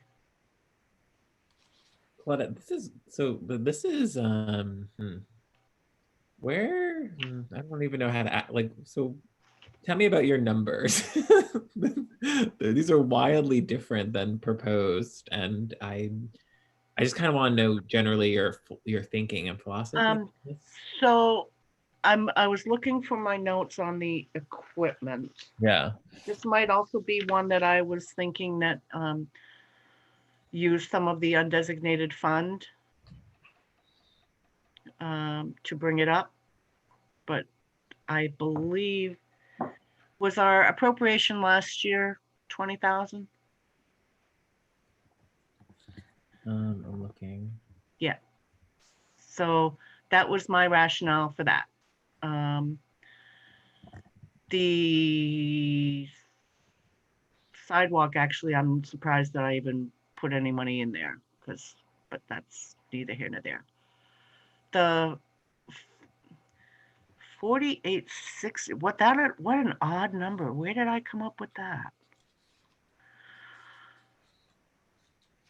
I don't know where I came up with that, but I also don't know if I agree with the reclamation of 1 mile of roadway. And we have, I think that was my thinking there, or I was also maybe thinking, no, I knew we didn't have enough money to level fund it or to bring it up to the, yeah. I think it was bringing the equipment and paving, bringing them up to fiscal year 21's appropriation with the use of the undesignated fund is where I was with that. And bridges, I think bridges are such that we're not going to be able to pay for those. That's something that needs to be bonded or a law or a loan or something. And we have estimated 311,000 in the bank at the end of this fiscal year. So I wasn't willing to put huge chunks of change in there. You mean in the designated fund for bridges? Correct. I see. Although, those are big repairs. And to me, it's like we'll never be able to save enough to replace a bridge for sure. Those are just. Even replacing that big culvert on 132. But we also just got. I'm just saying that, that I guess you'd call it a bridge, or you could just call it a very sturdy culvert, but it does eat up a lot. That would alone eats up 300,000. Well, and what better time maybe now to get a loan for that? I mean, so that kind of, so I can understand some of that thinking for the bridges, particularly since we haven't historically funded, well, we haven't funded quite to these levels.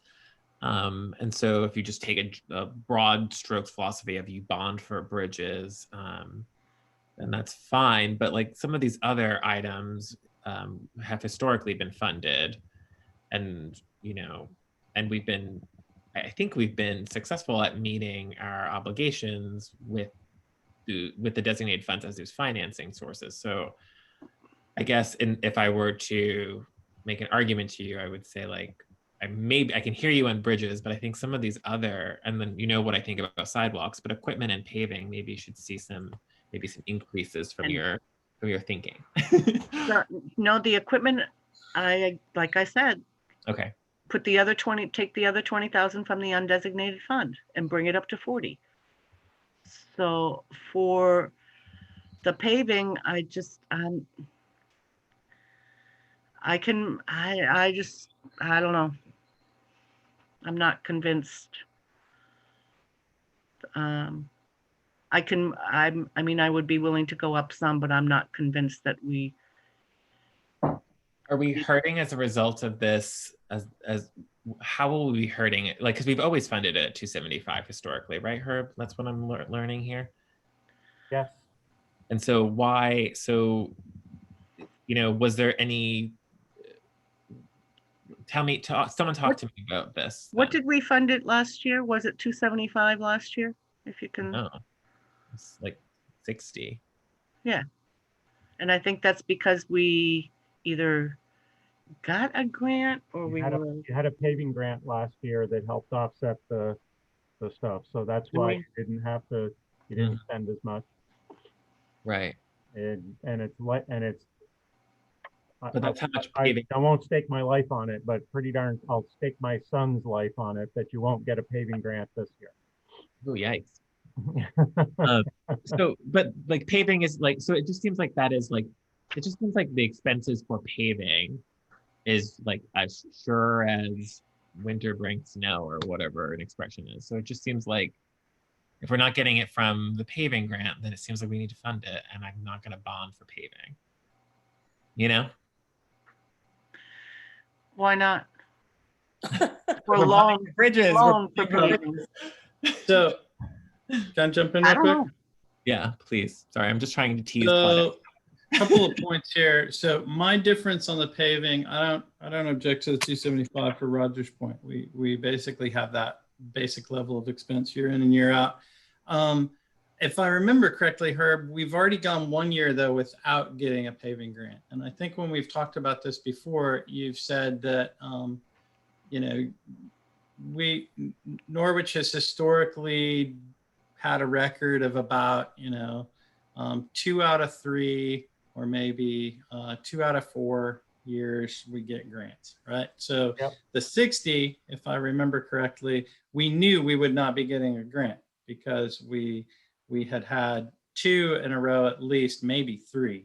And so, but we knew we had enough in there still to cover the next year's paving. And what I had advocated was let's make sure we've always got enough in there for the next year, but then each year when we get a grant, we can take a year off of that. And that's right. As long as we've got the next year's paving funded, it's not a capital asset, right? It's just Right. something that comes in every year, every year, every year. Claudette's point, that goes back to that financing question again, right? So if we want to finance it differently, that's fine, but I think you still want to fund that line item. You just want to talk then later about, do we want some of this funding that we've allocated to these 10 line items to be paid for not by this year's tax increase, but rather paid over time by a bond offering? Right. And so I think you're in danger of looking for a bond for something you didn't fund. So we don't want to make that mistake. Yeah. Those are my only two thoughts. The way we have it in there is by if you fund it at the 275 and you fund the capital budget the way it's proposed for the paving, you'd have about $100,000 left over at the end of fiscal year 22 to remaining in the designated fund.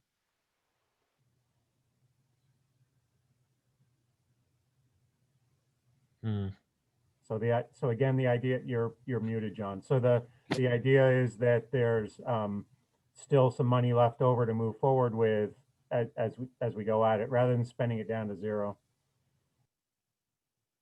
Yeah, I agree. I don't think you want to go all the way down to zero either. Yeah. Oh, but yeah, so the reason that mine is not exactly 275, and correct me if I misinterpreted the lines, it seems like we definitely had some mistakes on the paving lines. So what I had done was, I thought in the grant, that should have been a match. Yeah. And so I had 43 there or something like that, which it looks like you took out because you realized there was double counting.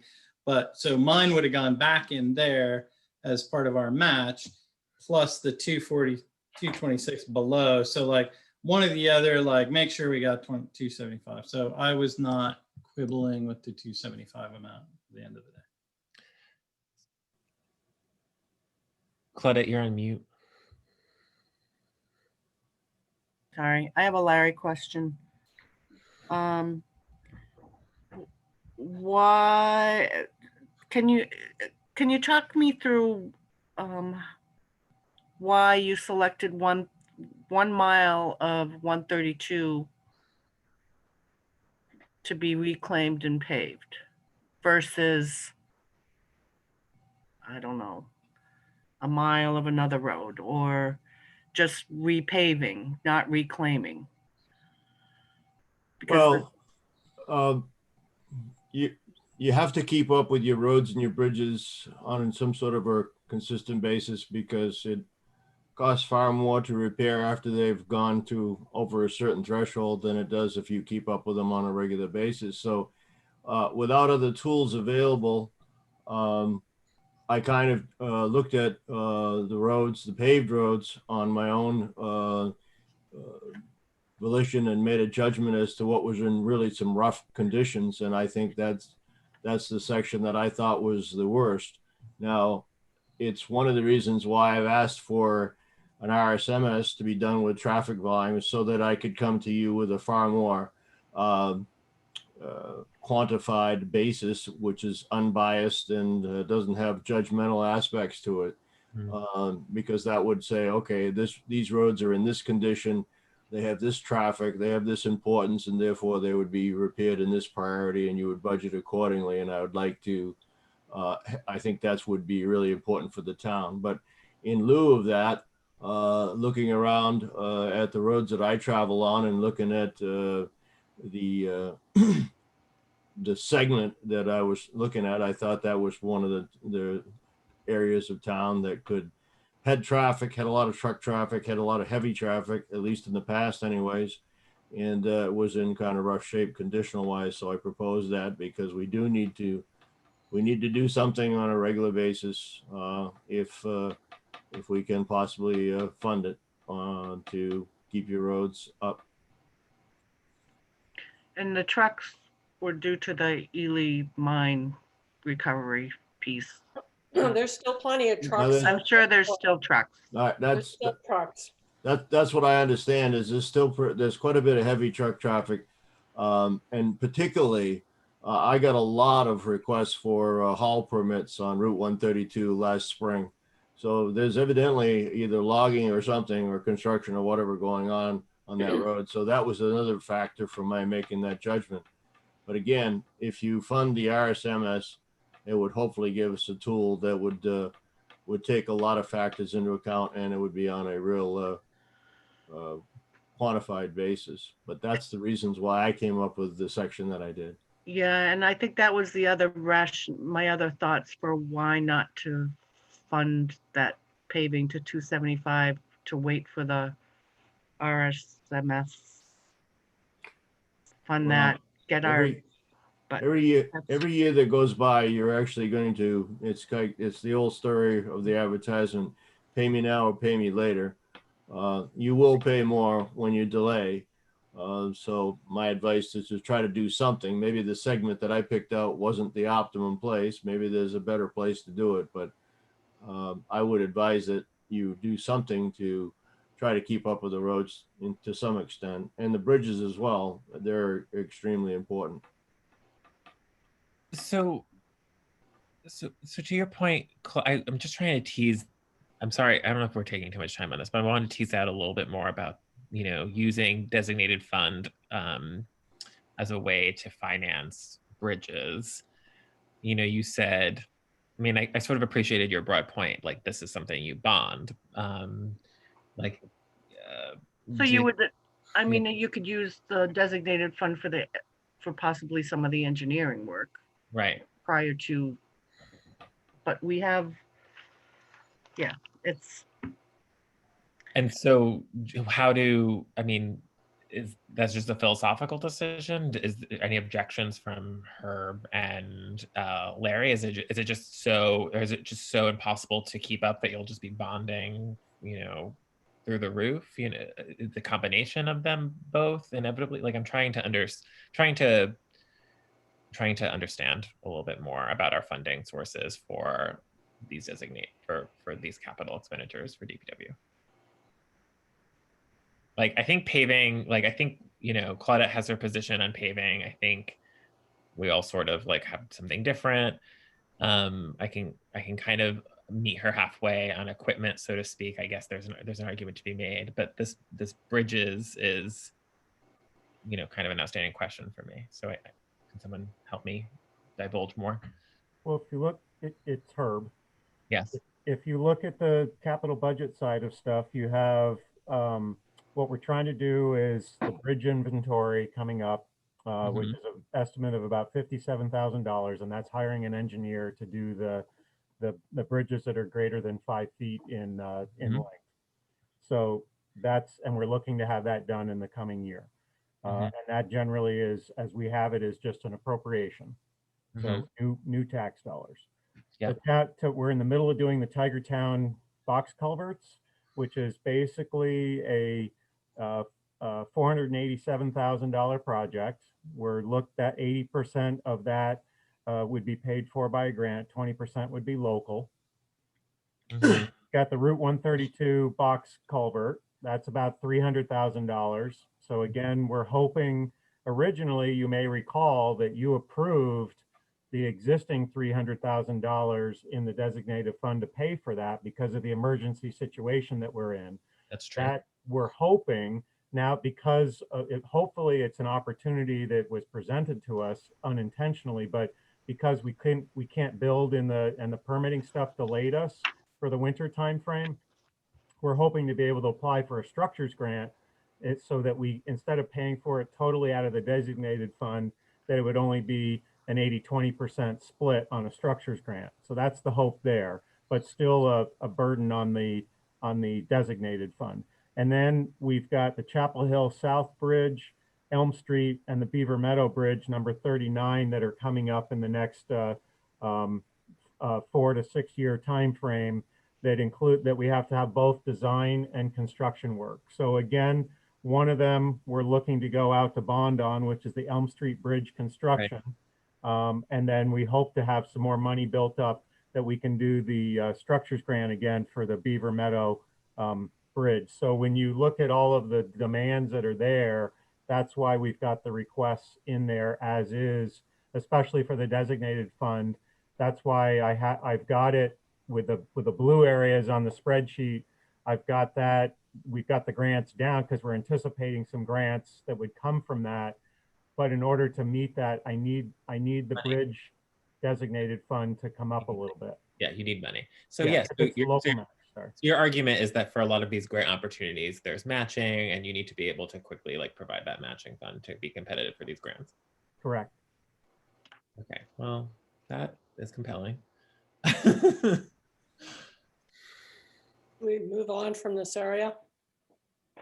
Well, I know it's in yellow, but like either we're talking about and it's late, but either we talk about it now or we're just going to revisit this conversation. So I'm trying to just like tease out as much information as possible because I feel like we're just kind of like putting our hands here and just like waiting and passively ingesting. Like we need we need to make it on the sidewalk on the sidewalk thing. I know you would like to have more of a policy discussion and more organization and a master plan for our sidewalks, but that 14,000 actually did come out of a study just to save towards their long-term replacement of what we have. So, you know, I'm just saying about that little blank space, that might be smart to put that back in. It's just so not, I don't know, it's not interesting, that 14,000. It just seems like, well, let's just get rid of that. But then it just means when you finally get around to renovating the sidewalks, you don't have enough. So. Well, I'm not even gonna, yeah, the sidewalk issue is huge because if we're expecting any kind of federal or state money, that means that it's a 5.5 foot ADA compliance sidewalk for all of our existing sidewalks. So we're so that doesn't sound very likely because of the specifications that you just said, right? If we're looking for grant funding, we would be required to repair our sidewalks to that specification. Right. Well, the 14,000 was just to try to save ahead enough. And I don't know, sidewalks I think might last a little longer. Maybe they last 25 years or something like that. So yeah, and we have $81,000 in our designated fund for sidewalks. So. Right. So my last point is just I'm in yellow at 100,000. I'm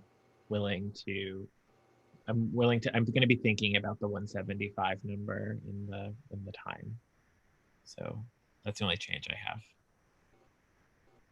Sorry. Okay. Moving on to building and grounds. Herb, one thing in the highway the labor was going to be split between building and grounds and highway, right? So that it's a person that will be right. Well, yes, but the money is up in the. Okay, that's all I wanted to know. Yeah, I didn't split it out here. Okay, then I think we're all green in this section.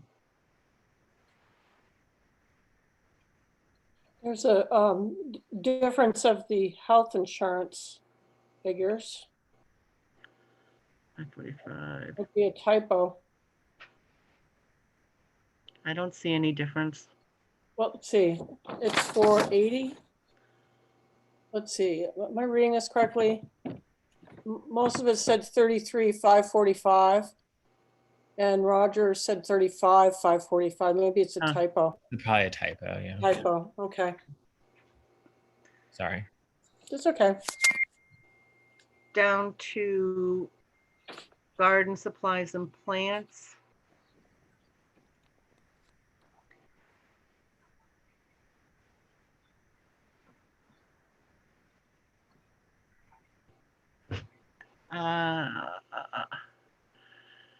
I think I left it. I think 1,000 was what we funded last year. Oh, we funded 2,000. I don't know why I put 1,000. I must say.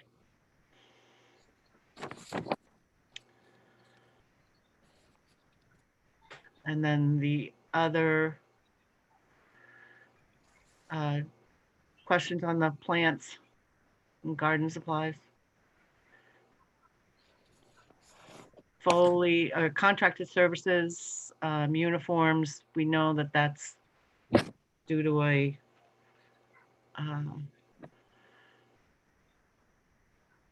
rate increase, essentially. So John, based on that rate increase, are you willing to go up to the 4,800?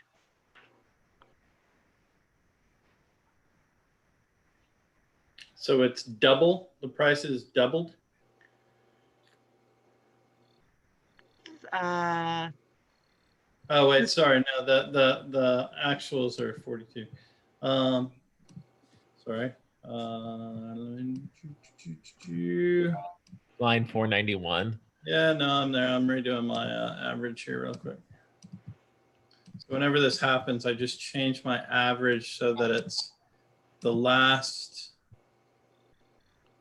So it's 19 actual, 20 actual, and 21 budget. Why was 21 budget still low then? What we're asking for here is some winter safety jackets and some safety t-shirts. The t-shirts are required by contract, I think, but and there's also some winter safety jackets in there for the guys to wear, and I don't think that was included before. Okay, I've adjusted mine a little bit. so you're okay with the 4,800? You're muted. No, I'm adjusting mine to 4,000. Okay, Again, like still kind of based on actuals. okay. Moving down, any other questions in this section? Moving down to equipment. Outside supply. Roger and John doing the rolling average. Petroleum products. I'll. John, do you know?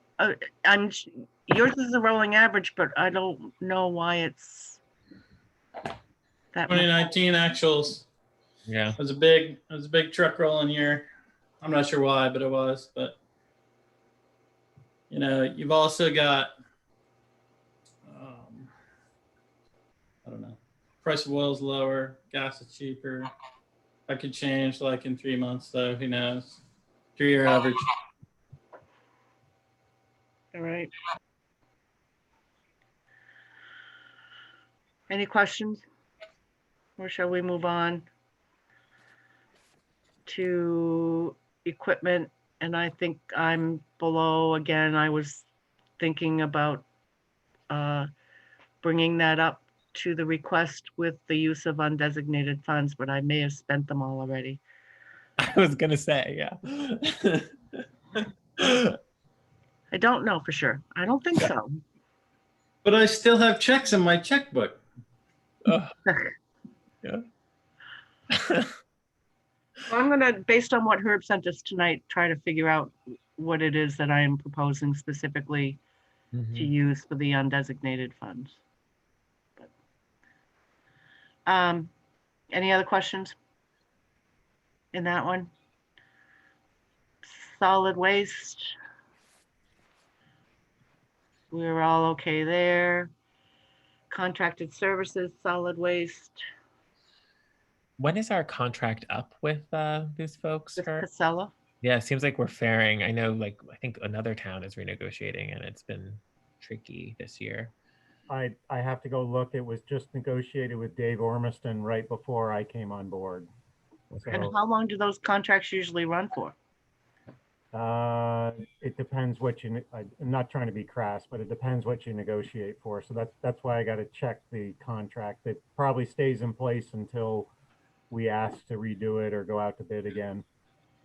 There also aren't any alternatives Yeah, The last tough time in this around, there area. weren't that. There have been a couple new ones, I believe. That might be good because, you know, having some competition is always a good thing. The Marion Cross fifth graders set up a new dump. Uh-huh.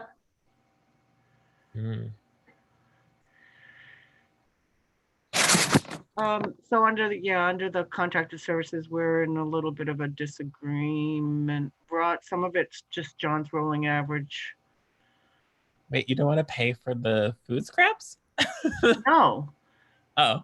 In fact, we have to. I want a composter to come and collect it. We'll collect it for them, and they come and get it for their own business. Win-win. We don't pay, they don't pay. I mean, and they profit. I don't know. Have we ever asked any of our local farms if they'd like it for piggies?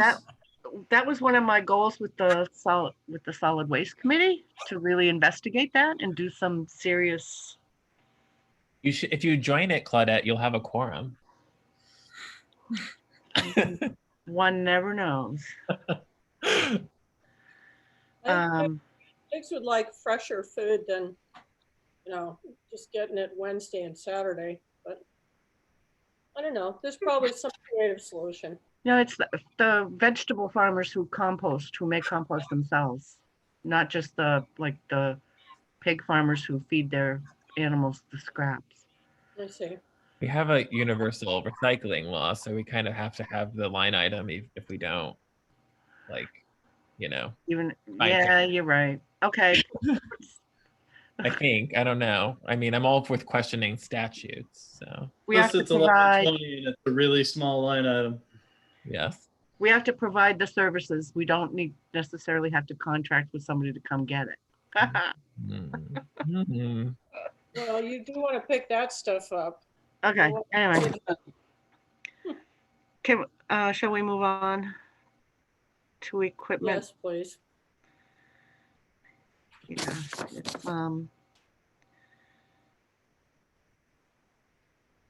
We are, I don't know. Yeah, so we're off a little bit on just a couple $100-ish. Herb, what's your rationale for the 1,400 in parts and supplies? Hold on a second.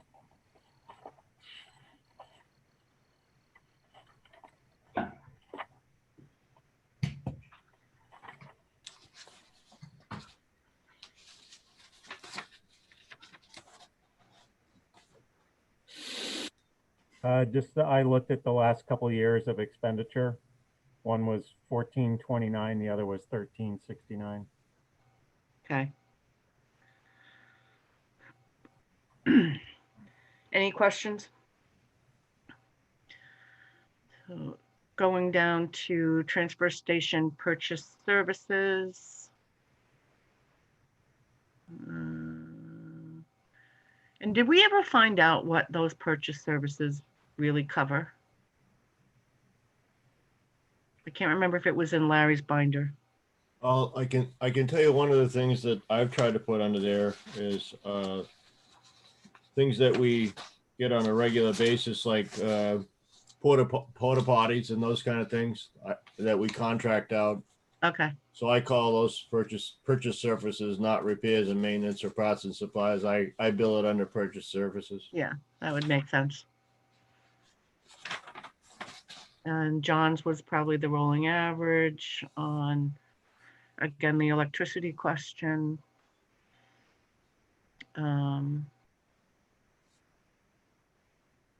Everything else, I think.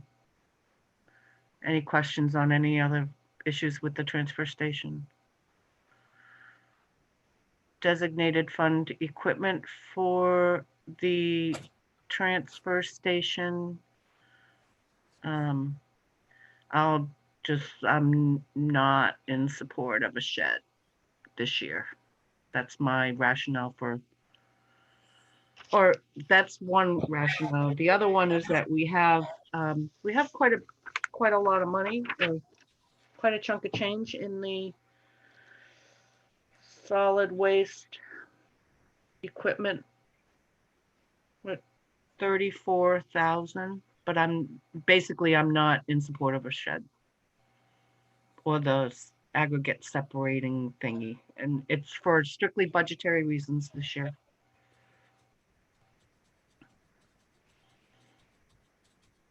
Any other questions, comments?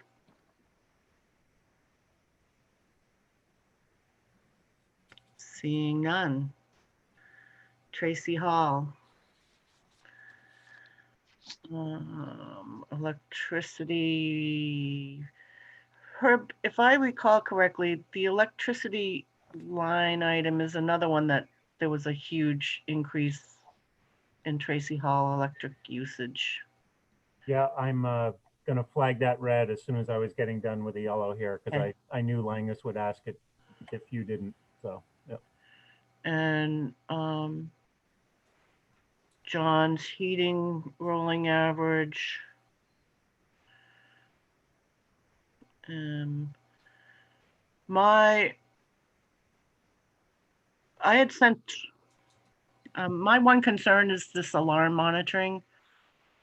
We're over budget, I believe, for this year in alarm monitoring in general, all of our alarm systems.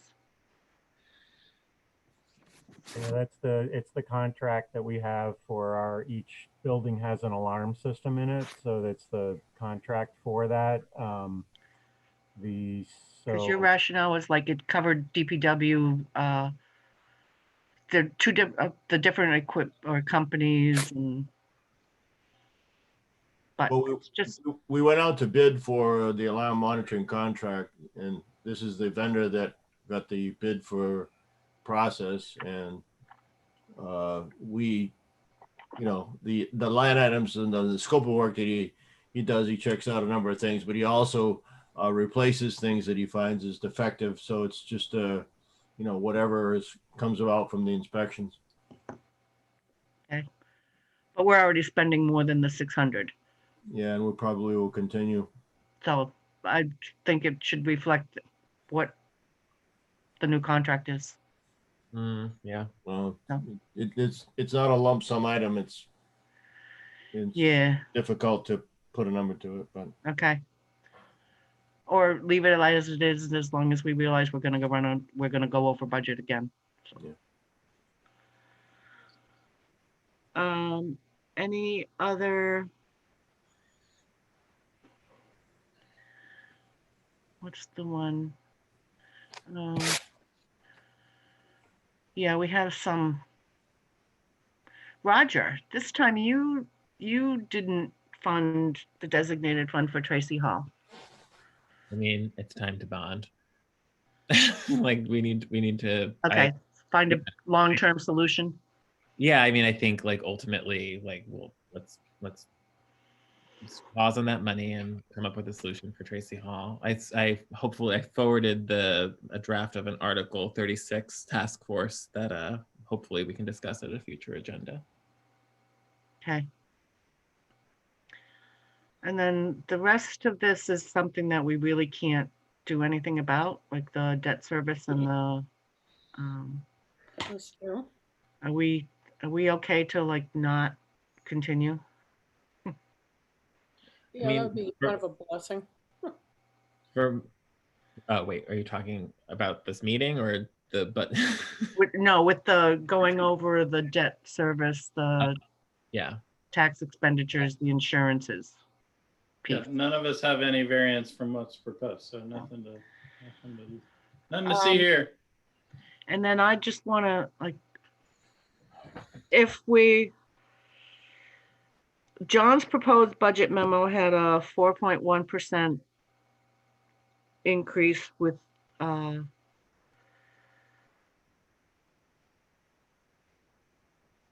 lost complete, yeah.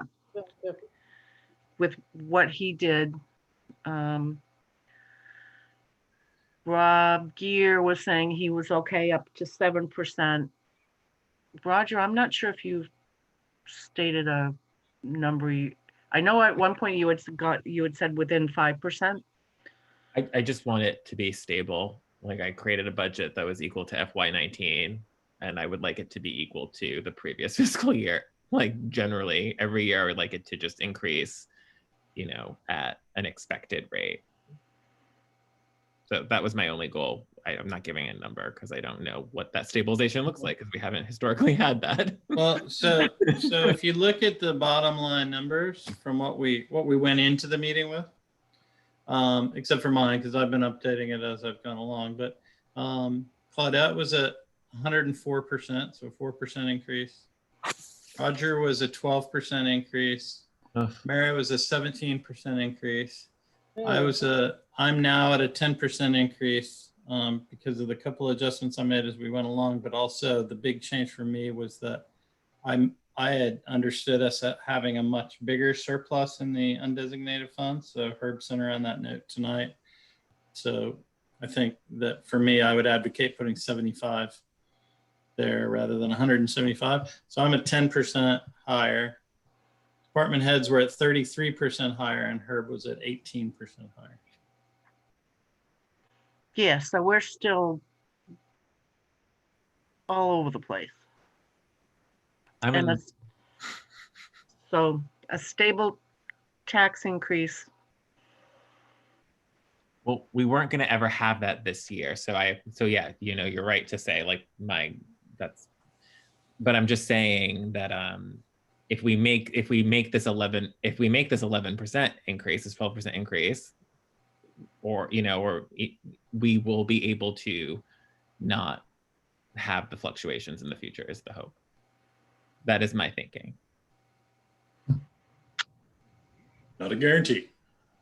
And nothing's guaranteed, but you know. Yeah, that was my lawyer caveat voice. And I would seriously like my colleagues to assess whether or not this is the year to put in another position, because that's going to be an ongoing expense. Mm-hmm. And I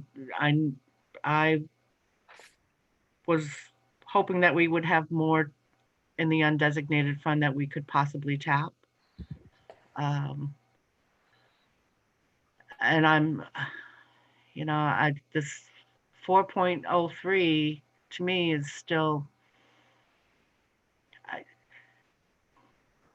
I'm struggling. I'm really struggling with this, especially because we do not yet know the impact of the school. And sorry, what's 4.03? Isn't that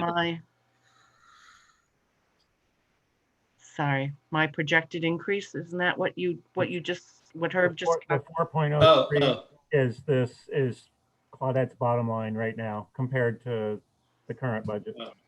Went an extra decimal on me. But I think I would like to think of my percentages in my work more in line before the previous board, which I was not on, made the decision around in 2017 with those storms. I think my work is consistent with what you had then. And so I think like, yes, it's 11.76% increase from last year, but like that, you know, nothing benefits from simplicity. So, you know, I understand it's a global pandemic. And so I'm like really interested in like the kinds of arguments of like, you know, do you not have the labor? You know, like for example, I'm interested in these kinds of arguments, but I'm not going to say like Roger increased or Roger or Mary or John are proposing these huge increases when, you know, the budget last year and the year before arguably should not have been what they were. That's your argument. That's my argument, because I'm like this, my budget is nothing that Norwich hasn't seen before. It's in line with FY19. It is. It is. In total dollar amounts, but FY19 had a bunch of storm expenses in it. But not in the percent of the tax increase that people will. Yes, and they wouldn't have had these tax. Isn't the argument you wouldn't have seen these tax increases if you had funded these? If you would have done them earlier, if you would have had some increases earlier, yes, that's the argument. That is the argument. And again, it's stabilization. I'm not looking to like never have a tax increase. I'm looking to just keep it stable. I don't want 11% increases every year. I don't, which is inevitable if we continue to make these kinds of decisions with these fundings. So that is laying all the cards are there. I'll step back. And I still think we have, never mind. It's too late. I can't. So, I am proposing that we have a meeting the first week of January. I am not wedded to a Wednesday. I think the first Wednesday is January 7th. So that we can, and it would be strictly budget again. So that we can maybe, I don't know, to take this, think about what everybody said. I believe that Wednesdays before is our good. next meeting, the Finance Committee will have sent their, what's the word I'm looking for? Their memo. Statement, Pardon me? a statement. Recommendations. Is Mano still there? So, It's our memo of recommendations. thank you. That's the word I'm looking for. Sorry, I've been talking all day. I'm tired of talking. I can't think to talk anymore.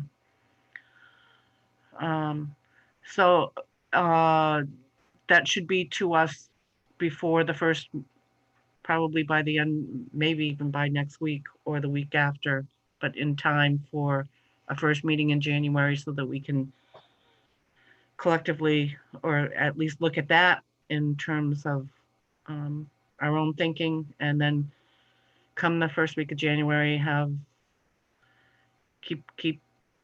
see where we are. See if anybody's thoughts have changed, if that's my proposal. I mean, go ahead, Roger. I can't, I can't do the work of cutting the work that I just put forward. I'm not going to go back and like cut in half. I believe that we need to make these increases. The only layer I add on to it is that this is a terrible time to make it.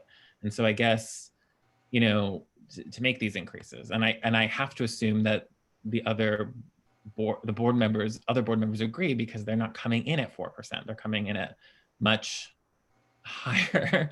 So I guess I want to, I don't know how much is going to change. I'm going to make some adjustments based on this workshop, like your point about the labor maybe is something I'll take into consideration, but I can't make the radical moves and sit on it. So if we need to do different kinds of financing to prevent these increases, then I don't know what kind of questions we need to have, but I'm not going to go back to the spreadsheet and radically alter my opinion. I just want that. Do you know what I mean? And I don't know if anyone else is either. We went through all this work. So we just have to decide if we want to be stable, if we want stabilization or what have you, if we don't want these 11, 17, 8% increases, then what are we going to do to get closer to 4 or 5%? Like that's the question. And maybe we don't have to have the answer tonight, but I can't do it through a budget exercise. Yeah, so I think there's some merit to what you're saying there. So there's two ways to do this, right? So in the last few years, we've had this sort of high-level discussion, and then we've basically gone through and voted on each line item, and then we've voted on the final number that came out of the bottom, right? So yeah. We could have a somewhat detailed, somewhat focused though discussion at the beginning of this next meeting and say, okay, so there's a few different philosophies on the table here. Talk louder, John. There's a few different philosophies on the table here. And, do we want to vote first on those philosophies and then sort of adopt en masse the column that reflects that? So, you know, for what it's worth, if you average together our 4 columns, it comes out to 10.7% increase. Slightly higher than, about 1 point higher than mine, about 1 point lower than Roger's. So Roger and I are sort of clustered around the middle of the group. Mary's on the high side, Claudette's on the low side. So we could put you on the spot, Rob, and tell you to come in on early January and tell us what the right answer is. But you know, so. But I would encourage you, I think one thing that would be useful to come back with is to distinguish in your minds the question of funding and financing, right? Don't think you're saving money because you're putting something on a bond or you're putting something somewhere. You're still spending that money, right? So your budget, Claudette, is actually not that much more frugal than Roger's or mine. You're simply assuming that money is going to come from somewhere else and you're still going to spend it, right? So I'd encourage everyone to think about that so that we can really see how different are we in what we're talking about spending money on. And then we can have another focused discussion on, you know, do we want to finance that spending in a way that's not purely tax driven, that's got a little bit of designated fund contribution, that's got a little bit of debt contribution, maybe, whatever. But if we could distinguish those conversations, I think that will help us to understand each other and converge more easily. Yeah.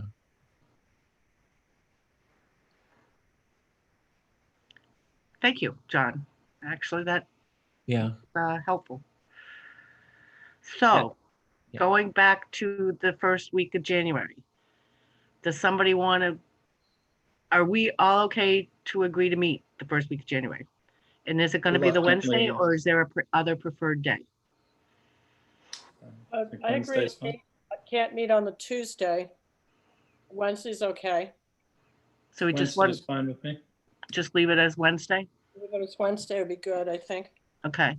So Wednesday, the 6th of January, Herb sent me a chat at 6:30.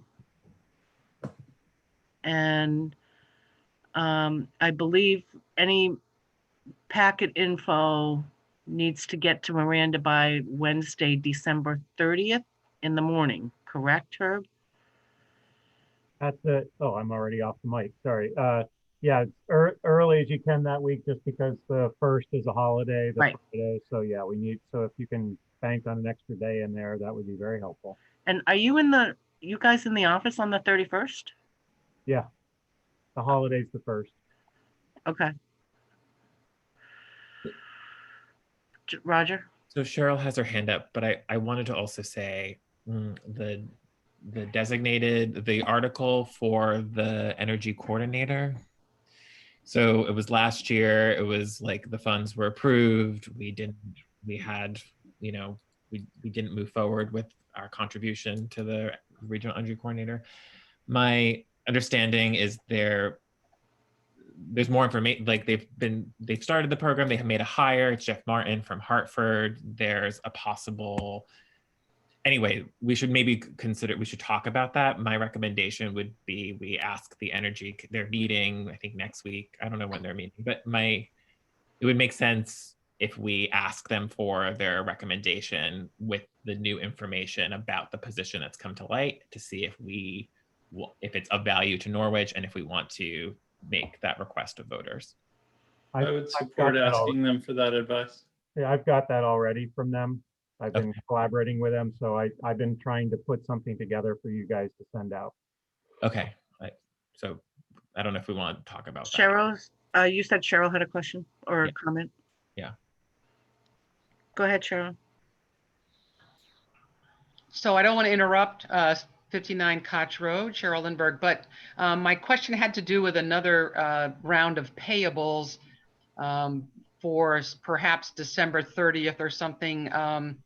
I know that the board has authorized the chair, the co-chair, vice chair to approve, warrants in between meetings. And there was an invoice for our assessor that's unpaid, and it would be unfortunate to go all the way into January, in middle of January or the second week of January or whatever it is, to pay him. But I was just wondering if Herb had any thoughts on that and whether the board would, be willing to pay some more bills before the end of December. Well, I mean, with a meeting on the 6th, we can do one then. We've done 3 billings in 3 weeks here, and I do know some stuff's been sitting on the lister's desk unattended. So, I think the earliest is January 6th, the next one. That's the next meeting. Other than that, it'll be January 13th, the first regular meeting in January. So Herb, I think what Cheryl's asking is that when we were in the off cycles and we weren't getting regular AP warrants at the meetings, that the chair or the vice chair would sign the warrant and then just inform or let the board know or see the signed warrant at the meeting. Right. Cheryl, is that what you were asking us to do? It was my question. Yes, it was, because I know that you authorized that in the past. So I know you don't have to have the meeting in order to do a warrant. So it was just. So Herb, is there a problem with doing it that way instead of having Spencer wait 3 weeks? No, if you guys want to do that, that's fine. I will only add that, I'm not gonna say anything because it'll just be bad mouthing. What's the board's pleasure? Do you allow Roger or me to sign a warrant in between meetings to pay for Spencer Potter? Mm-hmm. Yes. Yeah. Mary? I'm too tired to think about it. I mean, we used to do that all the time, right? When they would come in on the off weeks. So I see no reason, if we let Mr. Pepper do it, why we shouldn't let Ms. Brochu do it. Roger, you okay? Yeah, I'm totally fine. Okay. So Mary abstains because she's too tired, and I tend to, and I vote yes. Or it's an informal, it's a consensus thing. So we would like to do that, Herb. Yep, will do. And I would like a motion to adjourn. I move to adjourn. Second. You got me. Made by Mary, seconded by Rob. And before we all agree to adjourn, we're meeting the 6th, the 13th for sure, because that's the second Wednesday, and we'll go from there. And I really will send you out. The list for agenda is this long right now. Okay. For the first. Think about it like you think about the budget. Yeah. So, okay. Mary, how do you vote? Yes. Roger? Yes. John? Aye. Rob? Yes. And I'm a yes. Thank you, everybody. Good night, everyone. 47. I think Pepper ran Thanks, along. Herb. Thanks, Miranda. Yeah, thanks you guys. Thanks, Chief. Long day for you guys too. Have a good holiday. All right.